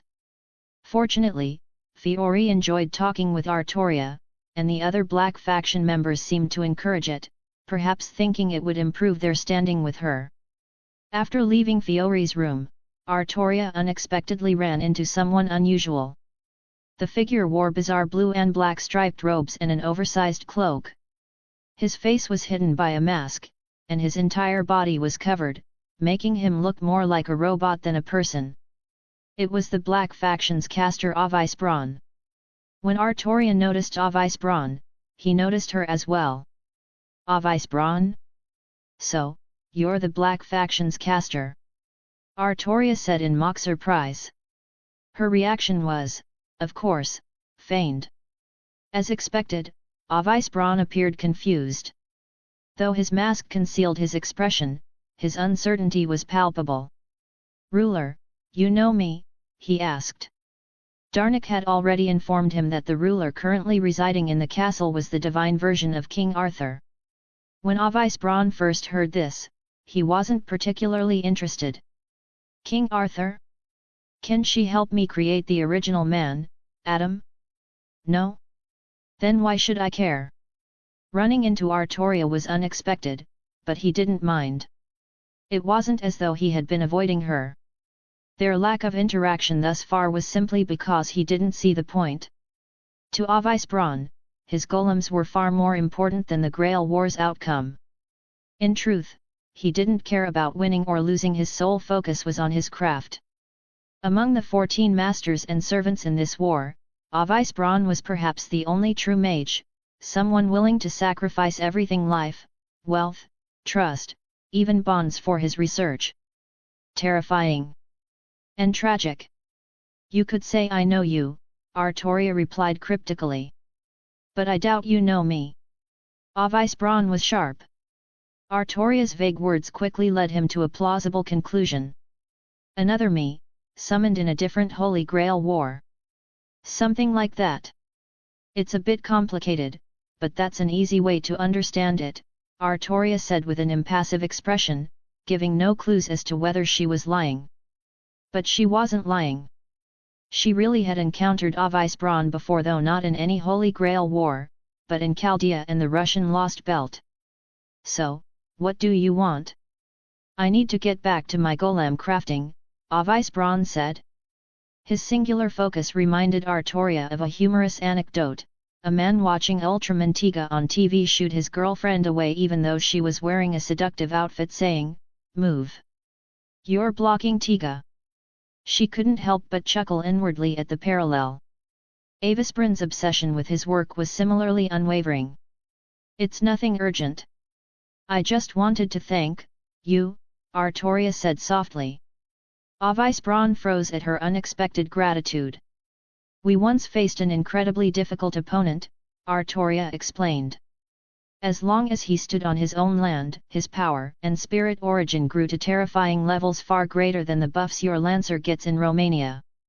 Not only that, but unless one had attributes of a king or leader, it was impossible to resist him within his domain.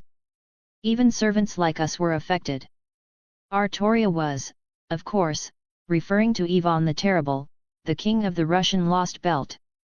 In the world of magecraft, it was widely accepted that time is the greatest mystery. The older something was, the more mystical it became. Ivan had merged with a living mammoth, elevating his spirit origin to a divine level.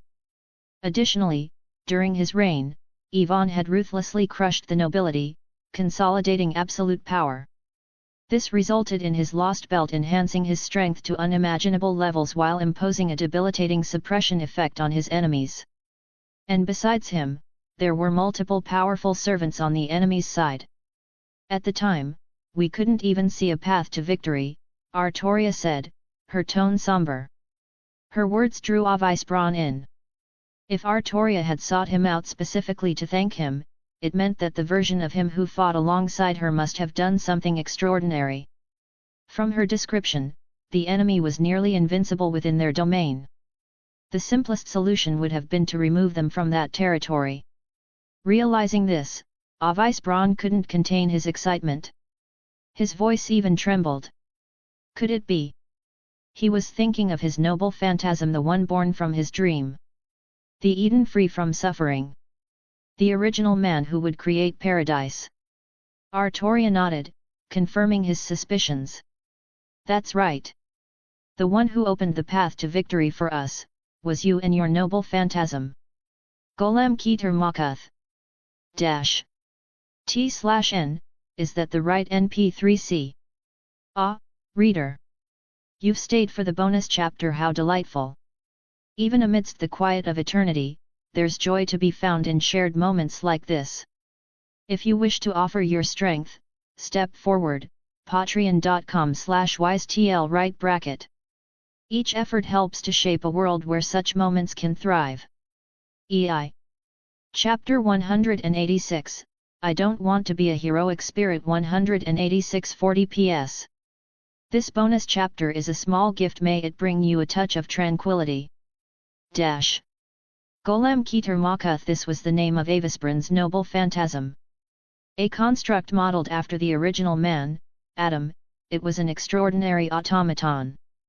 This autonomous reality marble could continuously reshape the world around it, gradually converting its surroundings into Eden, a paradise devoid of pain and evil. If this noble phantasm were deployed, it could indeed counter the enemy Artoria had described. Within the realm of Golem Keter Makuth, the ground beneath would no longer belong to Yvonne the Terrible but to Eden itself. Consequently, Ivan's territorial advantage would vanish, along with the oppressive effects imposed on other servants. Avisbron was a meticulous and skeptical person by nature. While Artoria's tale intrigued him, he met it with cautious doubt. However, when Artoria uttered the name of his noble phantasm, his skepticism began to waver. Even a ruler could only discern a servant's true name, not their noble phantasm. Moreover, Avisbron had never shared this name, not with his master, not with Danik. At most, others knew his noble phantasm was an automaton inspired by the original man, Adam, but not its actual name. In other words, the only person who should know its name was Avisbron himself.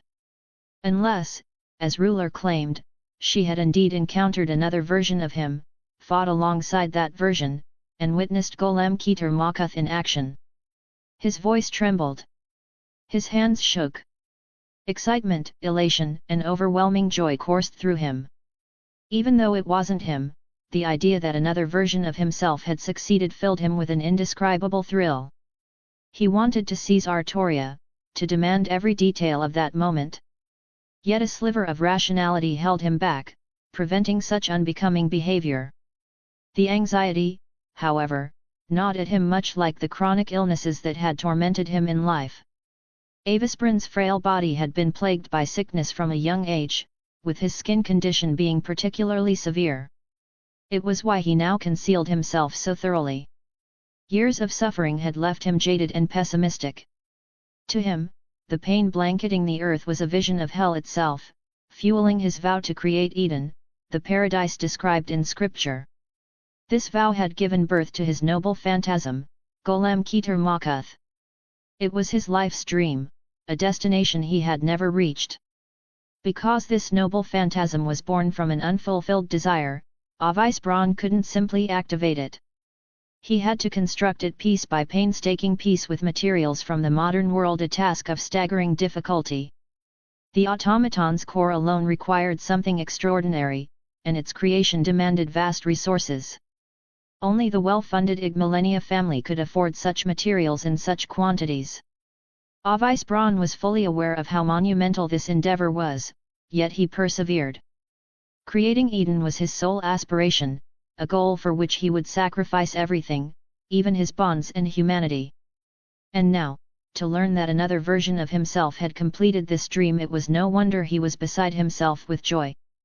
Calm down. Take a deep breath, Artoria advised, watching Avisbrand's trembling form. For a moment, she worried he might succumb to a heart attack and dematerialize on the spot. Surely not, right? While Avisbrand's mortal body had been weak, as a servant, he shouldn't suffer the same frailties. Hopefully. If you wish to know more, I'll gladly share what I can. But please, don't get too worked up. It took Avisbron some time to steady himself. His body stopped trembling, though Artoria couldn't gauge his expression beneath the mask. Thank you, Avisbron finally said, nodding politely with an air of refined dignity. I admit I became overly emotional. I hope you can understand this is as if I've spent my life crawling through darkness and despair, only to finally glimpse the light of dawn. I cannot suppress this joy. I'm sorry, but I don't think I can truly understand, Artoria said, placing a hand over her heart. After all, empathy is a lie.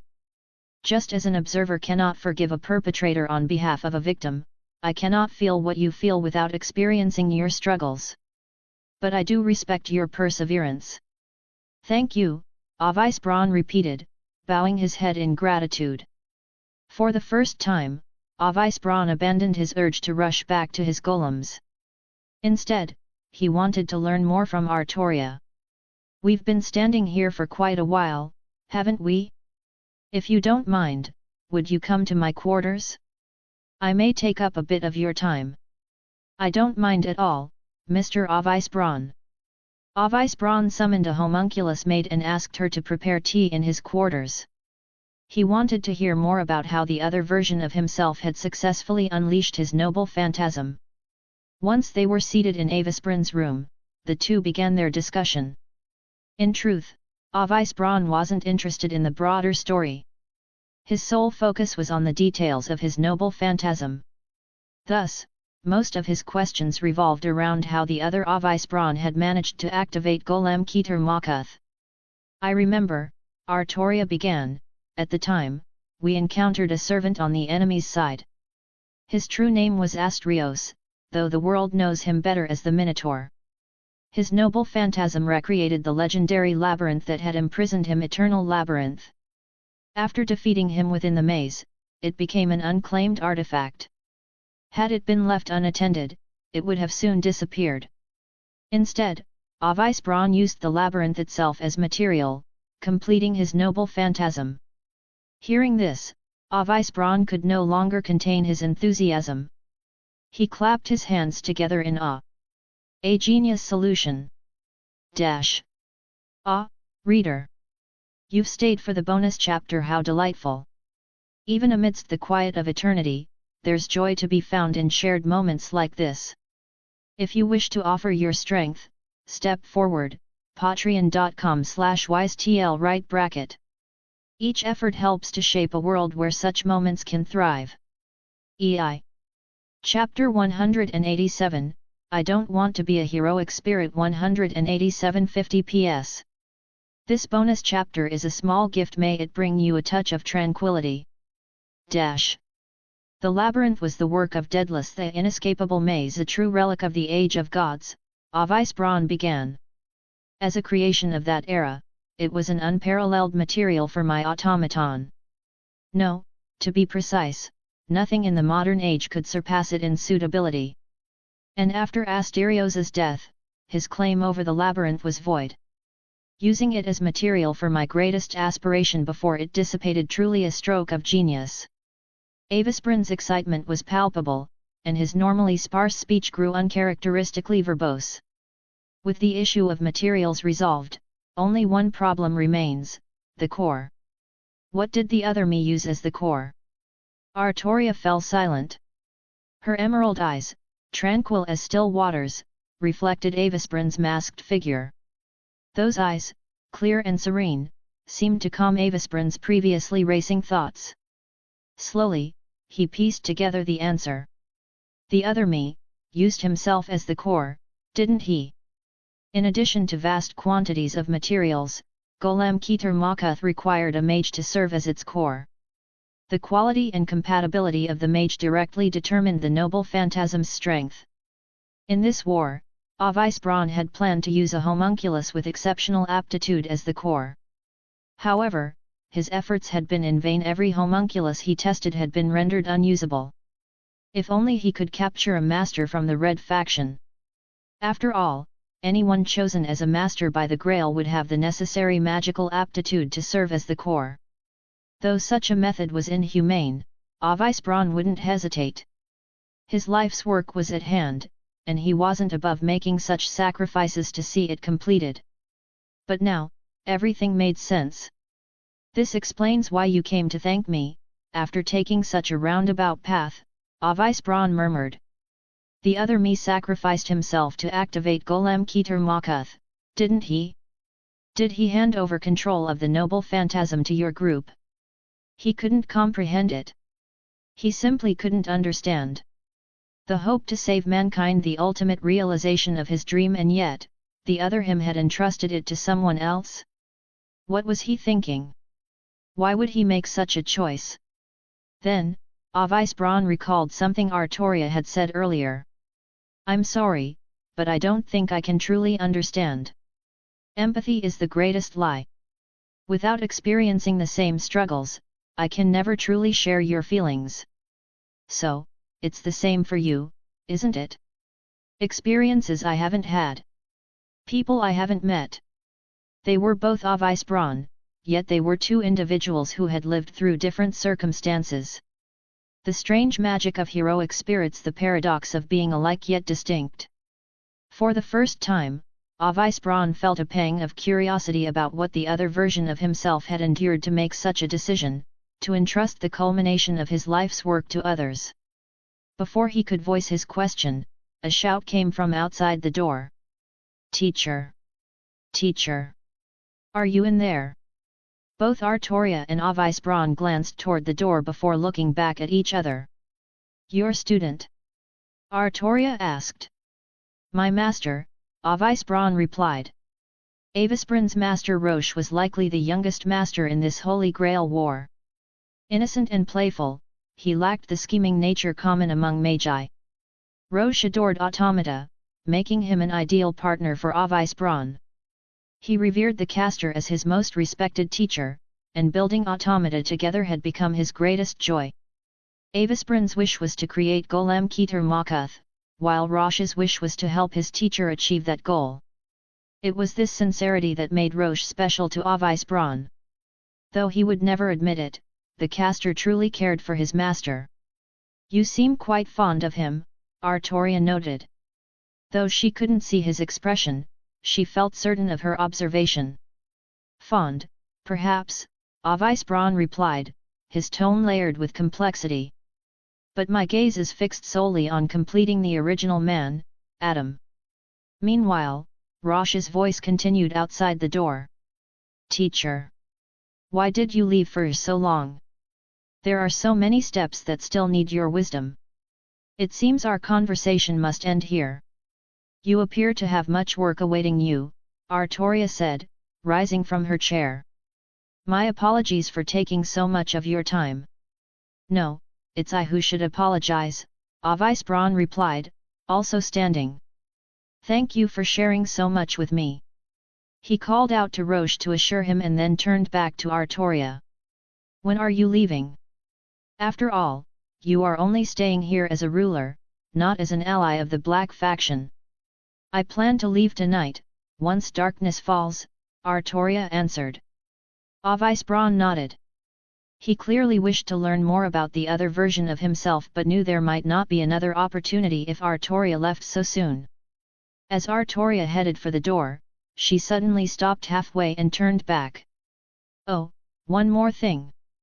There's something else I'd like to tell you. Her gaze locked onto Avice Braun. Though he couldn't describe it, her expression carried a gravity that compelled him to stand straighter, sensing the importance of what she was about to say. It's something that the other Avice Braun said to me before his disappearance, a confession as one burdened by sin. In a heavy tone, he told me that he had killed a child. Avisbrun's heart skipped a beat, shaken by her words. He said that as a servant, killing is unavoidable. After all, the Holy Grail War is a ritual fueled by the selfish desires of magi. Even those with clean hands in life may find them stained as servants. But he admitted that among all the atrocities he had committed, one was particularly heinous. Avisbrun's great wish was to recreate the original man and build Eden to save the suffering. For this, he trampled on his dignity and morality. He killed the child who was his master. Being summoned as a servant, he retained only a record of this event.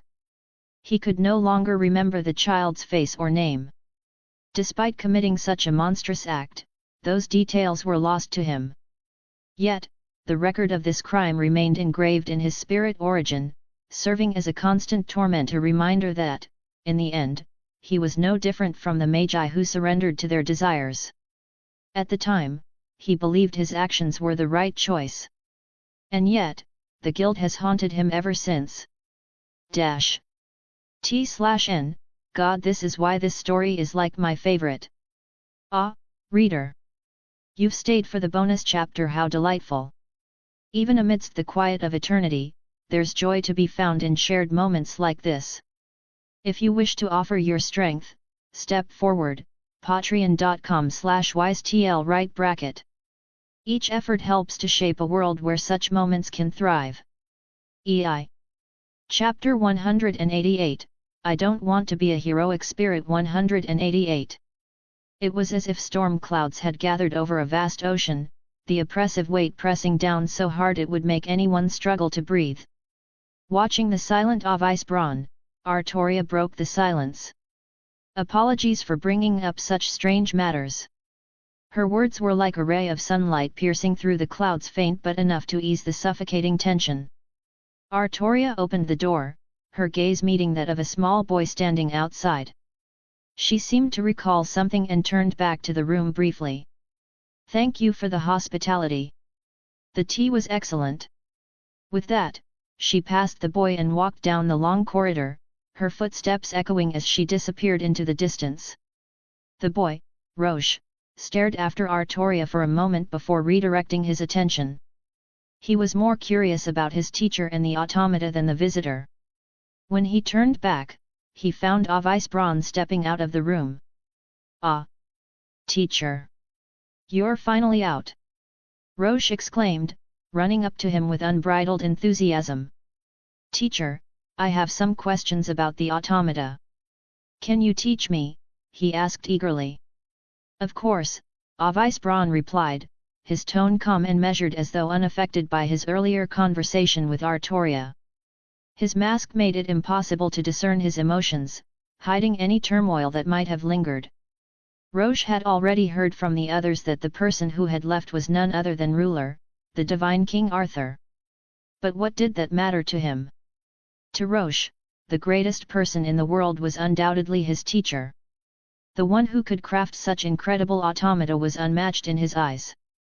If anyone praised Avisbron, Roche would be even happier than if the praise had been for himself. Roche's love for automata reminded Avisbron of his younger self. Patiently, Avisbron answered Roche's endless stream of questions. Though many of them were naive in nature, he responded with unwavering kindness. As they spoke, Avisbron's gaze drifted toward the hallway, as though he could still see Artoria's faintly glowing figure retreating into the distance. Ah, a divine spirit! He murmured. Did you come to me because you heard my future self's confession? His voice was so soft that even Roche, standing beside him, couldn't hear it. Teacher, did you say something? Roche asked. No, it's nothing, Avisbron replied. Something had indeed changed. Even with Avisbron's mask concealing his face, Roche could sense a subtle shift in his teacher's demeanor. For some reason, he felt that his teacher had grown gentler. Their compatibility was remarkable. Even without seeing Avisbron's face, Roche could instinctively perceive his transformation. After leaving Avisbron, Artoria returned to her own room. As she reached for the door handle, she paused, holding the position for several seconds as though sensing something. Sigh. She let out a soft sigh before pushing the door open. Whoa! A startled yelp greeted her from inside. Astolfo stood with his arms raised as if a gun were pointed at him, his entire body tense. But upon realizing the intruder was Artoria, he let out a relieved breath. Oh, it's just you, Ruler. Geez, you scared me barging in like that, he exclaimed. I feel compelled to remind you that this is my room, or at least, the one arranged for me, Artoria replied dryly. She closed the door behind her and glanced toward the bed. There, a boy, no, more like a young man, lay sprawled out, seemingly asleep. His breathing was uneven, and his complexion looked unhealthy. Thin as a skeleton, his frail body gave the impression he had never engaged in physical activity since birth. His physique suggested a complete lack of vitality, though his body was laced with numerous magical circuits. This was unsurprising, as the boy was one of the many homunculi created as magical batteries. The Ig Millennia family excelled at homunculus production, with their creations serving three primary purposes: defense and combat on the castle's periphery, domestic tasks within the castle, or providing magical energy for masters and servants. The last function, serving as magical batteries, was particularly crucial. For example, Karna, whom Artoria had previously fought, had to restrain himself in battle. If he fought at full strength, his master's reserves would deplete within minutes. The Black faction's advantage in this war stemmed from their ability to use homunculi as magical batteries, allowing their servants to fight without constraint. Seeing Artoria's gaze on the boy, Astolfo perked up excitedly. "What do you think? Intriguing, right? You're curious, aren't you? Let me tell you, I'm not curious," Artoria interrupted. "Neither about his identity nor your motives." The boy's identity was obvious to her. It was Sieg, the protagonist of this war. However, at this point, he hadn't yet received the name Sieg. He was merely a homunculus who had awakened to a will to survive. So, he must have escaped during her conversation with Avisbron and been picked up by Astolfo along the way. Astolfo seemed stunned by Artoria's heartless words. After a brief pause, he fumbled to respond. No. Listen. This kid, he's, Opening his mouth, Astolfo suddenly found himself at a loss for words. "You don't even know who he is, yet you brought him back here?" Artoria asked with a sigh. Astolfo was infamous for his reckless and often inexplicable actions, attributed to legends of him losing his sanity. Knowing this didn't make dealing with him any less exasperating. "That's not true. I know the basics," Astolfo retorted, hands on his hips in defiance. "When I found him, he was lying there naked and begging for help. So I know at least one thing: he's someone who needs saving. I forgot this chapter, so you guys get an extra chapter. Chapter 189, I don't want to be a heroic spirit. 189 100 PS. This bonus chapter is a small gift. May it bring you a touch of tranquility. Well, if I hid him in my room, my master would have found out pretty quickly," Astolfo replied, scratching his head with a sheepish grin. "With a master as clingy as mine, even someone as carefree as me gets headaches. I wish she'd respect my privacy once in a while." Astolfo's demeanor suggested he hadn't understood Artoria's point at all. "Oh! I just remembered," he exclaimed, striking his fist into his open palm with a look of sudden realization. "I think I saw a bunch of people rushing around earlier. I even cheered them on, told them to work harder. Now that I think about it, they were probably looking for this kid. I think they mentioned something about a runaway homunculus." "Do you really know nothing?" Artoria thought to herself, exasperated. Then again, this behavior was exactly what one would expect from Astolfo. Not knowing someone's identity or background, yet extending a helping hand simply because they asked for it sincerely, it was reckless and naive. But to those drowning in despair, such people might represent a fleeting hope. Still, it was foolish. In a world as cruel and unforgiving as this one, blind altruism often ended up harming more than helping. Not because the intent was wrong, but because this world was too complex for such pure ideals. "So, why bring him to my room?" Artoria asked, genuinely curious. "If your room wasn't an option, you could have chosen someone else's. For example, Archer's room would have been a better choice. Chiron could have given him a full checkup, and if you asked for his help in hiding this homunculus, he probably wouldn't refuse." "Ah, Archer's place is a good idea," Astolfo admitted, nodding along. "I thought about going to him for help." "Then why didn't you?" "But..." Astolfo cut her off, his bright eyes locking onto hers with an almost childlike intensity. "It had to be you, ruler. You're the best fit." "What?" Artoria's confusion was palpable. Because you're the king of knights. Astolfo began to circle her with excitement. The most noble and ideal ruler, a knight among knights. If it's you, I know you'll help me, right? Helping the weak, saving the suffering, protecting the good. Isn't that what you do? Isn't that your amazing, superheroic thing? Artoria sighed internally. She almost felt guilty because she knew she would disappoint him. I'm sorry, but I can't do that, she said. As expected, Astolfo froze in shock. Wah! I'm not the king of knights you imagine, Artoria explained, her voice steady and detached. I'm simply ruler for this Holy Grail war. I have my own responsibilities, and dealing with this homunculus isn't within my purview. But... Astolfo stammered, his disbelief evident. We're heroes. No matter what ideals we hold or why we're here, aren't we supposed to be heroes? And isn't it a hero's duty to save those who reach out to us for help? I've never thought of myself as a noble hero, Artoria replied, her tone as calm as ever. I've rejected countless pleas for help before. As king, my duty was to prioritize the nation above all else, even at the expense of individuals. I've let entire villages perish to prevent plagues from spreading. Do you understand? I can't afford to be as reckless as you. My role and the trust placed in me forbid such selfishness. Even if a decision goes against my personal wishes, as long as it's the right one, I'll carry it out without hesitation.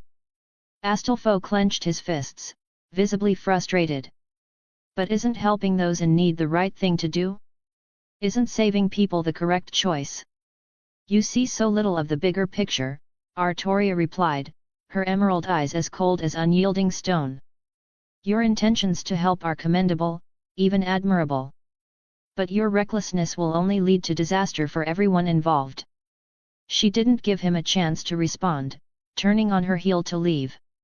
Astolfo glared at her retreating figure, his eyes blazing with defiance. His fists clenched so tightly that his knuckles cracked, his frustration threatening to boil over. He wanted to demand answers. Was this betrayal of chivalry worth her honor? Did this not tarnish her knightly ideals? Before he could speak, Artoria's voice cut through the silence. I'm leaving tonight, she said, not turning around. As ruler, I have no obligation to interfere in the Black Faction's internal affairs. If someone asks me about the runaway homunculus, I'm not required to answer. After all, that's not part of my duties. Without looking back, she stepped out of the room. Strange, being forced to leave my own room feels odd. She shrugged off the thought. After all, the room had only been temporarily provided for her by the Black Faction. Well, I suppose I should prepare to leave once night falls. By prepare, she meant saying a proper goodbye. Having received their hospitality, it would be rude to leave without a word. Still, she only planned to bid farewell to Fiori. She wasn't close enough to the others to warrant such formalities. After that, I'll quietly head to the Red Faction's base and meet that Japanese saint. But this night would not be a quiet one. The Black Faction was under attack. And the assault was anything but subtle. Save for Assassin, who remained missing, every member of the Black Faction gathered, including the usually reclusive Avice Braun, who had emerged from his workshop. Artoria didn't plan to join their discussion. The Black Faction might have welcomed her input, hoping to solidify ties or increase Red Faction's wariness toward her neutrality. Instead, she stood atop the castle, her figure bathed in a faint, holy glow. Against the backdrop of the night sky, her presence eclipsed even the moonlight. She gazed into the darkness, her sight effortlessly piercing the distance to locate the source of the chaos. The raging figure of rebellion. Red Faction's berserker Spartacus. Ah, reader! You've stayed for the bonus chapter. How delightful! Even amidst the quiet of eternity, there's joy to be found in shared moments like this. If you wish to offer your strength, step forward, patreon.com/wisetl right bracket. Each effort helps to shape a world where such moments can thrive. Our time together may be brief, but it is not without meaning. The Shogun and I will continue to watch over this journey, steadfast and unwavering. Until we meet again, may your steps remain steady on the path you walk. EI. Chapter 190, I Don't Want to Be a Heroic Spirit 190 Extra Tapiceria Eternal, 1/2. By the power of Tapiceria Eternal, this story is granted 2 bonus chapters. Rejoice in this reward. Though he had successfully taken control of all the Red faction masters except for the Saber's master, one servant was entirely beyond his command. That individual had charged headlong toward the Black faction's stronghold. As the rebel who had raised his blade against oppression, Spartacus was instinctively drawn to those he perceived as oppressors. His nature compelled him to seek them out and swing his hammer of rebellion. Thus, Vlad III became his target. Even though the two of them weren't even in the same city, Spartacus was drawn to Vlad like a moth to a flame, rushing forward in defiance of all obstacles. No one could stop him. Deemed too uncontrollable, Spartacus had already been written off as a pawn by Amakusa. Yet, that didn't mean Amakusa planned to do nothing. He dispatched the Red faction's rider, Achilles, and archer, Atalanta, both renowned for their speed. Not only could they scout the situation, but they could also retreat from the battlefield if necessary. Atalanta, a wild-looking archer with long green hair, beast-like ears, and a tail, stood on a tree branch, her fingers absently stroking an arrow as her agitation grew. This blatant display of divinity, it's practically a provocation, she muttered. As a devotee of the goddess Artemis, Atalanta was no stranger to the presence of divinity. The figure standing atop the Black faction's castle radiated a brilliance akin to the sun, impossible to ignore. It made her fingers itch to fire an arrow and bring that shining figure down. "Don't do anything rash, big sis," Achilles warned. "I never thought I'd see the day when you were the voice of reason," Atalanta retorted, shooting him a sharp glare. "Normally, you'd be the first one charging at an interesting opponent. What's the matter? Did you fall out of bed and hit your head?" "Haha. It's not easy for me, either," Achilles said, resting his spear on his shoulder with a grin. "Normally, I'd rush straight at a worthy opponent like that. My patience is wearing thin. But even I know better than to steal someone else's fight. Do that, and you'll find their spear pointed at you instead of the enemy." "You're exaggerating," Atalanta replied, frowning slightly. "According to legend, Lancer is supposed to be calm and wise. You're projecting your battle-crazed tendencies onto him. You don't get it, big sis," Achilles said with an infuriatingly smug smile. "You're a true hero, no doubt, but you're not a proper warrior. You wouldn't understand how we think. I never claimed to be a warrior. I'm a hunter," Atalanta said coolly. "I'm skilled at crossing mountains and taking down prey. No matter where my target runs, my arrows will find them, guided by Apollo and Artemis themselves." Their banter ceased as Spartacus finally reached the Black faction's servants. The first to meet Spartacus was Astolpho, likely chosen by the Black faction to test his abilities. As one of Charlemagne's 12 paladins, Astolpho was undoubtedly the weakest of the group. Both Astolpho and Spartacus were erratic in their own ways, one acting on whims, the other immune to reason. In a strange way, they were alike. As expected, Astolpho impulsively decided to introduce himself in a dramatic manner, only for Spartacus to ignore him completely, laughing as he swung his weapon. Astolpho had no choice but to flee in a panic. From her vantage point, Artoria observed the scene for a while before losing interest. Though she had spent an amicable day with some of the Black faction's members, she remained acutely aware of her role. As long as no one attacked her directly, she had no intention of interfering in the battle below. "It's time to leave." Like a silver moon swallowed by clouds, Artoria's divine radiance faded. Those sensitive to the presence of divinity noticed immediately ruler had departed. Achilles clicked his tongue in disappointment and shifted the spear on his shoulder.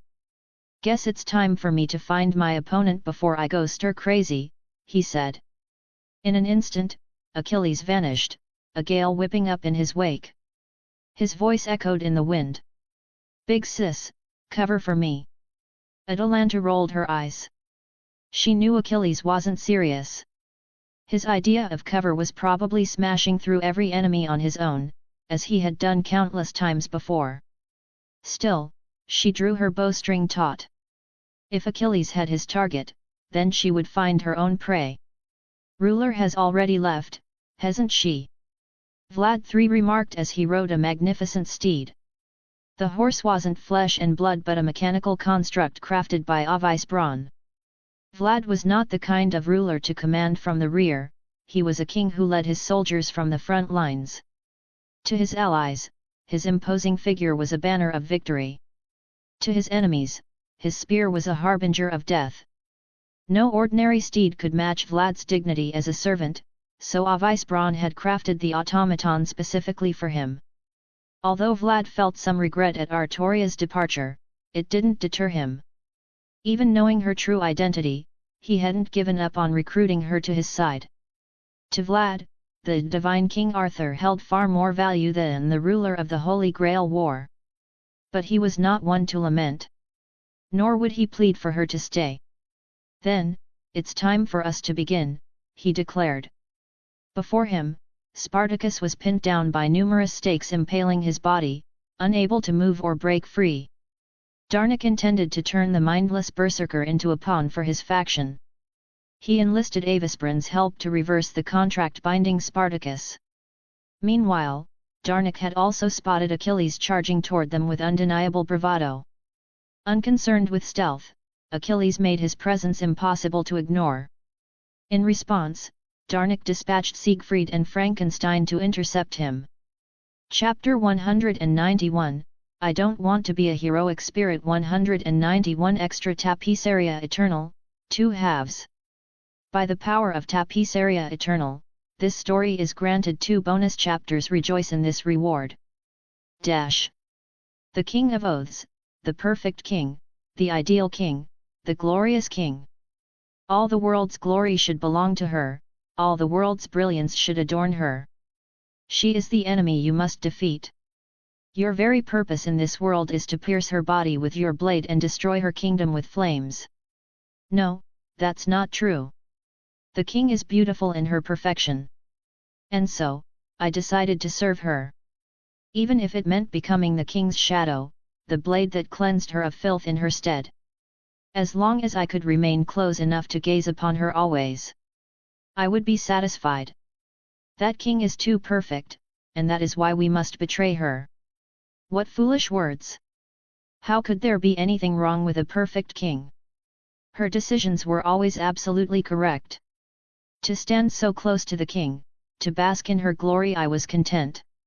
My armor bore the blood of those fools who opposed her, while my face was bathed in the light of her radiance. Until one day, my mother told me something. You are the legitimate child of King Arthur, a fragment of the king's very essence brought to life. Yes, I am King Arthur's son. The one and only heir to the throne. I felt proud of this identity and rushed to the king to share this revelation. But, she did not acknowledge me. She didn't spare me a single glance. Why? Why won't your beautiful eyes reflect my figure? Why won't you turn around and look at me? Is it because I'm the child of a witch? Ar Thursday. I will destroy you. I will destroy the kingdom you worked so hard to build. I will destroy everything you have ever been proud of. Hate me. Let those beautiful eyes burn with the fire of rage. And then, look at me with those eyes. Dash. Kari Shishigu awoke from a nightmare. He found himself lying in a wooden coffin, lined with straw for comfort. Of course, the nightmare wasn't caused by the makeshift bed. As a necromancer, he found sleeping in a coffin far more comfortable than a 5-star hotel bed. The real culprit behind his nightmare was undoubtedly the servant he had contracted with. Thanks to the Mages Association's sponsored fragment of the Round Table, he had successfully summoned one of its knights, Mordred, the rebel knight. The nightmare he just experienced, clearly drawn from Mordred's own memories.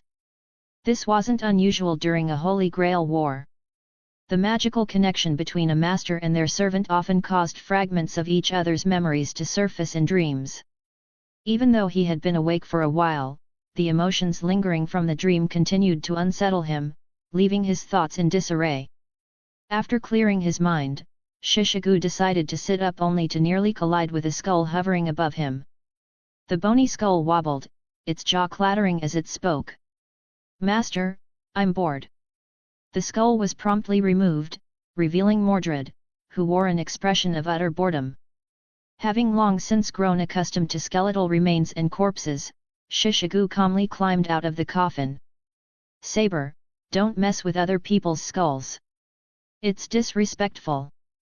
And you, a necromancer sleeping in someone else's coffin, think you have the right to lecture me?" Mordred retorted loudly before losing interest in the skull and tossing it aside carelessly. "Master! Master! I'm so bored. There's nothing here but corpses, not even anything fun to play with." Mordred sat on the floor, hugging her knees and rocking back and forth. "At the very least, there should be something to eat, right? That burger you got me last time was great, way better than Gawain's lousy mashed potatoes. Spare me. If you eat like you did last time, I'll be broke before the Grail War even ends," Shishigu grumbled, pulling out his significantly lighter wallet with a pained expression. "Well, it's not like I can help it," Mordred mumbled, looking embarrassed. It seemed she wasn't entirely unaware of her appetite. "How about this, when I win the Grail for you, I'll pay you back, okay? You're planning to use the omnipotent wish-granting device to get money." For some reason, it felt like watching a billionaire spend their fortune on a street-side snack. "That's not what I mean," Mordred protested. "My wish is to go back in time to before Father pulled the sword of selection and take it for myself." As if picturing the moment, a flush of excitement spread across her face. "Then let's see how Father denies me as her heir." Rather than directly wishing to become king, she wanted a chance to prove herself and earn the title through her own efforts. As for the possibility that she might fail to pull the sword of selection, Mordred hadn't even considered it. She was King Arthur's only child. If her father could do it, why couldn't she? "Well, Master, don't you think I'm amazing?" Convinced of her own brilliance, Mordred folded her arms and smirked confidently. But she didn't get a response from her master. When Mordred glanced down, she found Shishigu staring at her, his mouth half open, as if he had seen a ghost. "What's wrong with you, master? You look like you've seen a ghost." True to her blunt nature, Mordred voiced her thoughts directly. Then, a voice, unmistakably familiar, came from behind her. "Mordred! A ghost!" Like a startled cat, Mordred jumped up, weapon at the ready. Anger, confusion, fear, and uncertainty surged within her, crashing like waves against the shores of her heart. She opened her mouth to roar the intruder's name but froze the moment she turned to face them. The sight before her nearly blinded her. So big, so radiant. Artoria watched as Mordred leapt back like a frightened lioness, baring her fangs and crackling with red lightning.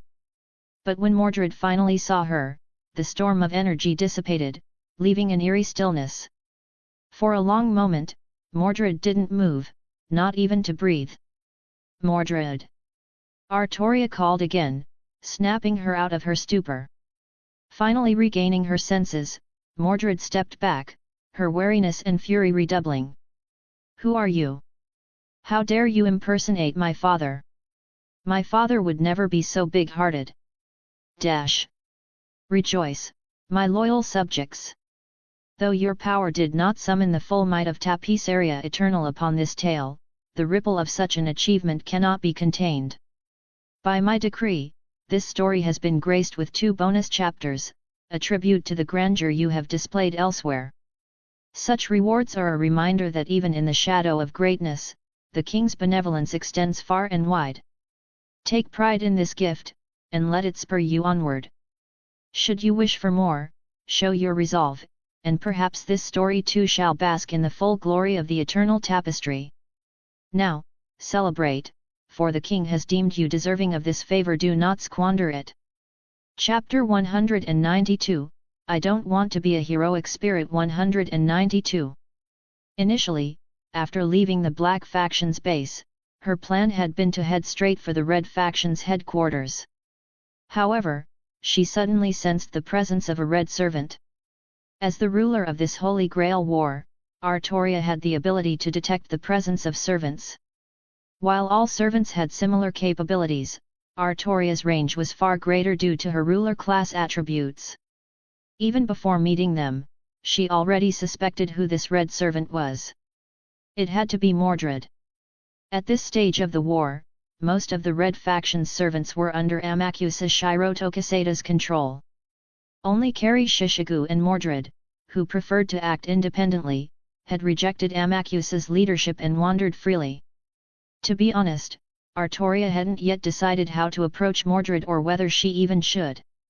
After all, she was well aware that she wasn't the real King Arthur, nor was she the version of Arthur that Mordred knew. Even the spirit origin she inhabited conveyed emotions like worry and hesitation, uncertain of how to face her soul child. Should she hold resentment? After all, Mordred had destroyed her kingdom. Should she apologize? After all, Mordred had become who she was because of her neglect. Perhaps it was the emotions carried within the spirit origin that ultimately swayed her to meet with Mordred. You wish to mend your relationship with her, don't you? To convey your true thoughts to her, to free her from the torment of her anger. Artoria appeared to be speaking to herself, but she knew the true King Arthur within the spirit origin could hear her. Although she didn't sense a clear agreement, there wasn't rejection either. It was likely confusion. Mordred's presence was emanating from a graveyard, not a difficult place to locate. From afar, Artoria spotted Mordred, dressed in her usual casual and revealing attire, alongside a man whose appearance practically screamed trouble. That must be her master, Kari Shishigu. At that moment, Mordred was facing away from her. Her master, however, noticed Artoria's approach immediately, his jaw dropping in shock. It was no wonder Artoria and Mordred bore an uncanny resemblance, as if they had been carved from the same mold. Even Artoria herself couldn't help but feel surprised. She clearly remembered that Mordred possessed the skill instinct, which wasn't like Lancelot's polished martial prowess. Mordred's instincts were more akin to a beast's sharp intuition, combined with her aggressive, all-or-nothing combat style. She fought less like a knight and more like a bloodthirsty predator. While Artoria had taken care to conceal her presence and suppress any hostile intent, it still shouldn't have been possible for her to get this close without Mordred noticing. Unless Mordred trusted her. It was like how vigilant creatures might react to all potential threats but feel at ease when their parents approached. This instinctive trust stemmed from the subconscious. Artoria's expression turned complicated as she called out softly. Mordred! Who are you? How dare you impersonate my father? Mordred's face turned crimson with rage as she raised her sword, ready to strike down the impostor. Saber! Wait! Kari snapped out of his shock and tried to stop her, but an enraged Mordred wouldn't listen. Red lightning exploded around her as she stomped on the ground, shattering it beneath her feet. In an instant, she closed the distance to Artoria, swinging her cursed blade with all her fury. Even Artoria was caught off guard by Mordred's decisiveness, though she wasn't so stunned as to take the hit head-on. Rather than dodging, Artoria clenched her fist, a faint golden glow enveloping it, and struck toward the incoming blade. Bajiquan! The clash of red lightning and Artoria's slender fist produced an overwhelming force. Mordred nearly lost her grip on her sword as the impact sent a powerful shockwave through her body, reaching her very core. The crimson lightning shattered like glass, and Mordred was sent flying. She crashed into the ground, creating several craters before skidding dozens of meters further, finally coming to a stop. You bastard! Mordred staggered to her feet, her sword hand trembling uncontrollably. Her red jacket was now tattered, and her snarling face resembled that of a demon crawling out of hell. Saber! Don't be reckless! Carrie tried once more to reason with her, but Mordred's focus had narrowed to a single target: Artoria. Imposter! I'll kill you! Mordred! Artoria's sharp voice cut through Mordred's fury, stern and commanding. That one word froze Mordred in place, her expression shifting from rage to stunned disbelief. This feeling. Her body reacted instinctively, as if it wanted to drop to one knee, lower her head, and swear fealty to the king before her. But, how could that be? An impostor, just an impostor. Mordred, how much longer do you intend to disgrace the name of the Knights of the Round Table? The familiar reprimand made her lower her head in fear, unable to meet those striking emerald eyes. Artoria approached her slowly, the soft clink of her silver boots echoing in Mordred's ears, each step a hammer on her heart. Even as the lowest-ranked knight, you are still a member of the Round Table. Your actions represent the honor of all its members. Stopping before her, Artoria's voice carried a stern rebuke. Just like in the past. Mordred stared blankly at the figure before her, so familiar, yet so foreign. She finally managed to stammer, Father. Artoria hesitated, uncertain of how to respond to Mordred's doubtful expression. Yes, and no. If Mordred truly believed her opponent to be King Arthur, she should have attacked without hesitation. After all, she was the rebel knight, and opposing Arthur was her raison d'être. But the Artoria before her felt so different from the king she remembered. Doubts about reality swirled in Mordred's mind, momentarily causing her to forget the enmity she held for her king. Ahem. Gather close, esteemed audience. Do you comprehend the privilege of basking in my radiance? Truly, you're witnessing history in the making, a performance unparalleled in the annals of Fontaine. But don't get distracted. Let me be clear, this brilliance isn't conjured from thin air. No. It requires effort, dedication, and, well, a touch of your generosity. If you fancy being part of something truly extraordinary, do step forward here, patreon.com/wisetl right bracket. Oh, but wait. You're probably wondering, Furina, how can someone as magnificent as you need assistance? To that, I say, why deny mortals the honor of contributing to such greatness? Supporting me is supporting art, and who doesn't want to say they were instrumental in a legend's rise? Now, off you go. Make your offerings, and perhaps, I'll acknowledge you in my next soliloquy. Furina sparkles. Chapter 193, I don't want to be a heroic spirit. 193. This brat, is she dumb or what? Artoria furrowed her brows, staring silently at Mordred, who appeared to be reconstructing her entire worldview from scratch. Are you really King Arthur? Hearing the voice, Artoria turned toward the source and saw a somewhat disheveled Carrie Shishigu approaching cautiously. Artoria blinked in surprise. Only then did she remember there was still Mordred's master to consider. She had been so focused on Mordred that she had unintentionally overlooked him. Judging by his bedraggled state, it seemed he had been caught in the aftershock of her earlier clash with Mordred. Even magi were fragile compared to servants. Like Calls during her battle with Karna, they could easily die if caught in the crossfire of such clashes. I can't say for certain whether I'm truly King Arthur, but I can assure you that I'm not the King Arthur Mordred once knew. The moment she finished speaking, Shishigu, now standing beside Mordred, placed a hand on her arm.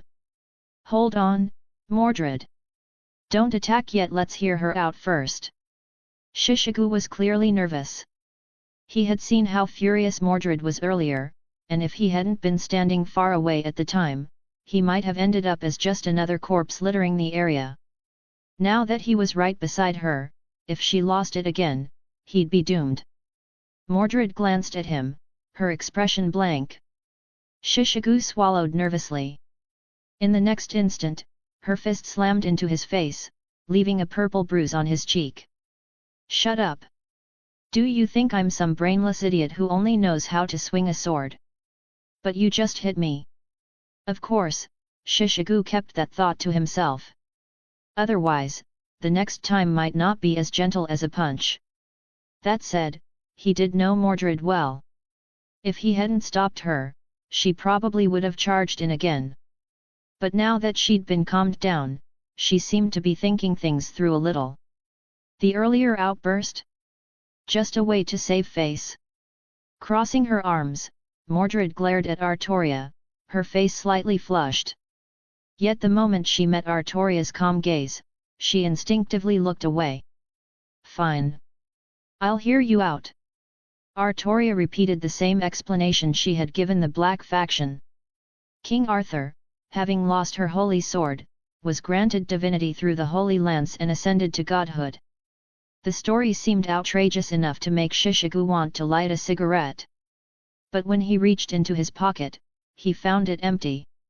It wasn't until then that he realized there was a hole in his coat pocket, and his pack of cigarettes was nowhere to be found. Damn it! Where are my smokes? The cigarettes could wait. Right now, the matter at hand was far more mind-blowing. A literal deity, right in front of me. If he reported this to the Mages Association, 99% of their magi would probably flood Romania by tomorrow. Meanwhile, Mordred studied Artoria, frowning and rubbing her chin.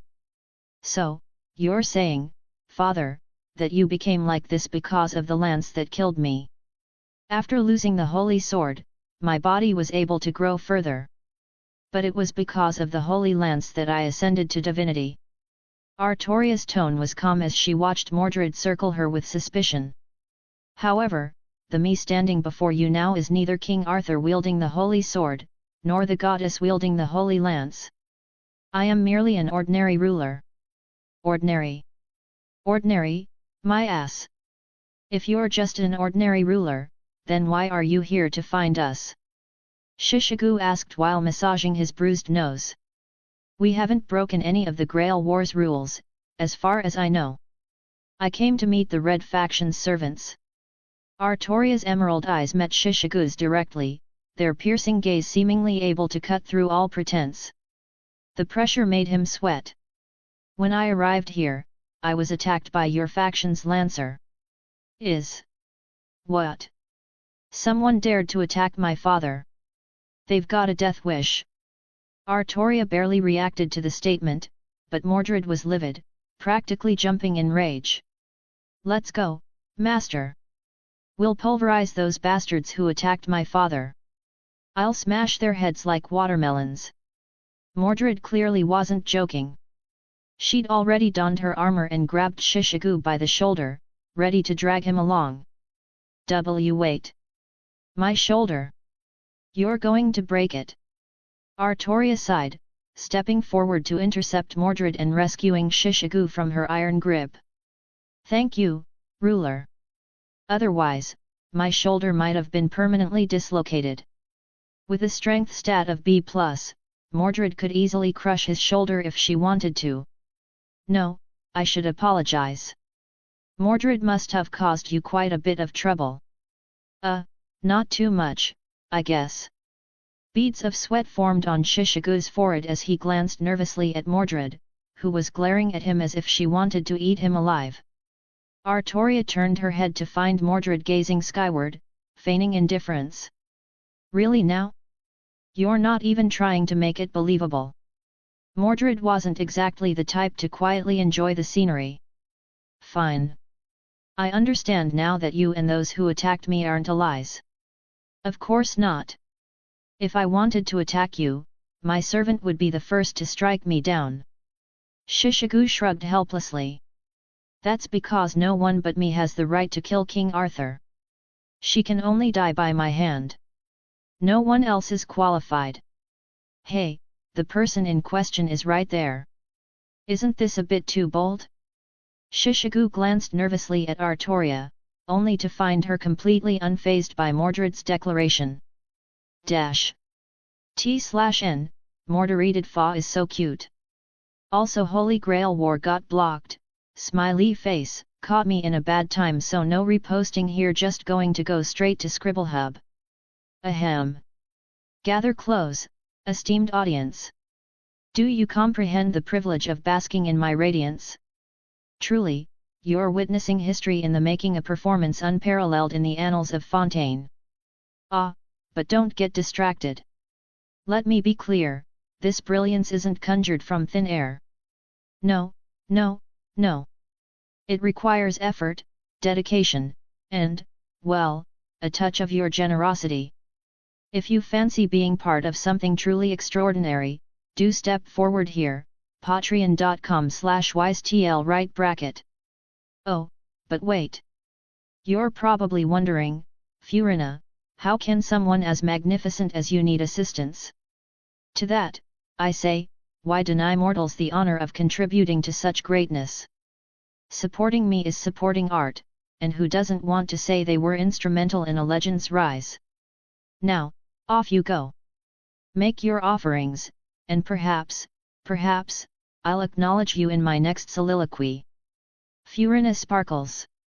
Chapter 194, I don't want to be a heroic spirit. 194.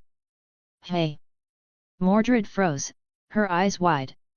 When Artoria turned her gaze to her, a hint of panic spread through Mordred's expression. What do you want to say? Faced with this person who was her father yet not the father she knew, Mordred was utterly at a loss. She might have seemed as brash and confident as ever moments ago, but inside, her heart was in turmoil. She had no idea how to interact with this version of her father. Artoria stepped closer, her gaze unwavering, exuding a faint but undeniable pressure. Right now, I am a blend of many aspects, a part of King Arthur, a part of the goddess Rongomyniad, and many other complex elements, she said. Because of that, I believe that I can finally tell you the words I couldn't say back then. Mordred gulped audibly under the weight of Artoria's piercing gaze, her nerves fraying. Her expression was a conflicted mixture of fear and fragile hope. Words that couldn't be spoken back then. Could it be that father was finally ready to acknowledge her? Mordred's gemstone-like eyes lit up, her ears attuned to Artoria's every word, eagerly awaiting the truth. Mordred. But the words that followed shattered her hopes, crushing them and casting them into a deep, shadowy abyss. You will never be a king. Mordred's jaw dropped. Her eyes went blank, consumed by shock, fear, and despair. No. I never hated you. No. The reason you can't become a king. Stop it. Is because you lack the qualities of one. The moment she said this, Artoria froze. Wait. That's not what I wanted to say. Before her, Mordred's face became shrouded in shadow, her expression unreadable. Yet the growing, oppressive aura surrounding her was unmistakable. Mordred, listen, Shut up! A burst of red lightning erupted as Mordred roared. Artoria was flung backward, her arm scorched black and trailing smoke. Though the blow wasn't severe, Mordred had managed to wound her. Bathed in crimson lightning, Mordred's helmeted figure stood menacingly, her presence oppressive. Guess I really messed this up. Artoria grimaced. From deep within her spirit origin, she could feel waves of apology, emotions belonging to the original Artoria Pendragon. Her words just now, they hadn't come from her conscious mind. It was as if her lips had moved on their own, driven by the regrets and shortcomings of King Arthur's past self. No wonder Artoria had struggled so much to connect with her knights. People even said, the king doesn't understand human emotions. But that wasn't true. Artoria did understand. She just couldn't express it. Only after inheriting this spirit origin had she come to understand this truth. The original Artoria had no hatred for Mordred, only guilt and remorse. It was this remorse that drove her desire to mend their fractured bond. She believed that if she could convey the true feelings of the original Artoria to Mordred, they could resolve their misunderstandings. But now, even the first step had gone wrong. This is even harder than I thought. Not far away, the crimson lightning grew fiercer. The gravestones and tiles around Mordred crumbled under the rampaging bolts of electricity, turning to ash. The night sky was illuminated by the violent red glow, and even the stars seemed to retreat in fear. So that's it. You hate me that much, don't you, Arthur? Mordred's voice emerged from behind her bull-horned helmet, trembling with restrained fury. Even without seeing her face, the gritted teeth in her tone were unmistakable. Even in death, as a servant, you won't let me go. You've even taken on the role of ruler just to seek revenge on me. Of course. That makes sense. After all, I was the one who overturned the Britain you protected, the traitorous knight who destroyed everything. It's only natural that you'd hate me. And to think I ever dared to hope for anything else from you. How laughable. The lightning around Mordred grew even more frenzied, obscuring her form in a storm of crimson energy. Fortunately, Shishigu had wisely made his escape earlier. Otherwise, he'd have been obliterated by the electrified chaos by now. He debated using a command spell to restrain her. But Mordred's magic resistance was high, and it would likely take 2 command spells to subdue her. Even then, her rage wouldn't vanish, it would only fester, and there was a chance she'd turn her wrath on him. For now, Shishigu decided to observe. He wanted to see how ruler would handle this. Artoria tried again. It's not what you think, Mordred. I just die. Ar Thursday. Mordred roared as her lightning propelled her forward. She raised her cursed blade high and brought it down with all her fury. Artoria didn't dare to take the attack lightly.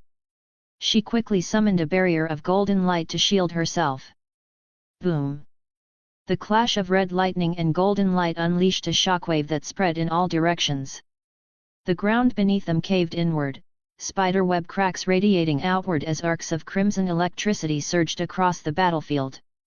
Mordred's blade, charged with lightning, struck the golden barrier, cutting through it. Without hesitation, she released her mana burst and plunged the sword further into the weakening shield.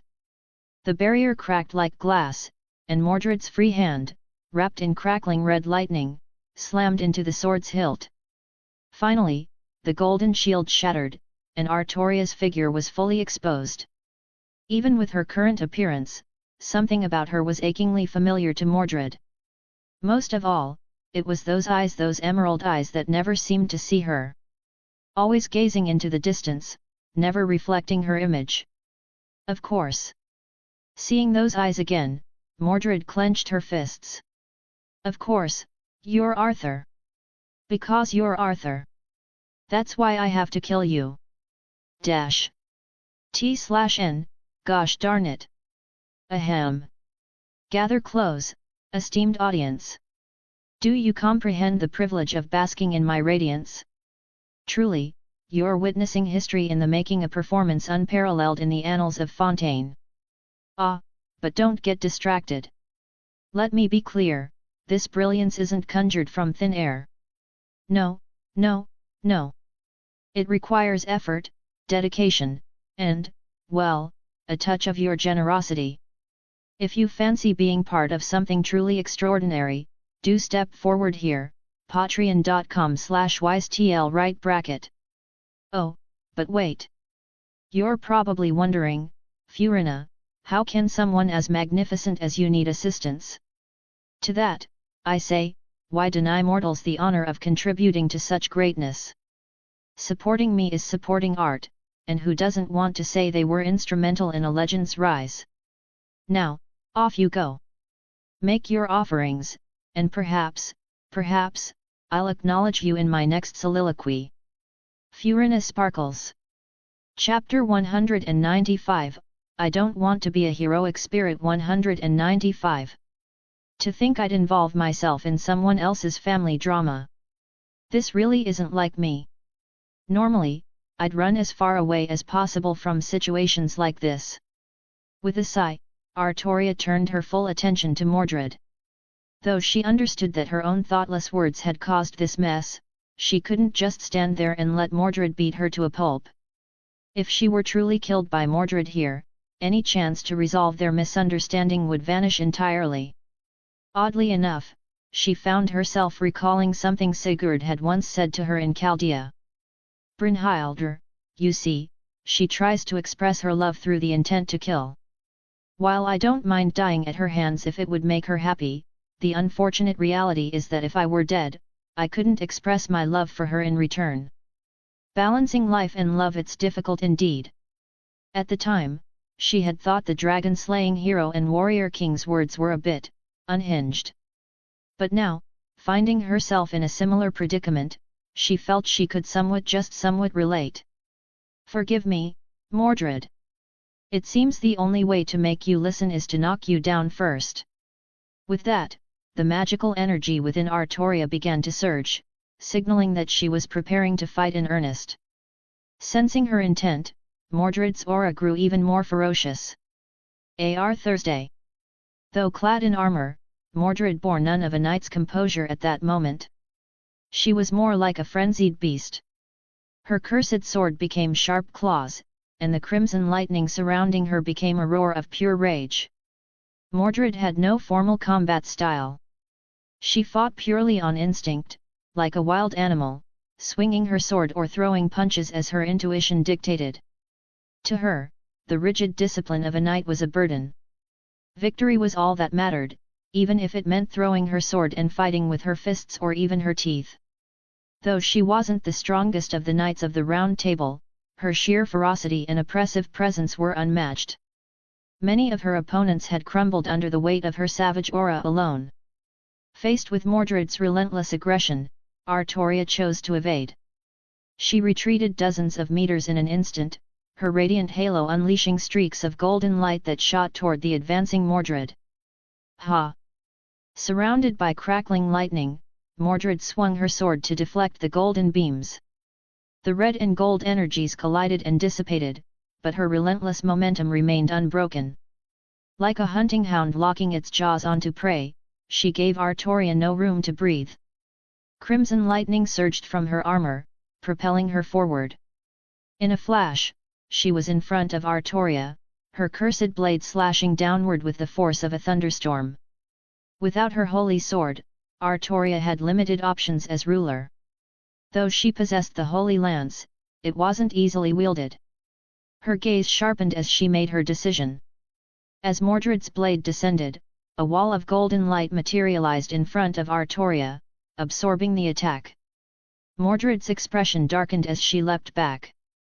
The golden wall fractured, then unraveled into streams of light that shot toward her like serpents. Reacting instantly, Mordred channeled her strength into her legs, shattering the ground beneath her as she vaulted into the air to evade the incoming beams. The light ribbons, though seemingly soft and ethereal, were sharper than blades, carving deep scars into the earth below. But the ribbons weren't done. Twisting like sentient creatures, they redirected mid-air and pursued Mordred, who was still airborne. Her face twisted in frustration. Then, against all odds, she executed a series of acrobatic maneuvers in mid-air, dodging the golden ribbons one by one. Finally, unleashing her magic energy in an explosive burst of crimson lightning, she turned herself into a projectile and hurtled toward Artoria. Watching Mordred's high-speed charge, Artoria's expression remained calm. The golden ribbons retracted, coalescing into a massive circular shield in front of her. Thursday.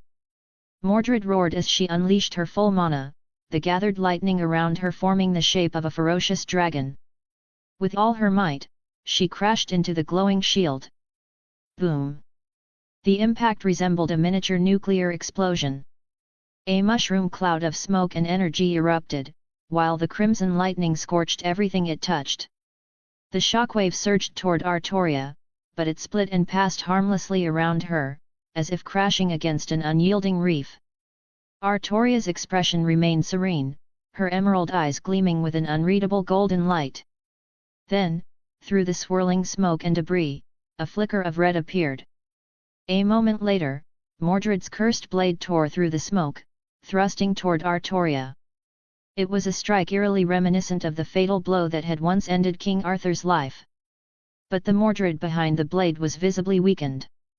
Artoria sidestepped the thrust with ease and delivered a sharp palm strike to Mordred's chest. Originally, Artoria had intended to strike Mordred's head, but at the last moment, she reconsidered. A parent shouldn't hit their child in the face, it's too cruel, she thought, shifting her aim to Mordred's chest. The golden energy infused in her palm shattered a section of Mordred's armor and sent her flying hundreds of meters. Fragments of the armor scattered in her wake.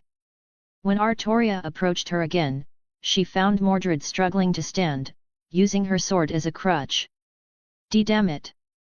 Mordred's voice trembled with frustration. Her entire body ached as if her bones had shattered, and every slight movement brought searing pain. Yet what stung more than the physical pain was the realization that she had been utterly overpowered by Artoria. When she saw Artoria approaching, calm and unruffled, her armor unscathed and her appearance more fitting for a leisurely stroll than a battlefield, Mordred felt a surge of anger and humiliation. Her blood boiled, and the coppery taste of blood rose to her throat again. Ahem. Gather close, esteemed audience. Do you comprehend the privilege of basking in my radiance? Truly, you're witnessing history in the making, a performance unparalleled in the annals of Fontaine. Ah, but don't get distracted. Let me be clear, this brilliance isn't conjured from thin air.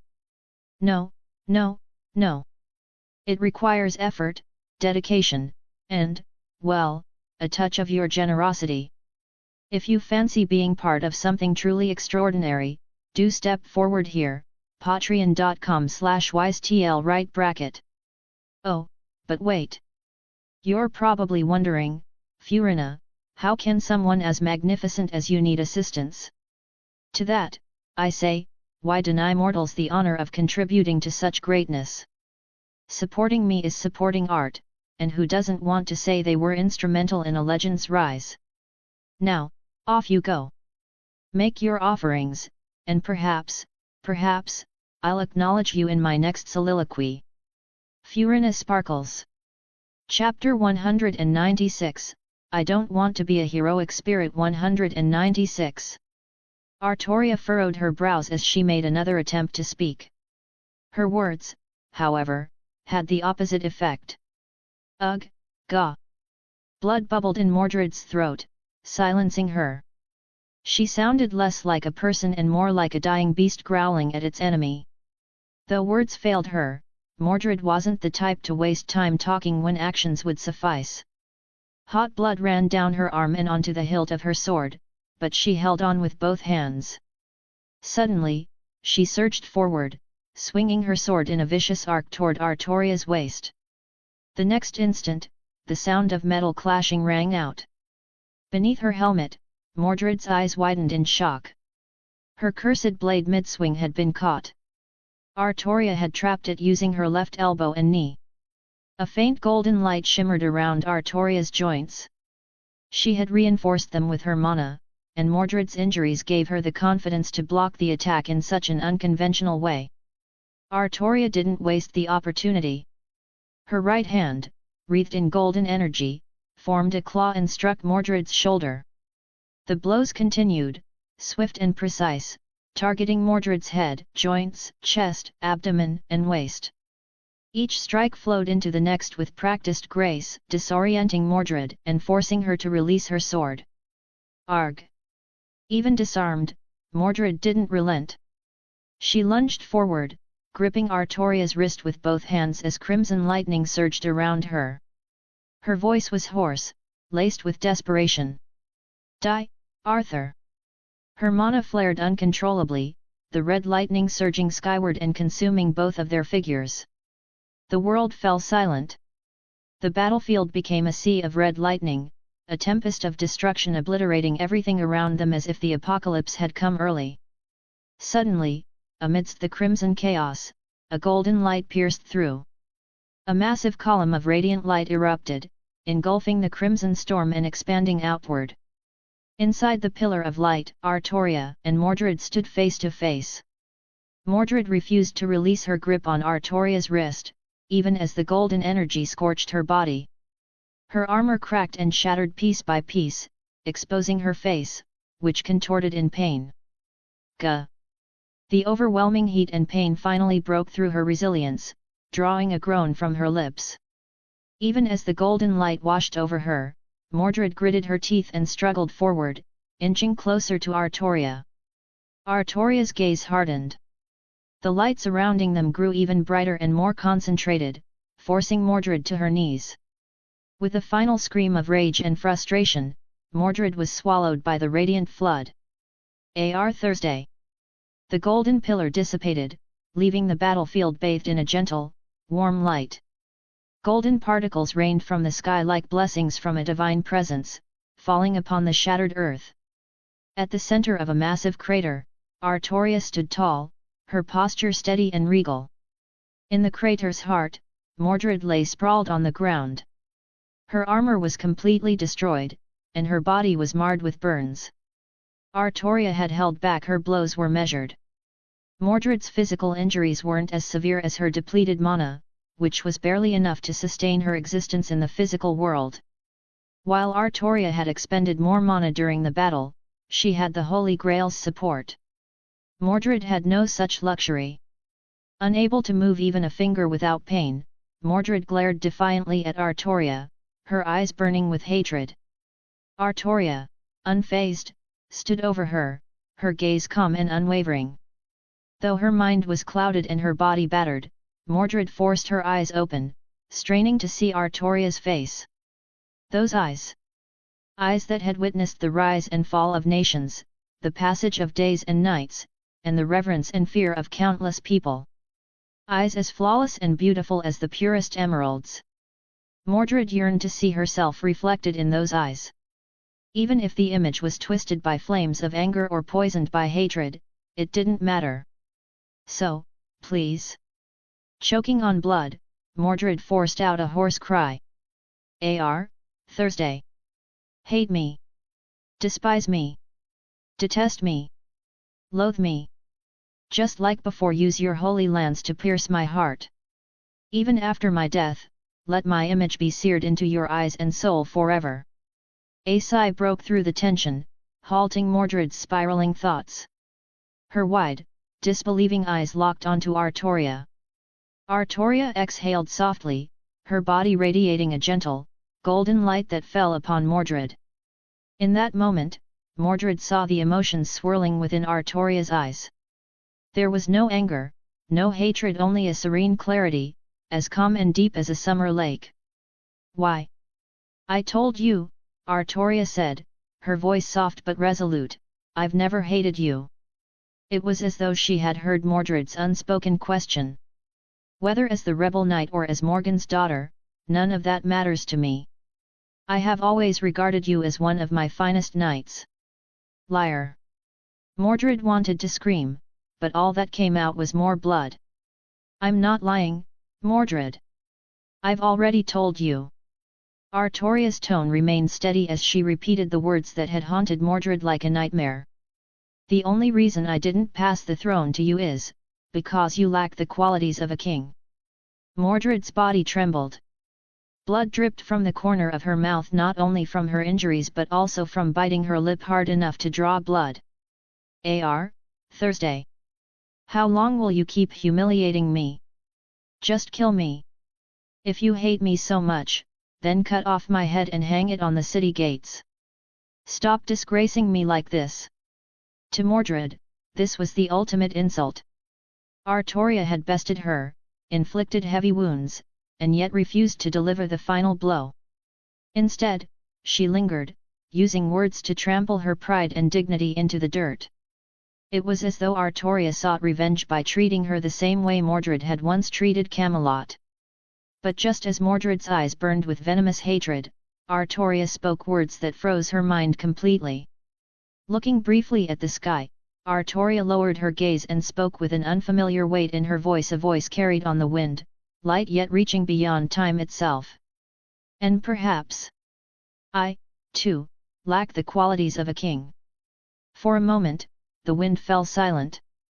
The night sky, cleared of storm clouds by their battle, revealed a sea of stars shining brightly above them. Dash. Ahem. Gather close, esteemed audience. Do you comprehend the privilege of basking in my radiance? Truly, you're witnessing history in the making, a performance unparalleled in the annals of Fontaine. Ah, but don't get distracted. Let me be clear, this brilliance isn't conjured from thin air. No, no, no. It requires effort, dedication, and, well, a touch of your generosity. If you fancy being part of something truly extraordinary, do step forward here, patreon.com/wisetl right bracket. Oh, but wait. You're probably wondering, Furina, how can someone as magnificent as you need assistance? To that, I say, why deny mortals the honor of contributing to such greatness? Supporting me is supporting art, and who doesn't want to say they were instrumental in a legend's rise? Now, off you go. Make your offerings, and perhaps, I'll acknowledge you in my next soliloquy. Furina sparkles. Chapter 197, I don't want to be a heroic spirit. 197. Even the pain coursing through her body felt distant. Who am I? Where am I? What did father just say? Artoria's words had carried such weight that Mordred's mind had effectively crashed, unable to process it all. Mordred, the rebellious knight and the direct cause of Britain's downfall, had always harbored immense admiration for King Arthur.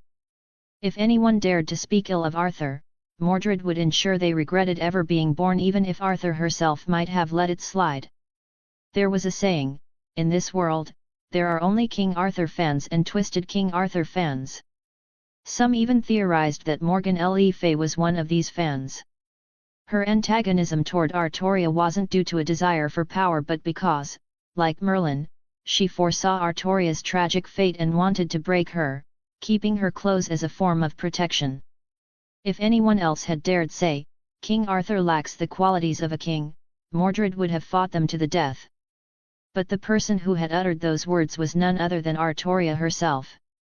And so, Mordred found herself at a loss. Her stunned silence, however, gave Artoria the chance to continue. I believe that the role of a king is to shoulder the hopes of the people, to lead their nation toward peace and prosperity, and to guide them toward an ideal future.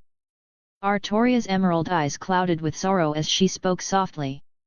But I failed to fulfill that duty. When I drew the sword of selection, Merlin warned me that this nation was destined for ruin. Such was the fate of Britain, immutable and unchangeable. I knew of this fate and still chose to become king. Since it was inevitable, I accepted it.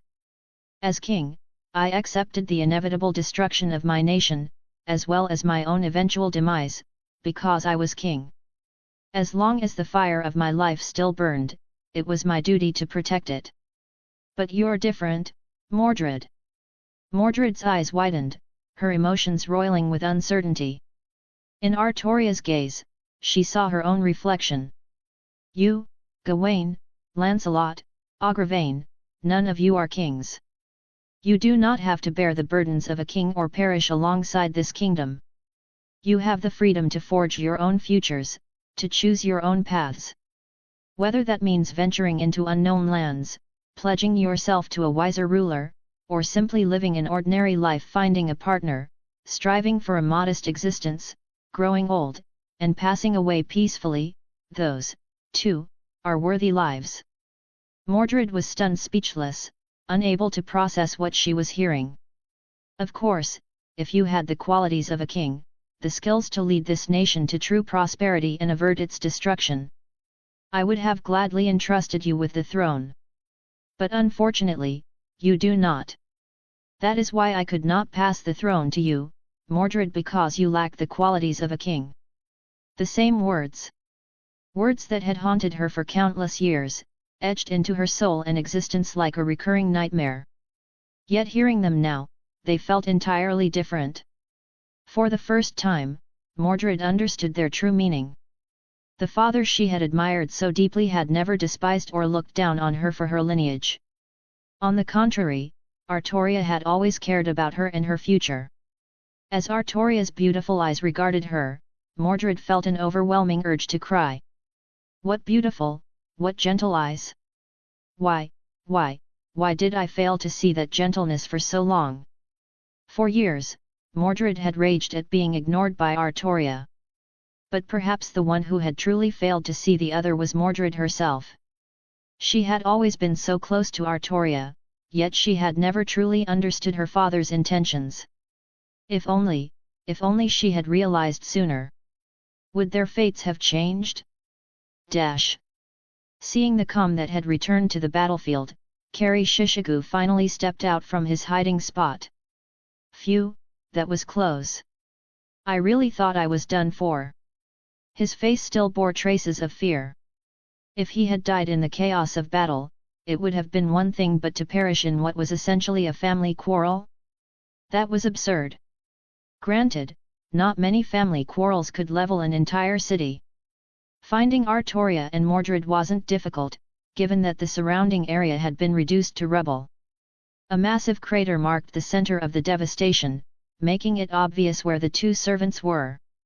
The graveyard's previous occupants had been less fortunate, disturbed from their rest by the violent conflict. Kari spotted Artoria standing amidst the wreckage and approached cautiously. Ah, so it's all resolved now. It should be resolved, I suppose, Artoria replied, her voice calm. At least, the misunderstanding between Mordred and me has been cleared up. Her tone carried an air of tranquility that Kari found rare in servants. After all, most of the servants he'd encountered were anything but easygoing, though he hadn't met that many. Mordred, of course, and the priest's assassin came to mind. I apologize, Artoria said, bowing her head slightly. My conflict with Mordred must have caused you significant trouble. No, not at all. I'm Mordred's master, after all. It's not like I could stay out of it even if I wanted to. Artoria's politeness left Kari momentarily flustered. Given her status, he felt a bit overwhelmed. But... Kari glanced around the area, frowning. Why are you alone? Where's Saber? Where did she go? Kari thought it was a reasonable question, but Artoria's expression grew troubled, filling him with a sense of foreboding. Don't tell me.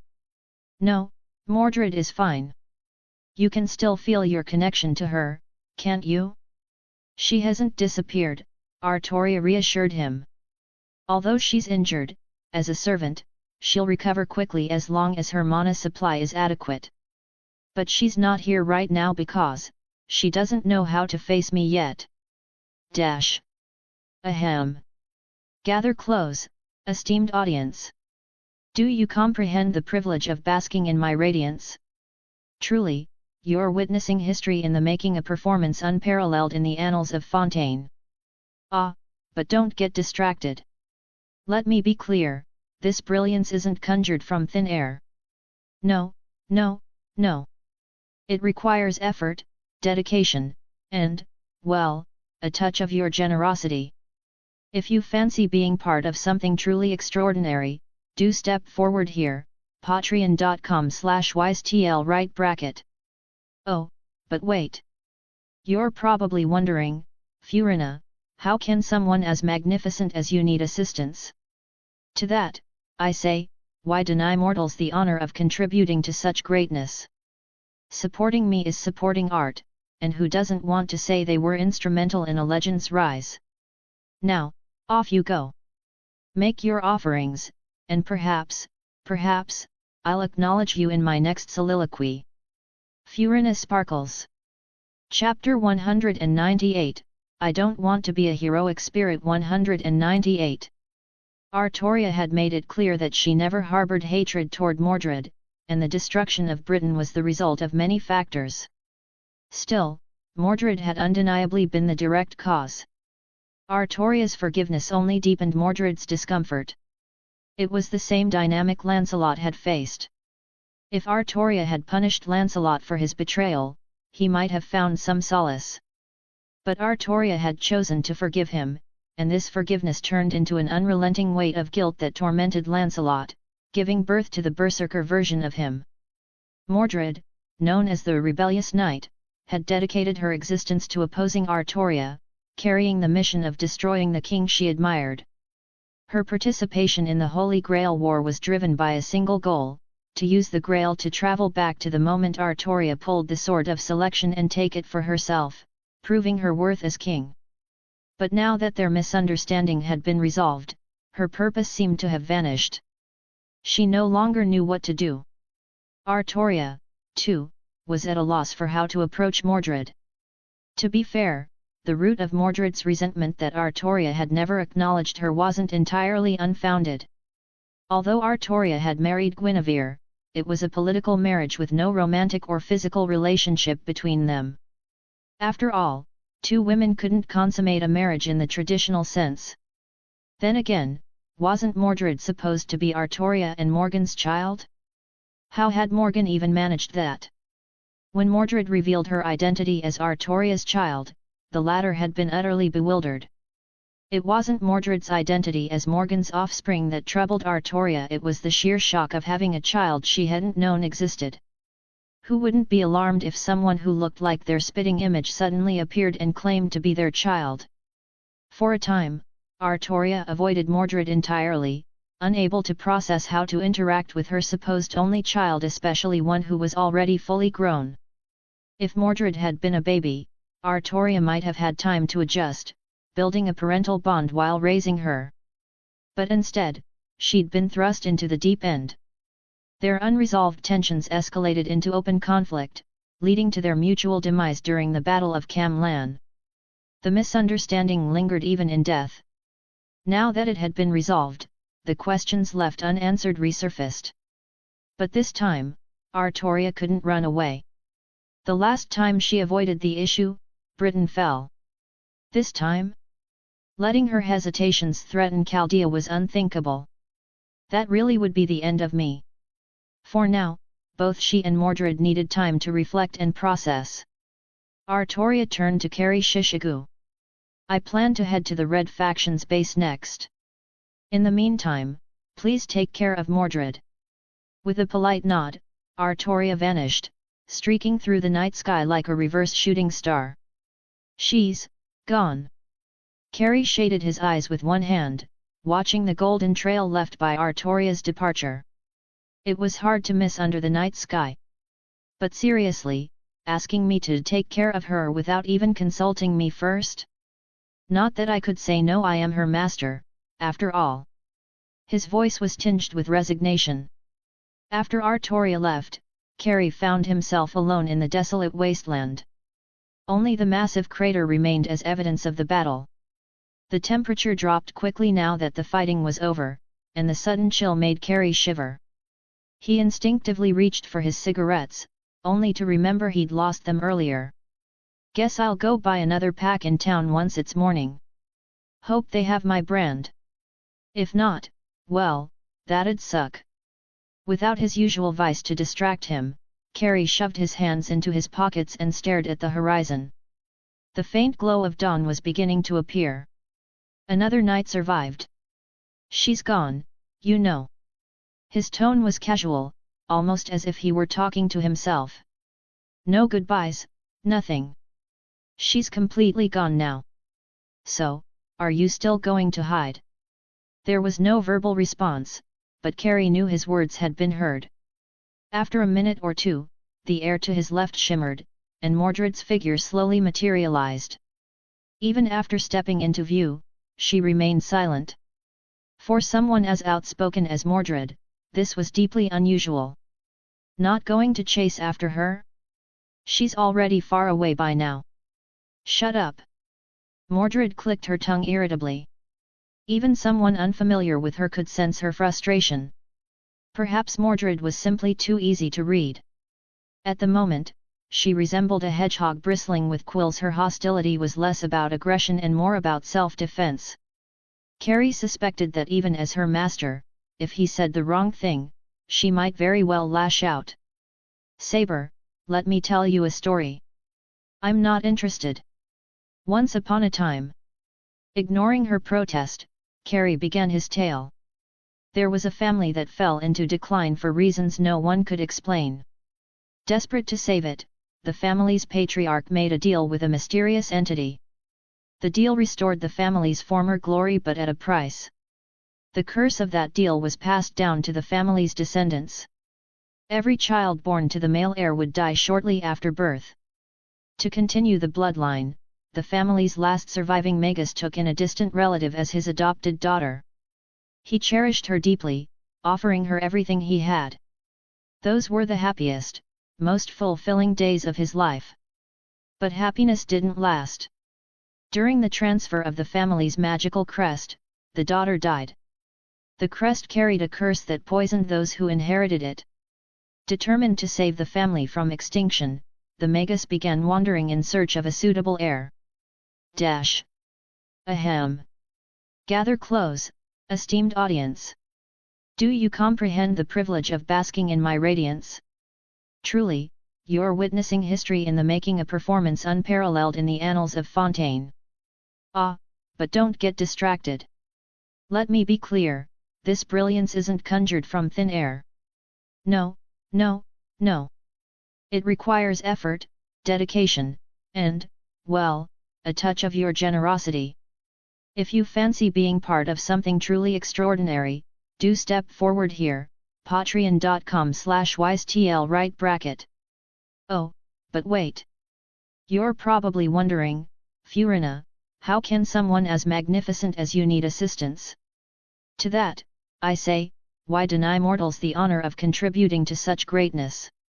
Supporting me is supporting art, and who doesn't want to say they were instrumental in a legend's rise?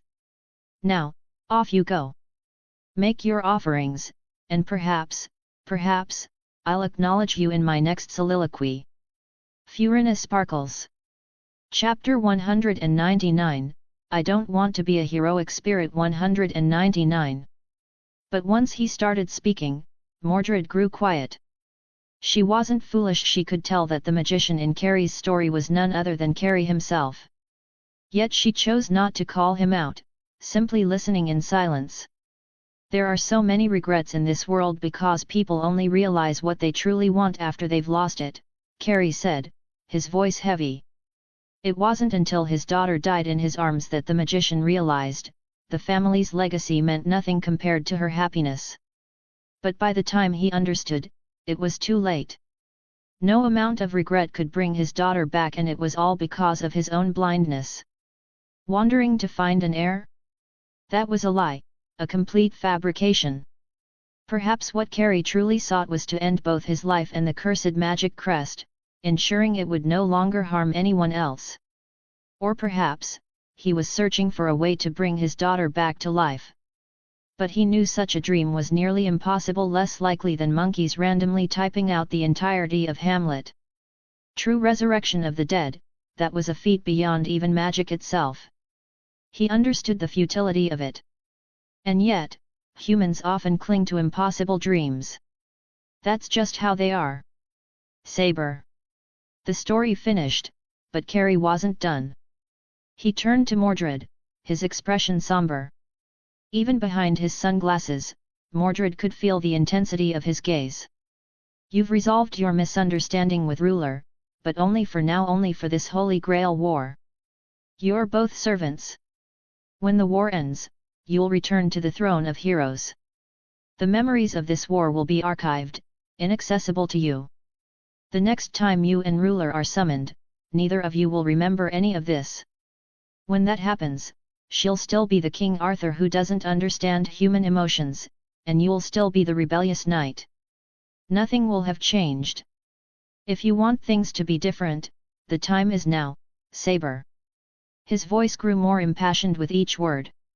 Don't do something you'll regret for the rest of your existence. Was he saying this for Mordred's sake, or to his past self? the man who had failed to understand what truly mattered? Dash. The first light of dawn began to creep over the horizon. For Artoria, this early hour was nothing unusual. As someone who had studied in Chaldea, she was no stranger to running laps or reading under the first rays of sunlight. She knew the Red Faction's base was a church, fitting for a master like Amakusa Shiro Tokisada. Beyond that, she had little information. The Black Faction hadn't been able to provide much detail. Mordred's master likely knew the location, but I forgot to ask him. This realization left her feeling awkward. Turning back now would be even worse. Mordred was surely back with Carrie by now, and after running away because she didn't know how to face her, returning would only compound the awkwardness.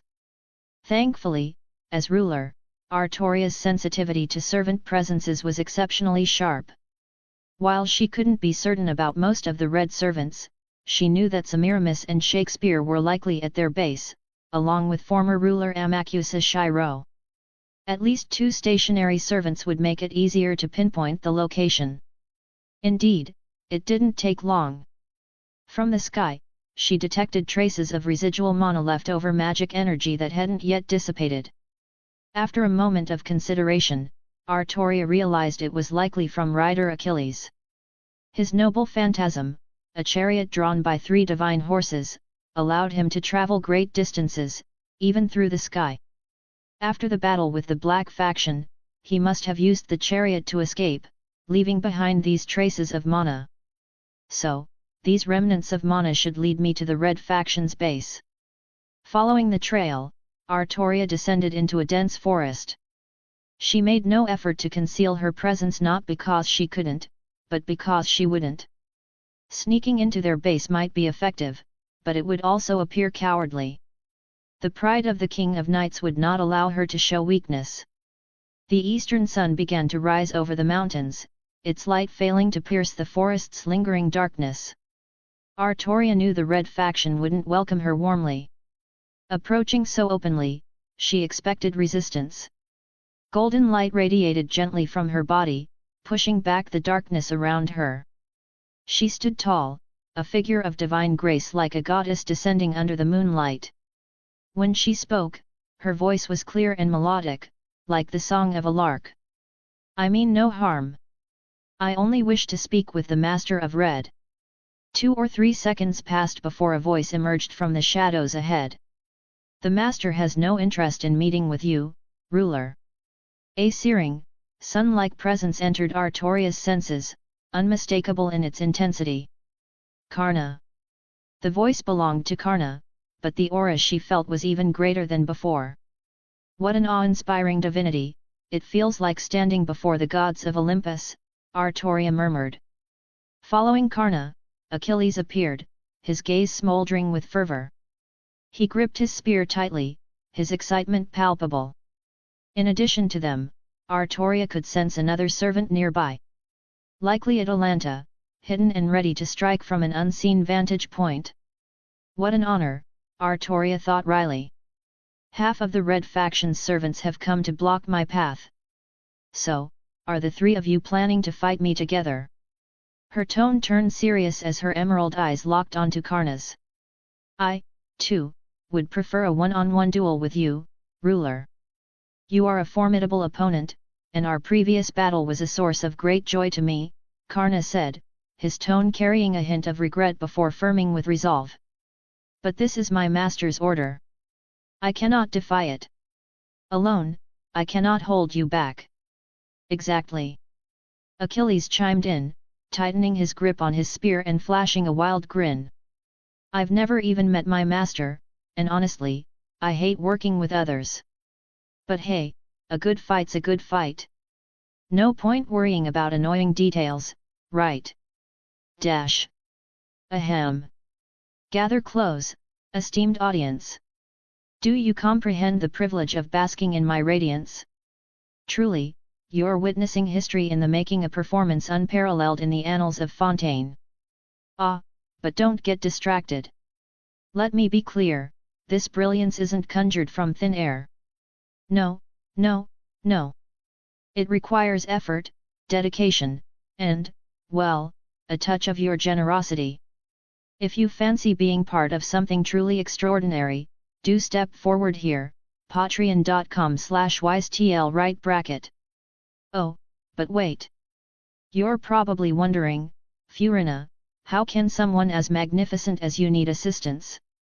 To that, I say, why deny mortals the honor of contributing to such greatness? Supporting me is supporting art, and who doesn't want to say they were instrumental in a legend's rise? Now, off you go. Make your offerings, and perhaps, I'll acknowledge you in my next soliloquy. Furina sparkles. Chapter 200, I Don't Want to Be a Heroic Spirit 200. Karna and Atalanta teaming up was one thing. Karna was dutiful, and Atalanta cared more about achieving victory than personal glory. But Achilles? Achilles, the combat-obsessed warrior who'd even disobey his master if it interfered with his pursuit of battle, was now willing to fight alongside others? She knew all too well what Achilles was like, a thrill-seeker who valued battle above all else. For him to cooperate with others was almost unthinkable. Greek mythology truly is a mess, she thought, sighing internally. Their heroes may be famous, but morally upright ones are rare. With gods like those, what can you expect? If the head is rotten, the body follows. She really didn't want to fight them. All I want is to do my job as a neutral ruler. Why is that so difficult? Amakusa, I don't care about your grand plan. Why are you targeting me? Go bother Jean, she's the one who'll actually stop you. This is too much. This is your final warning. Even the most patient person has their limits, and Artoria had reached hers. The pressure she exuded became almost unbearable, a weight like a massive boulder pressing down on everyone present. For a moment, Karna, Achilles, and the unseen Atalanta felt an almost insurmountable resistance. The air seemed to freeze, making even the simple act of breathing or moving feel as though they were wading through thick mud. Leave now, and no one will get hurt. Otherwise, you will all die. Artoria's voice was calm, her words like frozen water, unwavering, unyielding, and utterly chilling. Well, aren't you bold? The first to move was Achilles. Though her aura had initially shaken him, Achilles quickly turned his fear into anger and excitement. His blood boiled. His heart raced. A strong opponent was right in front of him. What else could he do but charge forward and crush her? Let's go. A real fight. In an instant, Achilles' speed surpassed the sound barrier. His form became a blur, streaking toward Artoria like a shooting star. The title of fastest hero wasn't for show. His sudden burst of speed even caught Artoria slightly off guard. But she didn't panic. Light. A faint golden glow enveloped her, just as Achilles' spear reached her. Artoria countered with a powerful punch. Spear met fist, producing a resonant, metallic clang. Achilles' first strike was a test, and within moments, the two began exchanging rapid blows. Fantastic! This is what I live for.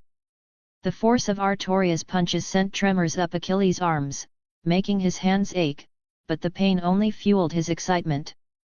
His attacks grew sharper, his movements faster. The spear in his hands became an extension of his will, each thrust aiming for Artoria's life. But Artoria was no easy target. Her delicate-looking fists carried the power of a dragon, meeting his ferocity blow for blow. In the blink of an eye, they had already clashed hundreds of times. Boom! Another thunderous punch connected. Though Achilles managed to block it with his spear, the impact left him winded, as though he'd been rammed by a charging bull. The blow sent him flying backward. Artoria moved to pursue him, but her senses flared as a searing heat surged toward her from the side. Boom! The sun's flames, burning with divine intensity, roared in her direction. Even the real sun seemed dimmer compared to the brilliance of the inferno. A streak of gold flashed through the blaze as Artoria sliced through the firestorm with a conjured blade of light. She turned her gaze to Karna, her expression tightening. There was no need for words. In the next instant, the two were locked in combat. Karna's divine flames were overwhelming, but his limited mana supply made it difficult for him to sustain them at full power. Artoria, with her greater reserves, held the advantage. With a flick of her wrist, 5 radiant swords materialized around her and launched toward Karna. Karna's eyes narrowed. His spear spun in his hands, trailing flames that scorched the air. The fiery wave he unleashed clashed with the glowing blades, the two forces pushing against each other in a battle of wills. The stalemate was interrupted by laughter. Ha ha ha! Don't think you can get rid of me that easily. Achilles' wild voice echoed across the battlefield as he rejoined the fray. His noble phantasm, Andreas Amarantos, rendered him immune to almost all attacks. Only those with divine attributes could harm him, and Artoria was one of the few who qualified. Her earlier strikes had left their mark, evident in his disheveled appearance. But Achilles didn't mind. This was what he lived for. If my opponent can't hurt me, it's not a real fight. Descending from above, Achilles thrust his spear toward Artoria, only to have it blocked by a shield of light. He disappeared in a blur, reappearing behind her in an instant. His spear aimed for her chest. Clang! The strike hit its mark but failed to pierce the radiant barrier around her body. Artoria's brows furrowed. The golden aura surrounding her flared, and a beam of light slashed out. Achilles had already anticipated her counterattack and leaped away, leaving the blade to cleave through the surrounding forest. Trees fell in heaps, their trunks sliced cleanly in half. Before she could catch her breath, a new wave of heat bore down on her. A blazing sun ignited in the sky before collapsing into a fiery spear that hurtled toward her, engulfing her position in an explosion of divine fire. The resulting inferno consumed everything. Lakes evaporated, air combusted into sparks, and the ground disintegrated into fine particles. This was the destructive power of servants, the overwhelming might of legendary heroes brought to life. Though it wasn't a noble phantasm, Karna's attack had clearly pushed him to his limits. His spear returned to his hand as he caught his breath, his chest rising and falling with exertion. His eyes remained locked on the smoke-filled crater, alert for any signs of movement. Dash! Ahem! Gather close, esteemed audience.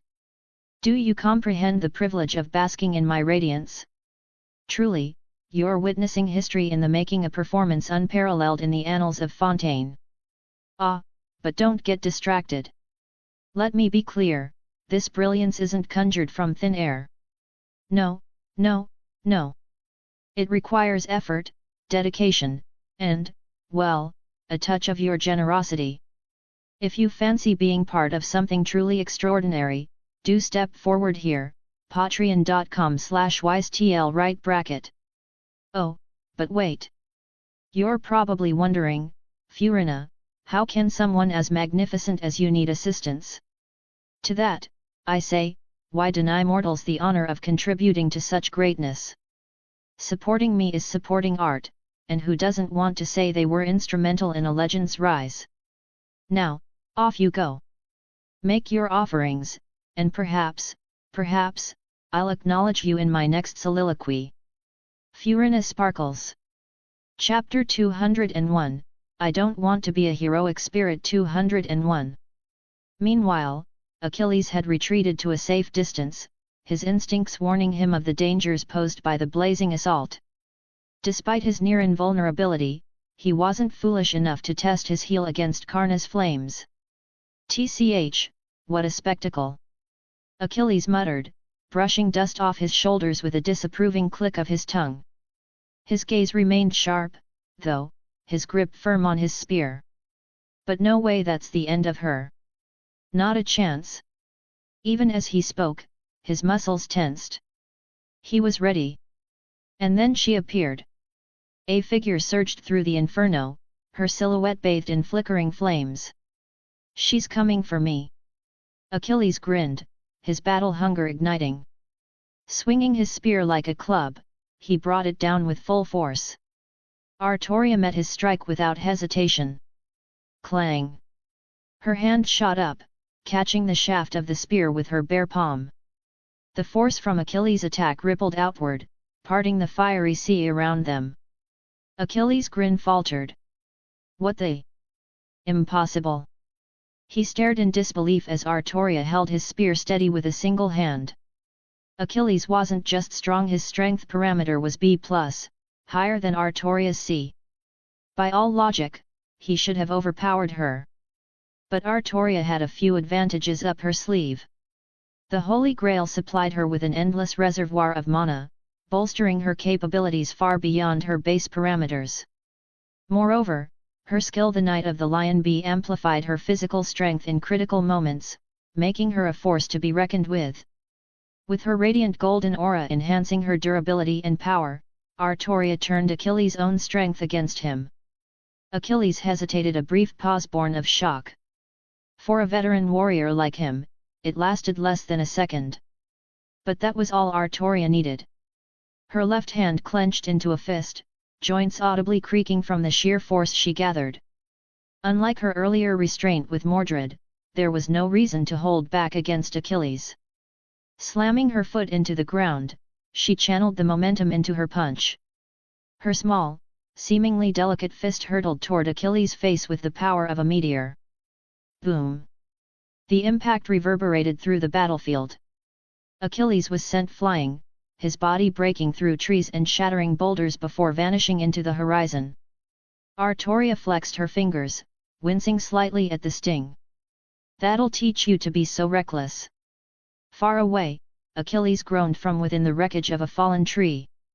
Before Artoria could relax, a surge of heat drew her attention. Whoosh! A column of crimson flames roared to life, engulfing the spot where she had stood moments earlier. Artoria leaped back, her golden aura shimmering protectively around her as Karna emerged from the flames, his spear raised and ready. Impressive! Breathing deeply, Artoria steadied herself. Her magical core pulsed, her body brimming with vitality. Come, she said, her voice calm but resolute. Karna didn't reply. He simply raised his spear, the golden flames dancing along its edge growing brighter. The two clashed once more. Karna's spear carved through the air in arcs of molten fire, each strike calculated to overwhelm and destroy. Artoria countered with her luminous blades, slashing through the blazing assaults with precision. Raya! Karna roared, driving his spear forward in a devastating thrust. Artoria chose to meet the blow head-on, allowing the spear to pierce her shoulder while simultaneously plunging her sword into Karna's chest. Both were thrown back by the force of their exchange. The earth beneath them cracked and split, leaving a deep fissure in its wake. Artoria landed gracefully, her sharp eyes locking onto Karna's golden armor. That armor! She muttered, narrowing her gaze. It's more troublesome than your spear. Karna's Kavaka and Kundala, his golden armor, could nullify 90% of all damage. Unlike Achilles' near invulnerability, which had a glaring weakness, Karna's armor was flawless unless he willingly removed it. In their current states, defeating him without his armor removed seemed nearly impossible. Why would he ever take it off? Artoria wondered briefly. In the original Holy Grail War, Karna had willingly shed his armor in his duel with Sieg, a decision that left many questioning his motives. Artoria had always suspected it was a calculated move to balance the scales of the fight. Whatever the reason, she couldn't count on him making the same mistake here. Her thoughts were interrupted as Karna charged again, abandoning all defense in favor of relentless offense. He's trading his life for mine. The realization came too late. Karna's sudden shift in tactics caught Artoria off guard, and his blazing spear struck her square in the chest, sending her flying. Before she could regain her footing, Karna was upon her again, his spear cutting through the air with deadly precision. Dash! Ahem! Esteemed audience, gather closer.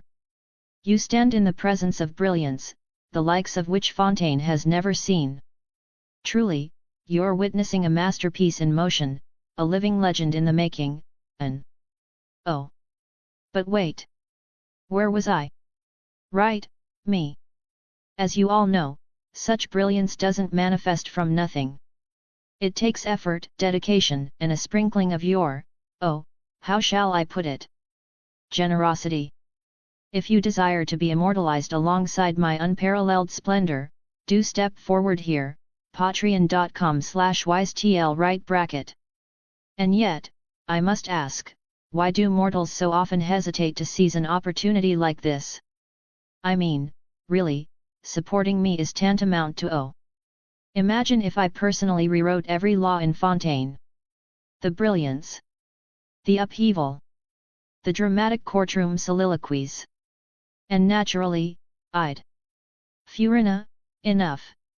The audience is here for the translations, not your Fontaine fantasy chronicles. Wait, Wise. I wasn't done captivating them. You've captivated them plenty. Now, mortals, if you wish to contribute to something truly extraordinary, the link is there. Support and bask in the glory of my hard work. Humph. Fine. But I'm still the true star of this endnote. Obviously. Furina sparkles, reluctantly sharing the stage with Wise Crown. Chapter 202, I Don't Want to Be a Heroic Spirit 202. While Artoria's protective golden aura could rival Karna's Kavika and Kundala, the latter's divine protection was a miracle of creation itself, flawless, impenetrable, and entirely independent of its wielder's mana reserves. Under Karna's unrelenting assault, cracks began to form in Artoria's defenses. Her frustration mounted. In the chaos, Artoria allowed a calculated gap in her guard. It was a gamble, and Karna fell for it. With a sudden, devastating sweep, Karna's Vasavi Shakti smashed into her side, eliciting a sharp gasp of pain. But then, with startling swiftness, Artoria trapped the spear under her arm. What? Karna's shock froze him for an instant, just enough time for Artoria to seize the upper hand. She lunged, her left hand gripping his face, and with tremendous force, she slammed him into the ground. Boom! The earth split beneath them, forming jagged fissures as shockwaves rippled outward. The resulting crater glowed with the molten fury of lava as Karna's celestial fire erupted from the cracks. But Artoria countered with her own radiant might. A towering golden column of light burst forth, eclipsing the dawn's first rays. Just as the radiance peaked, Karna's voice roared from within. Brahmastra Kundala. A crimson beam surged through the golden column, cleaving through the heavens. Artoria was forced to disengage. Emerging from the dissipating light, she bore a scorched palm, the edges blackened and raw. Tch. She had underestimated him. Still, she wasn't the only one showing wear. As Karna charged once more, Artoria noted his labored breaths, the slight trembling of his hands. The fiery spear he wielded was still deadly, but his reserves were clearly draining. Then she felt it, a surge of savage energy barreling toward her. She spun, raising a glowing shield just in time. Crash! Achilles' spear slammed into her barrier, fracturing it on impact. Don't you dare forget about me! Achilles snarled, his blood-streaked face twisted in a wicked grin. The cracks in the shield spread rapidly, but Achilles didn't let up. With a ferocious kick, he shattered it entirely. I owe you one for that punch earlier. Leaping high, he brought his spear down with bone-shattering force. Boom! The strike landed squarely on Artoria's shoulder, driving her into the ground. The resulting shockwave uprooted trees and sent boulders soaring skyward before shattering into fragments. But the onslaught wasn't over. Karna was next. With his spear blazing like a miniature sun, he drove it toward her heart. The attack struck true, golden flames roaring as they licked at Artoria's battered form. And then, a third blow came from the shadows. Thwib! A single arrow, almost silent in its flight, pierced through the chaos. Unlike the previous attacks, it wasn't sheer force but precision that defined its impact. The arrow struck Artoria's side, bypassing her defenses entirely. It was Archer Atalanta who had fired it, her divine bow drawn to full moon. Her arrows, blessed by Artemis herself, carried a power that transcended mortal limitations. While Karna and Achilles battered Artoria's defenses with brute strength, Atalanta's shot had found its mark with surgical precision. Artoria staggered, clutching the wound as golden light flickered around her. Achilles laughed. "Still standing, hey? You really are something else. But let's see how you handle this." With a deafening crack, the skies tore open. A brilliant green meteor streaked downward, aimed squarely at Artoria. It was no mere celestial phenomenon, it was Achilles' chariot. Pulled by 3 legendary steeds, the war chariot was a manifestation of his indomitable might and glory. On the battlefield, it had trampled armies and crushed foes beneath its wheels. Achilles didn't even need to mount it. He simply directed the chariot to charge, its unstoppable momentum poised to obliterate everything in its path. Faced with a continuous assault from 3 relentless warriors, Artoria had no time to evade. The chariot closed in, a whirlwind of divine power and raw destruction. And then, an enraged voice shattered the battlefield. "Rebellion against my beautiful father. T/N, bro, Artoria was getting jump taught. Ahem. Gather close, esteemed audience. Do you comprehend the privilege of basking in my radiance? Truly, you're witnessing history in the making, a performance unparalleled in the annals of Fontaine. Ah, but don't get distracted. Let me be clear, this brilliance isn't conjured from thin air. No, no, no. It requires effort, dedication, and, well, a touch of your generosity. If you fancy being part of something truly extraordinary, do step forward here, patreon.com/wisetl right bracket. Oh, but wait. You're probably wondering, Furina, how can someone as magnificent as you need assistance? To that, I say, why deny mortals the honor of contributing to such greatness?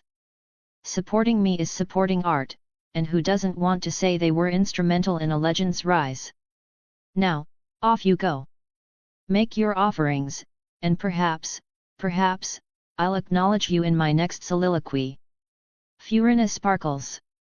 Chapter 203, I Don't Want to Be a Heroic Spirit. 203. A fierce crimson glow illuminated the sky, accompanied by the deafening crack of thunder. In the next moment, a torrent of red lightning crashed down, colliding with the emerald comet formed by Achilles' war chariot. Achilles and Karna both froze in disbelief. Even Artoria couldn't hide her surprise. Before her stood a figure clad entirely in armor, the jagged blade clarent still crackling with residual lightning. "Hey! Saber! What's the meaning of this?" Achilles barked in frustration, his spear raised in challenge. Even Karna turned a wary gaze toward the newcomer, though his expression remained stoic. They had no way of knowing the true identity of the armored figure before them, nor her connection to Artoria. The mystical helm of hidden infidelity concealed Mordred's name and status from prying eyes, even against skills like Karna's discernment of the poor. After all, Mordred's lineage was far too sensitive. Her striking resemblance to Artoria would instantly expose their relationship, so Morgan had crafted this helm specifically to keep her hidden. "What do I mean?" Mordred sneered, her voice crackling with raw fury. "What do you mean?" Her presence radiated oppressive energy, the sheer rage palpable. She had arrived just in time to witness these so-called heroes ganging up on the one person she idolized most. 3 against 1? She was beyond furious. 3 of you against 1? And you call yourselves heroes? "This is our master's command," Karna replied calmly, his reasoning as measured as ever. "I don't care whose command it is." Mordred roared, her voice dripping with scorn. "Anyone who lays a finger on my father," she raised clarent, its jagged edge glowing ominously, "gets their head smashed in." Karna's response was cut short as Artoria's voice, calm yet tinged with surprise, came from behind Mordred. "Mordred, what are you doing here?" Mordred's body stiffened at the sound, her posture betraying a brief hesitation. With her back to Artoria, Mordred neither replied nor turned to face her. The silence between them thickened, awkward and heavy. For a moment, Artoria was at a loss. But she knew she had to break the tension before it grew unbearable. "Thank you, Mordred," Artoria finally said softly. What? I wasn't helping you." Mordred stammered, her voice rising with frantic energy. Though her face was hidden by the helm, Artoria could hear the panic in her tone. "Don't get the wrong idea," Mordred continued, her words tumbling out in a rush. "I just couldn't stand them. 3 against 1, that's pathetic. It's not because of you, all right. Also," she added, spinning to face Artoria with indignation. "You can only die by my hands, got it? Nobody else is qualified to kill you. If anyone tries," she slammed Clarent into the ground, its red lightning flaring up around her. "I'll cut them down first." Artoria blinked, then gave a solemn nod. "I understand. Thank you for your concern, Mordred." "I'm not concerned about you," Mordred practically shrieked, twisting away in embarrassment. Suddenly, her instincts flared. Turning swiftly, she raised Clarent just in time to block Achilles' spear, the impact sending a sharp jolt up her arms. "Distracted already? That's no way to treat a fight," Achilles jeered, pressing his attack. "What do you think you're doing?" Mordred snapped, her voice brimming with fury. With a defiant roar, she lashed out with a brutal kick, slamming her armored boot into Achilles' midsection. But to her frustration, his divine invulnerability rendered the strike utterly ineffective. "Ha! Not bad." Achilles laughed, twisting his spear with renewed vigor. "But you're gonna need more than that." Mordred's eyes blazed with anger. Her body radiated crimson lightning as her magical energy surged, the sheer force carving cracks into the earth beneath her. "No one makes me look weak, especially not in front of him." Before they could clash again, a golden barrier materialized between them, forcing both combatants apart. Achilles quickly retreated, sensing a dangerous presence approaching from above. Moments later, Artoria appeared at Mordred's side, her glowing aura illuminating the battlefield. "Mordred," she said firmly, "there's an archer in the forest. Handle them. Leave these 2 to me." "What?" Mordred's indignation flared. "No way. That bastard's mine." She pointed Clarent at Achilles, her voice trembling with rage. "I'm going to shut him up for good." Artoria didn't have time for a lengthy explanation. Between Karna's golden armor and Achilles' near immortality, Mordred wasn't equipped to handle them both. Yet she knew Mordred's stubbornness wouldn't be swayed by logic. With a deep breath, she met her rebellious knight's gaze. "Please," Artoria said simply. Mordred froze. For a moment, the storm of emotions churning inside her quieted. Her grip on Clarent tightened, and she turned away abruptly, muttering under her breath, "Don't give me orders." Without another word, Mordred sprinted into the forest, her armored form vanishing into the shadows. Artoria watched her go, a faint smile tugging at her lips. "She's a good child," she murmured softly. Her moment of reprieve was short-lived. Karna advanced, his golden spear burning with divine fire, while Achilles charged with reckless abandon. The battlefield roared back to life. "All right then," Artoria said, her voice resolute as she raised her hand. The golden aura surrounding her body erupted, momentarily forcing her opponents back. "If Mordred has come, it's time I stop holding back as well." Her emerald eyes gleamed, shifting to a radiant gold. The divine authority of a goddess surged through her form, radiating power so immense it made the air itself tremble. Raising her right hand, Artoria spoke with calm, undeniable authority. "Sacred Lance, unleash your anchor." Dash. Ahem. Gather close, esteemed audience. Do you comprehend the privilege of basking in my radiance? Truly, you're witnessing history in the making, a performance unparalleled in the annals of Fontaine. Ah, but don't get distracted. Let me be clear, this brilliance isn't conjured from thin air. No, no, no. It requires effort, dedication, and, well, a touch of your generosity. If you fancy being part of something truly extraordinary, do step forward here, patreon.com/wisetl right bracket. Oh, but wait.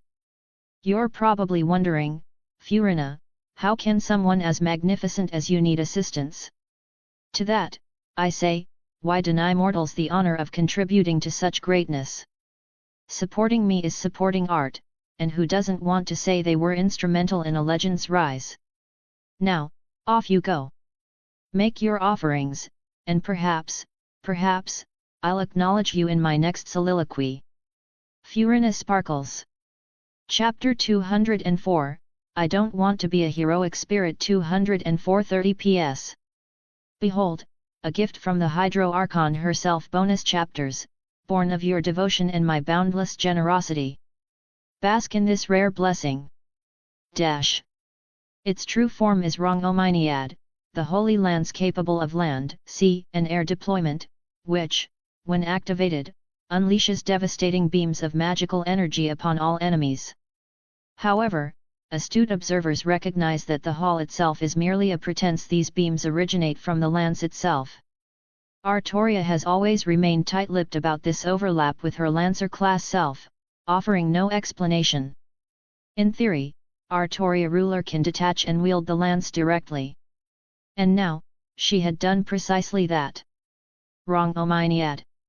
The storm anchor that binds the storm to the stars. The tower that connects reality and the reverse side of the world. Though the lance was not fully unleashed, even a fraction of its starlit brilliance was enough to illuminate the battlefield in unparalleled radiance. For an instant, the entire world turned gold. All sound, all color, was consumed by its majesty. A beam of light extended from one end of the earth to the heavens themselves. Karna's figure disappeared within it, for it was him that Artoria had targeted. Even Rongomyniad could not bypass Karna's golden armor entirely and kill him outright, but Artoria was certain if he took this strike head-on, he wouldn't emerge unscathed. At the very least, Karna would not be returning to the battlefield for a while. Achilles had narrowly evaded the strike, his incredible speed saving him. Artoria hadn't expected to hit him anyway. It didn't matter. With Karna temporarily out of the picture and Achilles battered and alone, Artoria felt fully capable of managing the situation. Ha, this is looking bad for me, isn't it? Achilles knelt on one knee, his spear driven into the ground for support as he flashed a self-deprecating smile. Before him, Artoria descended gracefully, her golden eyes radiating a crushing aura of authority. This is really bad. Achilles muttered, his voice laced with dry humor. Am I going to be the first servant to get eliminated in this war? What a joke! Despite the grimness of his words, his expression remained fearless, his gaze locked unwaveringly on Artoria. With his unmatched speed, Achilles could likely retreat from this fight if he wanted. But that was not who he was. Not even the thought of fleeing crossed his mind. As a child, Achilles had chosen his destiny. Would he live an ordinary, peaceful life, dying of old age? Or would he blaze like a meteor across the battlefield, his life short but resplendent? Without hesitation, he had chosen the latter. This decision had made him one of the greatest heroes of Greek mythology, second only to Heracles. Achilles never feared death. He would rather die gloriously in battle than live a mundane life. Gripping his spear tightly, he planted it firmly into the ground and pushed himself to his feet, his grin wild and defiant. But as he prepared to take another step toward Artoria, her focus shifted away from him. Following her gaze, Achilles turned toward the source of her sudden attention. So, you're stepping in now. Artoria's voice was calm yet sharp. Indeed. After all, Rider and Lancer are key assets to our side. Losing them here would be problematic, replied the newcomer, a white-haired man dressed as a priest. With a courteous bow and a mild smile, he introduced himself. A pleasure to meet you, ruler. I am one of the masters of the Red Faction, and the master of assassin Amakusa Shiro Tokisada. Why are you here, you damn priest? Achilles growled, his voice tinged with irritation. Are you here to disrupt my fight with ruler? Rider, you must realize you've already lost, Amakusa replied evenly. And so what? Achilles snapped, his frustration boiling over. I'm not such a coward that I can't accept my defeat. I lost fair and square, even if fighting alongside Lancer left a bad taste in my mouth. I have nothing more to say about it. He tightened his grip on his spear, his voice rising with fierce conviction. Combat is cruel, but it's also just. If I defeat my opponent, I'll kill them without hesitation. And if I'm defeated, I'll face my end without running away. He raised his spear high, his emerald eyes burning with passion. My life is like a shooting star, brilliant but fleeting. To grovel for survival in the middle of a fight would be the ultimate disgrace. Achilles turned his glare on Amakusa, his voice dropping to a deadly tone. I don't care who you are, even if you're my master. If you dare beg for my life, I'll kill you first. His words carried no trace of jest. Amakusa knew this, which made the situation all the more difficult. He had no desire to lose Achilles, one of the Red Faction's strongest servants. Karna and Achilles were the linchpins of their offensive. Losing either of them would severely compromise their strength. The Red Faction had already lost Berserker Spartacus, who had succumbed to madness and been captured by the Black Faction. It was only a matter of time before Spartacus would resurface as one of their enemies. Losing Spartacus was manageable. Losing Achilles, however, would be a devastating blow. Especially considering Achilles' noble phantasm, Andreas Amarantos, Amaranth of the Brave, rendered him nearly invincible against any opponent lacking divine attributes. Against the Black Faction, only Archer possessed such an attribute, making Achilles a near-perfect counter to their forces. But this Holy Grail war had brought unforeseen variables. The presence of two rulers, and one of them being a literal goddess, turned the tide. Achilles' greatest defense meant nothing against Artoria, and even teaming up with Karna had proven futile. Amakusa grimaced, his gaze shifting sideways. So, are you expecting me to change that hothead's mind? The voice was scornful, belonging to a woman who materialized gracefully nearby. Dressed in hunter's attire, her piercing eyes glared at the priest with thinly veiled disdain. I'll tell you now, you're wasting your breath. That speedster is as stubborn as they come. Once he's made a decision, not even the Caledonian boar could stop him. Dash. Aha! So you mortals truly have outdone yourselves this time, haven't you? To think your offerings could summon forth these bonus chapters, what a feat worthy of my recognition. You've brought glory to Fontaine, and naturally, to me. But do not think for a moment that your work is complete. This is but a single step on the journey to greatness, and there are still many more chapters, many more stages, and of course, many more opportunities to bask in my brilliance. So, continue your efforts, loyal followers. Shower this endeavor with your support, and who knows? Perhaps I shall reward your dedication with even grander displays of my magnificence. For now, savor these bonus chapters. And remember, this is your moment to shine, because I allowed it. With admiration and just a dash of benevolence. Furina sparkles. Chapter 205, I Don't Want to Be a Heroic Spirit. 205 40 PS. Behold, a gift from the Hydro Archon herself. Bonus chapters, born of your devotion and my boundless generosity. Bask in this rare blessing. Dash. She gained renown for her unparalleled archery skills, especially during the battle against the Caledonian boar, where her arrow was the first to strike.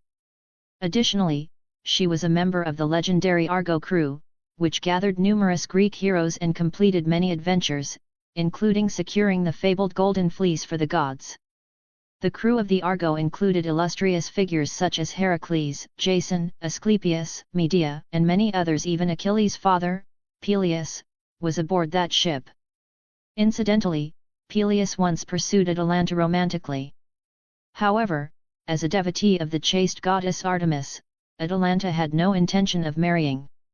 Unable to bear Peleus' persistent advances, Atalanta declared she would only marry a man who could outrun her in a race.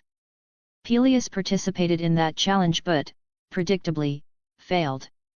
Even after marrying Achilles' mother and fathering the famed hero, Peleus could never forget Atalanta. Young Achilles grew up hearing countless stories about her from his father. Thus, when Achilles was summoned as a rider in this Holy Grail war, he was astounded to find Atalanta summoned as well and as an ally no less. Having heard about her so often in his youth, Achilles naturally referred to her as Big Sister. But Atalanta herself had no memory of Achilles. Upon learning he was Peleus' son, she expressed mild surprise and marveled at the strange ways of fate, but her feelings went no deeper than that. Although their time together wasn't long, Atalanta quickly discerned Achilles' character. After all, heroism like his was something she had witnessed countless times in her own era. However, even among heroes immortalized in legend, few carried their valor as resolutely as Achilles did. Even if I could convince that boy, why do you think I'd help you instead of siding with him, priest? Atalanta's tone toward Amakusa Shiro Tokisada was far from friendly. Years spent surviving in the wilderness had granted her beast-like instincts. Whenever she faced Amakusa, she sensed danger, not a threat to her physical strength but something deeper, more insidious. It was akin to the danger of a venomous serpent lurking in shadows, far more treacherous than a wild boar bearing its tusks. As Atalanta stepped forward, Artoria began scanning for Mordred. Earlier, she had tasked Mordred with engaging the archer hidden in the shadows, Atalanta herself. Now that Atalanta had appeared, it was only logical for Mordred to show up as well.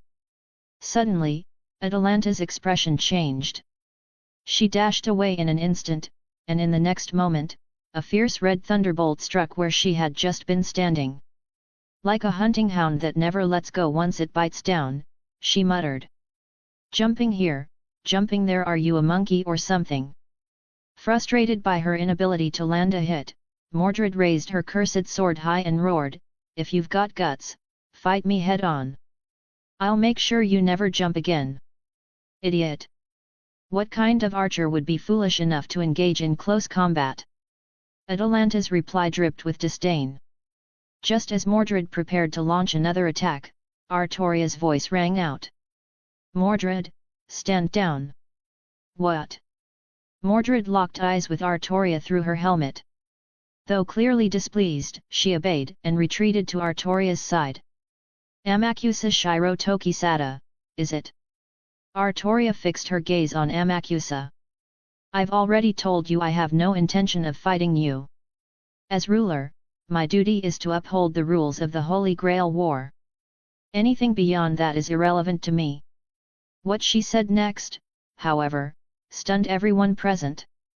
You were ruler in the last Holy Grail War, but since you were chosen as a master this time, I have no grounds to punish you. Everyone. Ruler of the previous Holy Grail War. At that moment, all eyes turned to Amakusa Shiro Tokisada, filled with shock and disbelief. There was no doubt in their minds that Artoria's words were true. As a ruler, she possessed the ability to see through a servant's true name and identity. Even Amakusa himself froze in shock, not because his identity was exposed, but because you don't see my participation as ruler in this Holy Grail War as cheating. If you had forcibly taken another master's position, I might consider it suspect. But since the Holy Grail itself chose you, it aligns with the rules. Hearing this, Amakusa let out a bitter smile. What kind of situation was this? He had been so worried about his identity as a former ruler being discovered that he'd ordered the Red Faction servants to assassinate the two current rulers. And yet now he learned that the ruler didn't even consider his actions a violation. All his worries had been for nothing. Technically, my job is to maintain the rules of this Holy Grail War. But to be honest, there aren't really any rules to enforce, Artoria said calmly. After all, war itself was inherently brutal. What rules could truly govern it? If there is one unbreakable law, it's that the mysteries of magecraft cannot be revealed to ordinary people. Beyond that, her next words caused Amakusa's heart to skip a beat. Whether you use the Grail to enact salvation for humanity or imprison and control the other masters, it's none of my concern. Amakusa. A chill ran through him, nearly scattering his soul. How could she know? Everything he had done, even the ideals he had yet to realize. All of it had been laid bare. Sweat soaked through his back as he lowered his head, not daring to meet Artoria's gaze.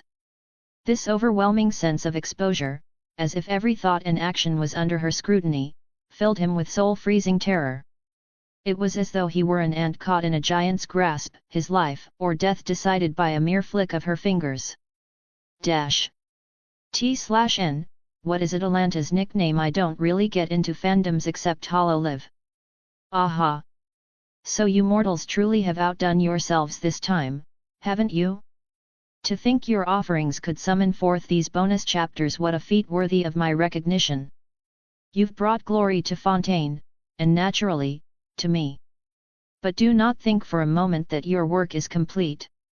This is but a single step on the journey to greatness, and there are still many more chapters, many more stages, and of course, many more opportunities to bask in my brilliance. So, continue your efforts, loyal followers. Shower this endeavor with your support, and who knows? Perhaps I shall reward your dedication with even grander displays of my magnificence. For now, savor these bonus chapters. And remember, this is your moment to shine, because I allowed it. With admiration and just a dash of benevolence. Furina sparkles. Chapter 206, I don't want to be a heroic spirit. 206 ps. Behold, a gift from the Hydro Archon herself. Bonus chapters, born of your devotion and my boundless generosity. Bask in this rare blessing. The interruption in the battle left Achilles deeply dissatisfied.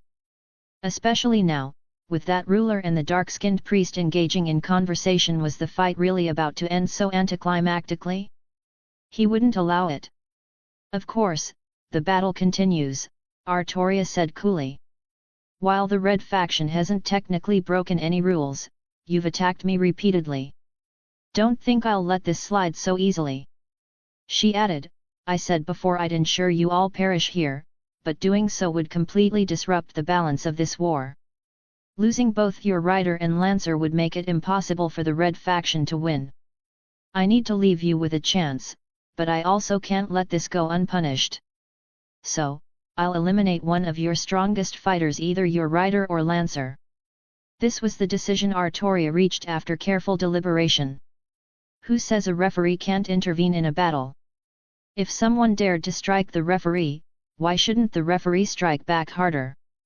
In the original stories, rulers like Jeanne d'Arc often struggled to impose authority. Barely anyone respected her role. What's the point of being a referee if no one takes you seriously? How could you maintain order that way? Artoria intended to show them the consequences of angering a ruler. She would strike hard enough to instill fear, to make them understand the cost of defiance. Only then could she effectively uphold her duties. At that moment, Achilles stepped forward. To die honorably in a fair fight against a stronger opponent, rather than fall victim to some cowardly ambush, was something he would face without regret. Amakusa Shiro Tokisada, though pained by this development, recognized that Achilles' departure was inevitable. Reluctantly, he could only accept the outcome. Even commanding Achilles to flee using a command seal would be futile. Achilles himself would be the first to reject such an order. Despite his depleted state after intense combat, Achilles refused to accept a fate like a lamb awaiting slaughter. He charged at Artoria with all his might, courage undiminished. As the battle intensified, Achilles, with little magical energy remaining, made his decision to end it with his noble phantasm. He summoned his war chariot. Before mounting, he gently stroked his 3 steeds. Xanthos, Balius, Pedassos, run with me one last time. Though his lance had shattered earlier and his armor lay in tatters, Achilles radiated an unyielding aura as he gripped the reins and stepped onto the chariot. Riding the chariot, Achilles became a streaking comet hurtling across the battlefield toward Artoria. My life burns as brightly as a shooting star. Go forth! Troya's Tragediah, immortal chariot of storms and fury. Artoria raised her hand, exuding an air of regal authority and divinity. In honor of your resolve, I'll use this strike as your farewell gift. Sacred lance, anchor removed. Vanish beneath the light at the end of the world. Achilles, atop his war chariot, met the radiant brilliance of Rhongomyniad head-on. The result was inevitable. Achilles was consumed entirely by the pillar of light, his noble phantasm, body and Saint Graph utterly annihilated. Red Faction's rider, Achilles, has exited the stage. Beyond Artoria's overwhelming strength, Achilles had been one of the most formidable contenders in this Holy Grail war. Yet, here he was, eliminated in its early stages. Such was war. Power alone didn't guarantee survival. After the battle, Artoria departed, Mordred trailing close behind. Amakusa Shiro Tokisada didn't try to stop her or curry favor. Had Artoria's strength been her only notable trait, Amakusa might have tried to repair their relationship. He might even have shared his ideals and goals, hoping to win her acknowledgement and support. After all, Artoria's demonstrated power far exceeded the combined might of Achilles and Karna. Her help could have greatly increased Amakusa's chances of achieving his wish, even without Achilles. However, Artoria's insight into Amakusa's plans unnerved him. Her understanding ran so deep that it left him shaken to his core. He feared speaking with her, meeting her, and, most of all, opposing her. Thankfully, while she seemed aware of his goals, she didn't appear interested in interfering. Amakusa could only pray that she wasn't deceiving him and truly had no intention of obstructing his plans. Amakusa's mood was bleak. He had lost a powerful ally in Achilles and now faced the unsettling reality of an immensely strong and enigmatic figure whose alignment remained uncertain. For the sake of his lofty goal, saving all of humanity, Amakusa had schemed and bided his time for 60 years. Yet now, it felt as if his entire strategy was on the verge of collapse. King Arthur. Artoria Pendragon, is it? As the ruler of the previous Holy Grail War, Amakusa also possessed the true name revelation skill, allowing him to discern Artoria's true identity. Yet, upon discovering her name, his first reaction was doubt. Like the Black Faction, Amakusa found it hard to reconcile the discrepancy. Arthur Pendragon, though the final king of the Age of Gods, was a mortal king, a ruler of humanity. Now, however, this Artoria radiated divinity on par with some of the chief gods of myth. Still, her true name was indeed Artoria Pendragon, and Saber of the Red had referred to her as father while being addressed as Mordred in turn. But then another question arose: why was Mordred so obedient? Weren't they mortal enemies? The Holy Grail War was becoming increasingly chaotic. On top of that, there was the hostility from the other Red Faction servants. By imprisoning the Red Masters, Amakusa had prevented the servants from ever meeting their respective masters. Instead, he used his control over the masters to issue orders. Now, however, his imprisonment of the masters was no longer a secret. While rulers' comment on the matter seemed offhand, sharp-minded servants would have already begun to suspect the truth. Compared to this, his identity as the previous ruler of the Holy Grail War seemed far less consequential. Still, Amakusa wasn't overly concerned. Achilles had exited the stage, but as long as he held Lancer Karna's master's life in his hands, Karna wouldn't dare act against him. Castor, for his part, had no interest in his master. The only potential issue was Archer, Atalanta. Based on what Amakusa knew of her, he believed she could be appeased with the promise of using the Holy Grail to grant her wish. Of course, he had also considered the possibility of her refusing. If it came to that, no matter how reluctant he might be, he would sacrifice her. Hopefully, Atalanta wouldn't make the wrong choice. The Red faction couldn't afford to lose another servant. Aha! So you mortals truly have outdone yourselves this time, haven't you? To think your offerings could summon forth these bonus chapters, what a feat worthy of my recognition. You've brought glory to Fontaine, and naturally, to me. But do not think for a moment that your work is complete. This is but a single step on the journey to greatness, and there are still many more chapters, many more stages, and of course, many more opportunities to bask in my brilliance. So, continue your efforts, loyal followers. Shower this endeavor with your support, and who knows?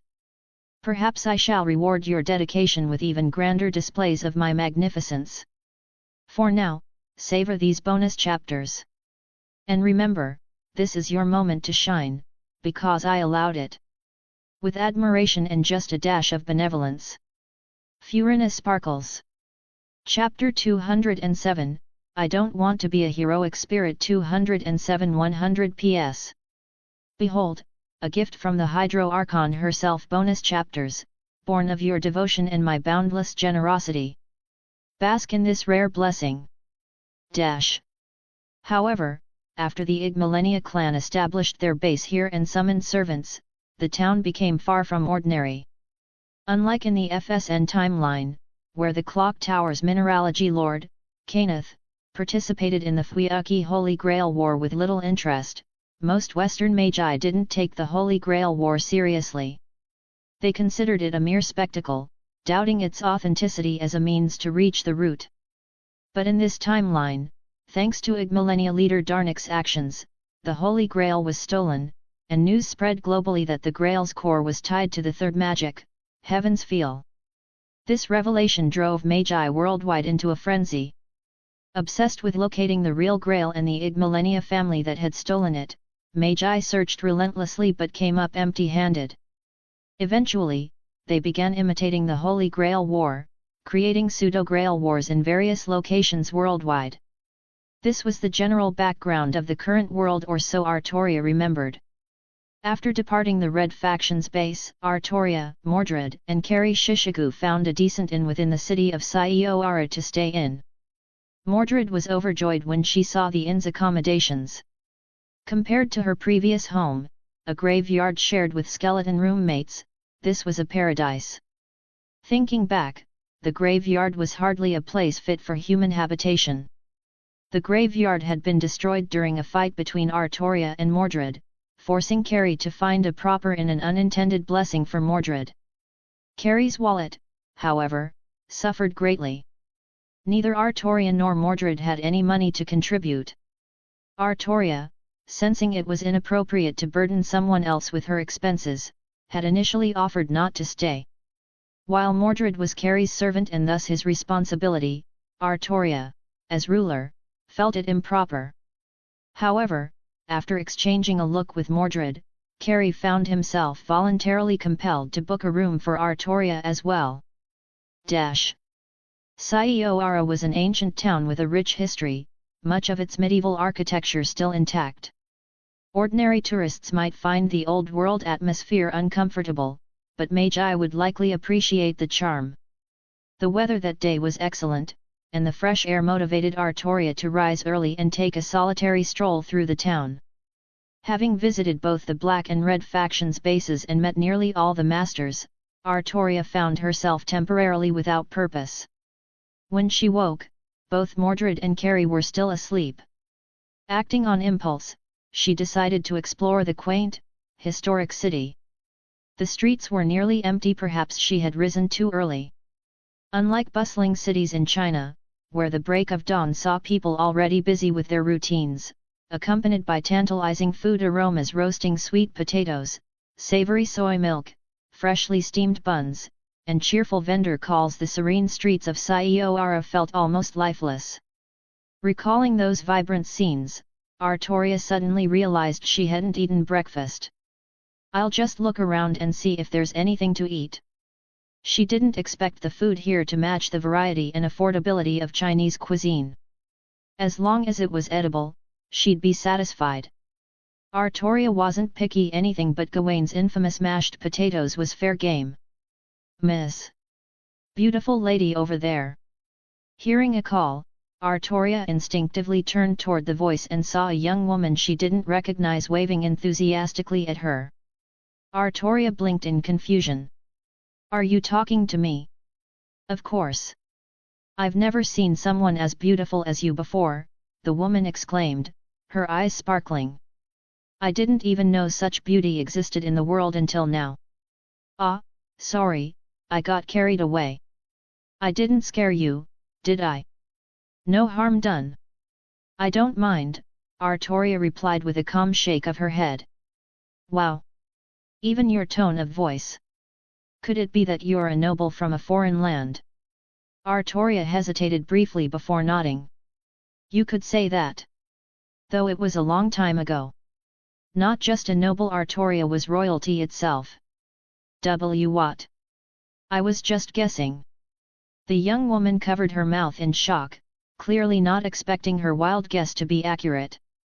Artoria hadn't used magecraft to conceal herself, but her current attire made her far less conspicuous than her usual appearance in shining silver armor with 3 glowing halos behind her head. She had switched to her second form, a white sun hat adorned with blue and yellow floral decorations, paired with a pure white dress. Her lightweight shawl and gauzy skirt swayed gently in the morning breeze, making this outfit far more suited to casual outings than her battle-ready forms, her bunny girl outfit or divine armor. Still, she had made a few modifications. For one, her gauzy skirt, originally semi-transparent, was now fully opaque. Additionally, her top covered more than it had before. At least now she could walk openly on the streets without drawing undue attention. So, is there a reason you called out to me? It couldn't really be because I'm too beautiful, could it? Though she had to admit, this form of hers was quite attractive and charismatic. Thinking back to her debut as Lancer Alter, she recalled how many had been utterly captivated by her assets. Go ahead and admit it. You're drooling over her looks, aren't you? Shameless. Well, so am I, he he he he. The young woman's expression shifted as she recalled her initial purpose. Ah, right. Sorry for getting distracted. It's like this, our shop recently launched a new pastry. Would you like to buy one? There's a discount. Pastries?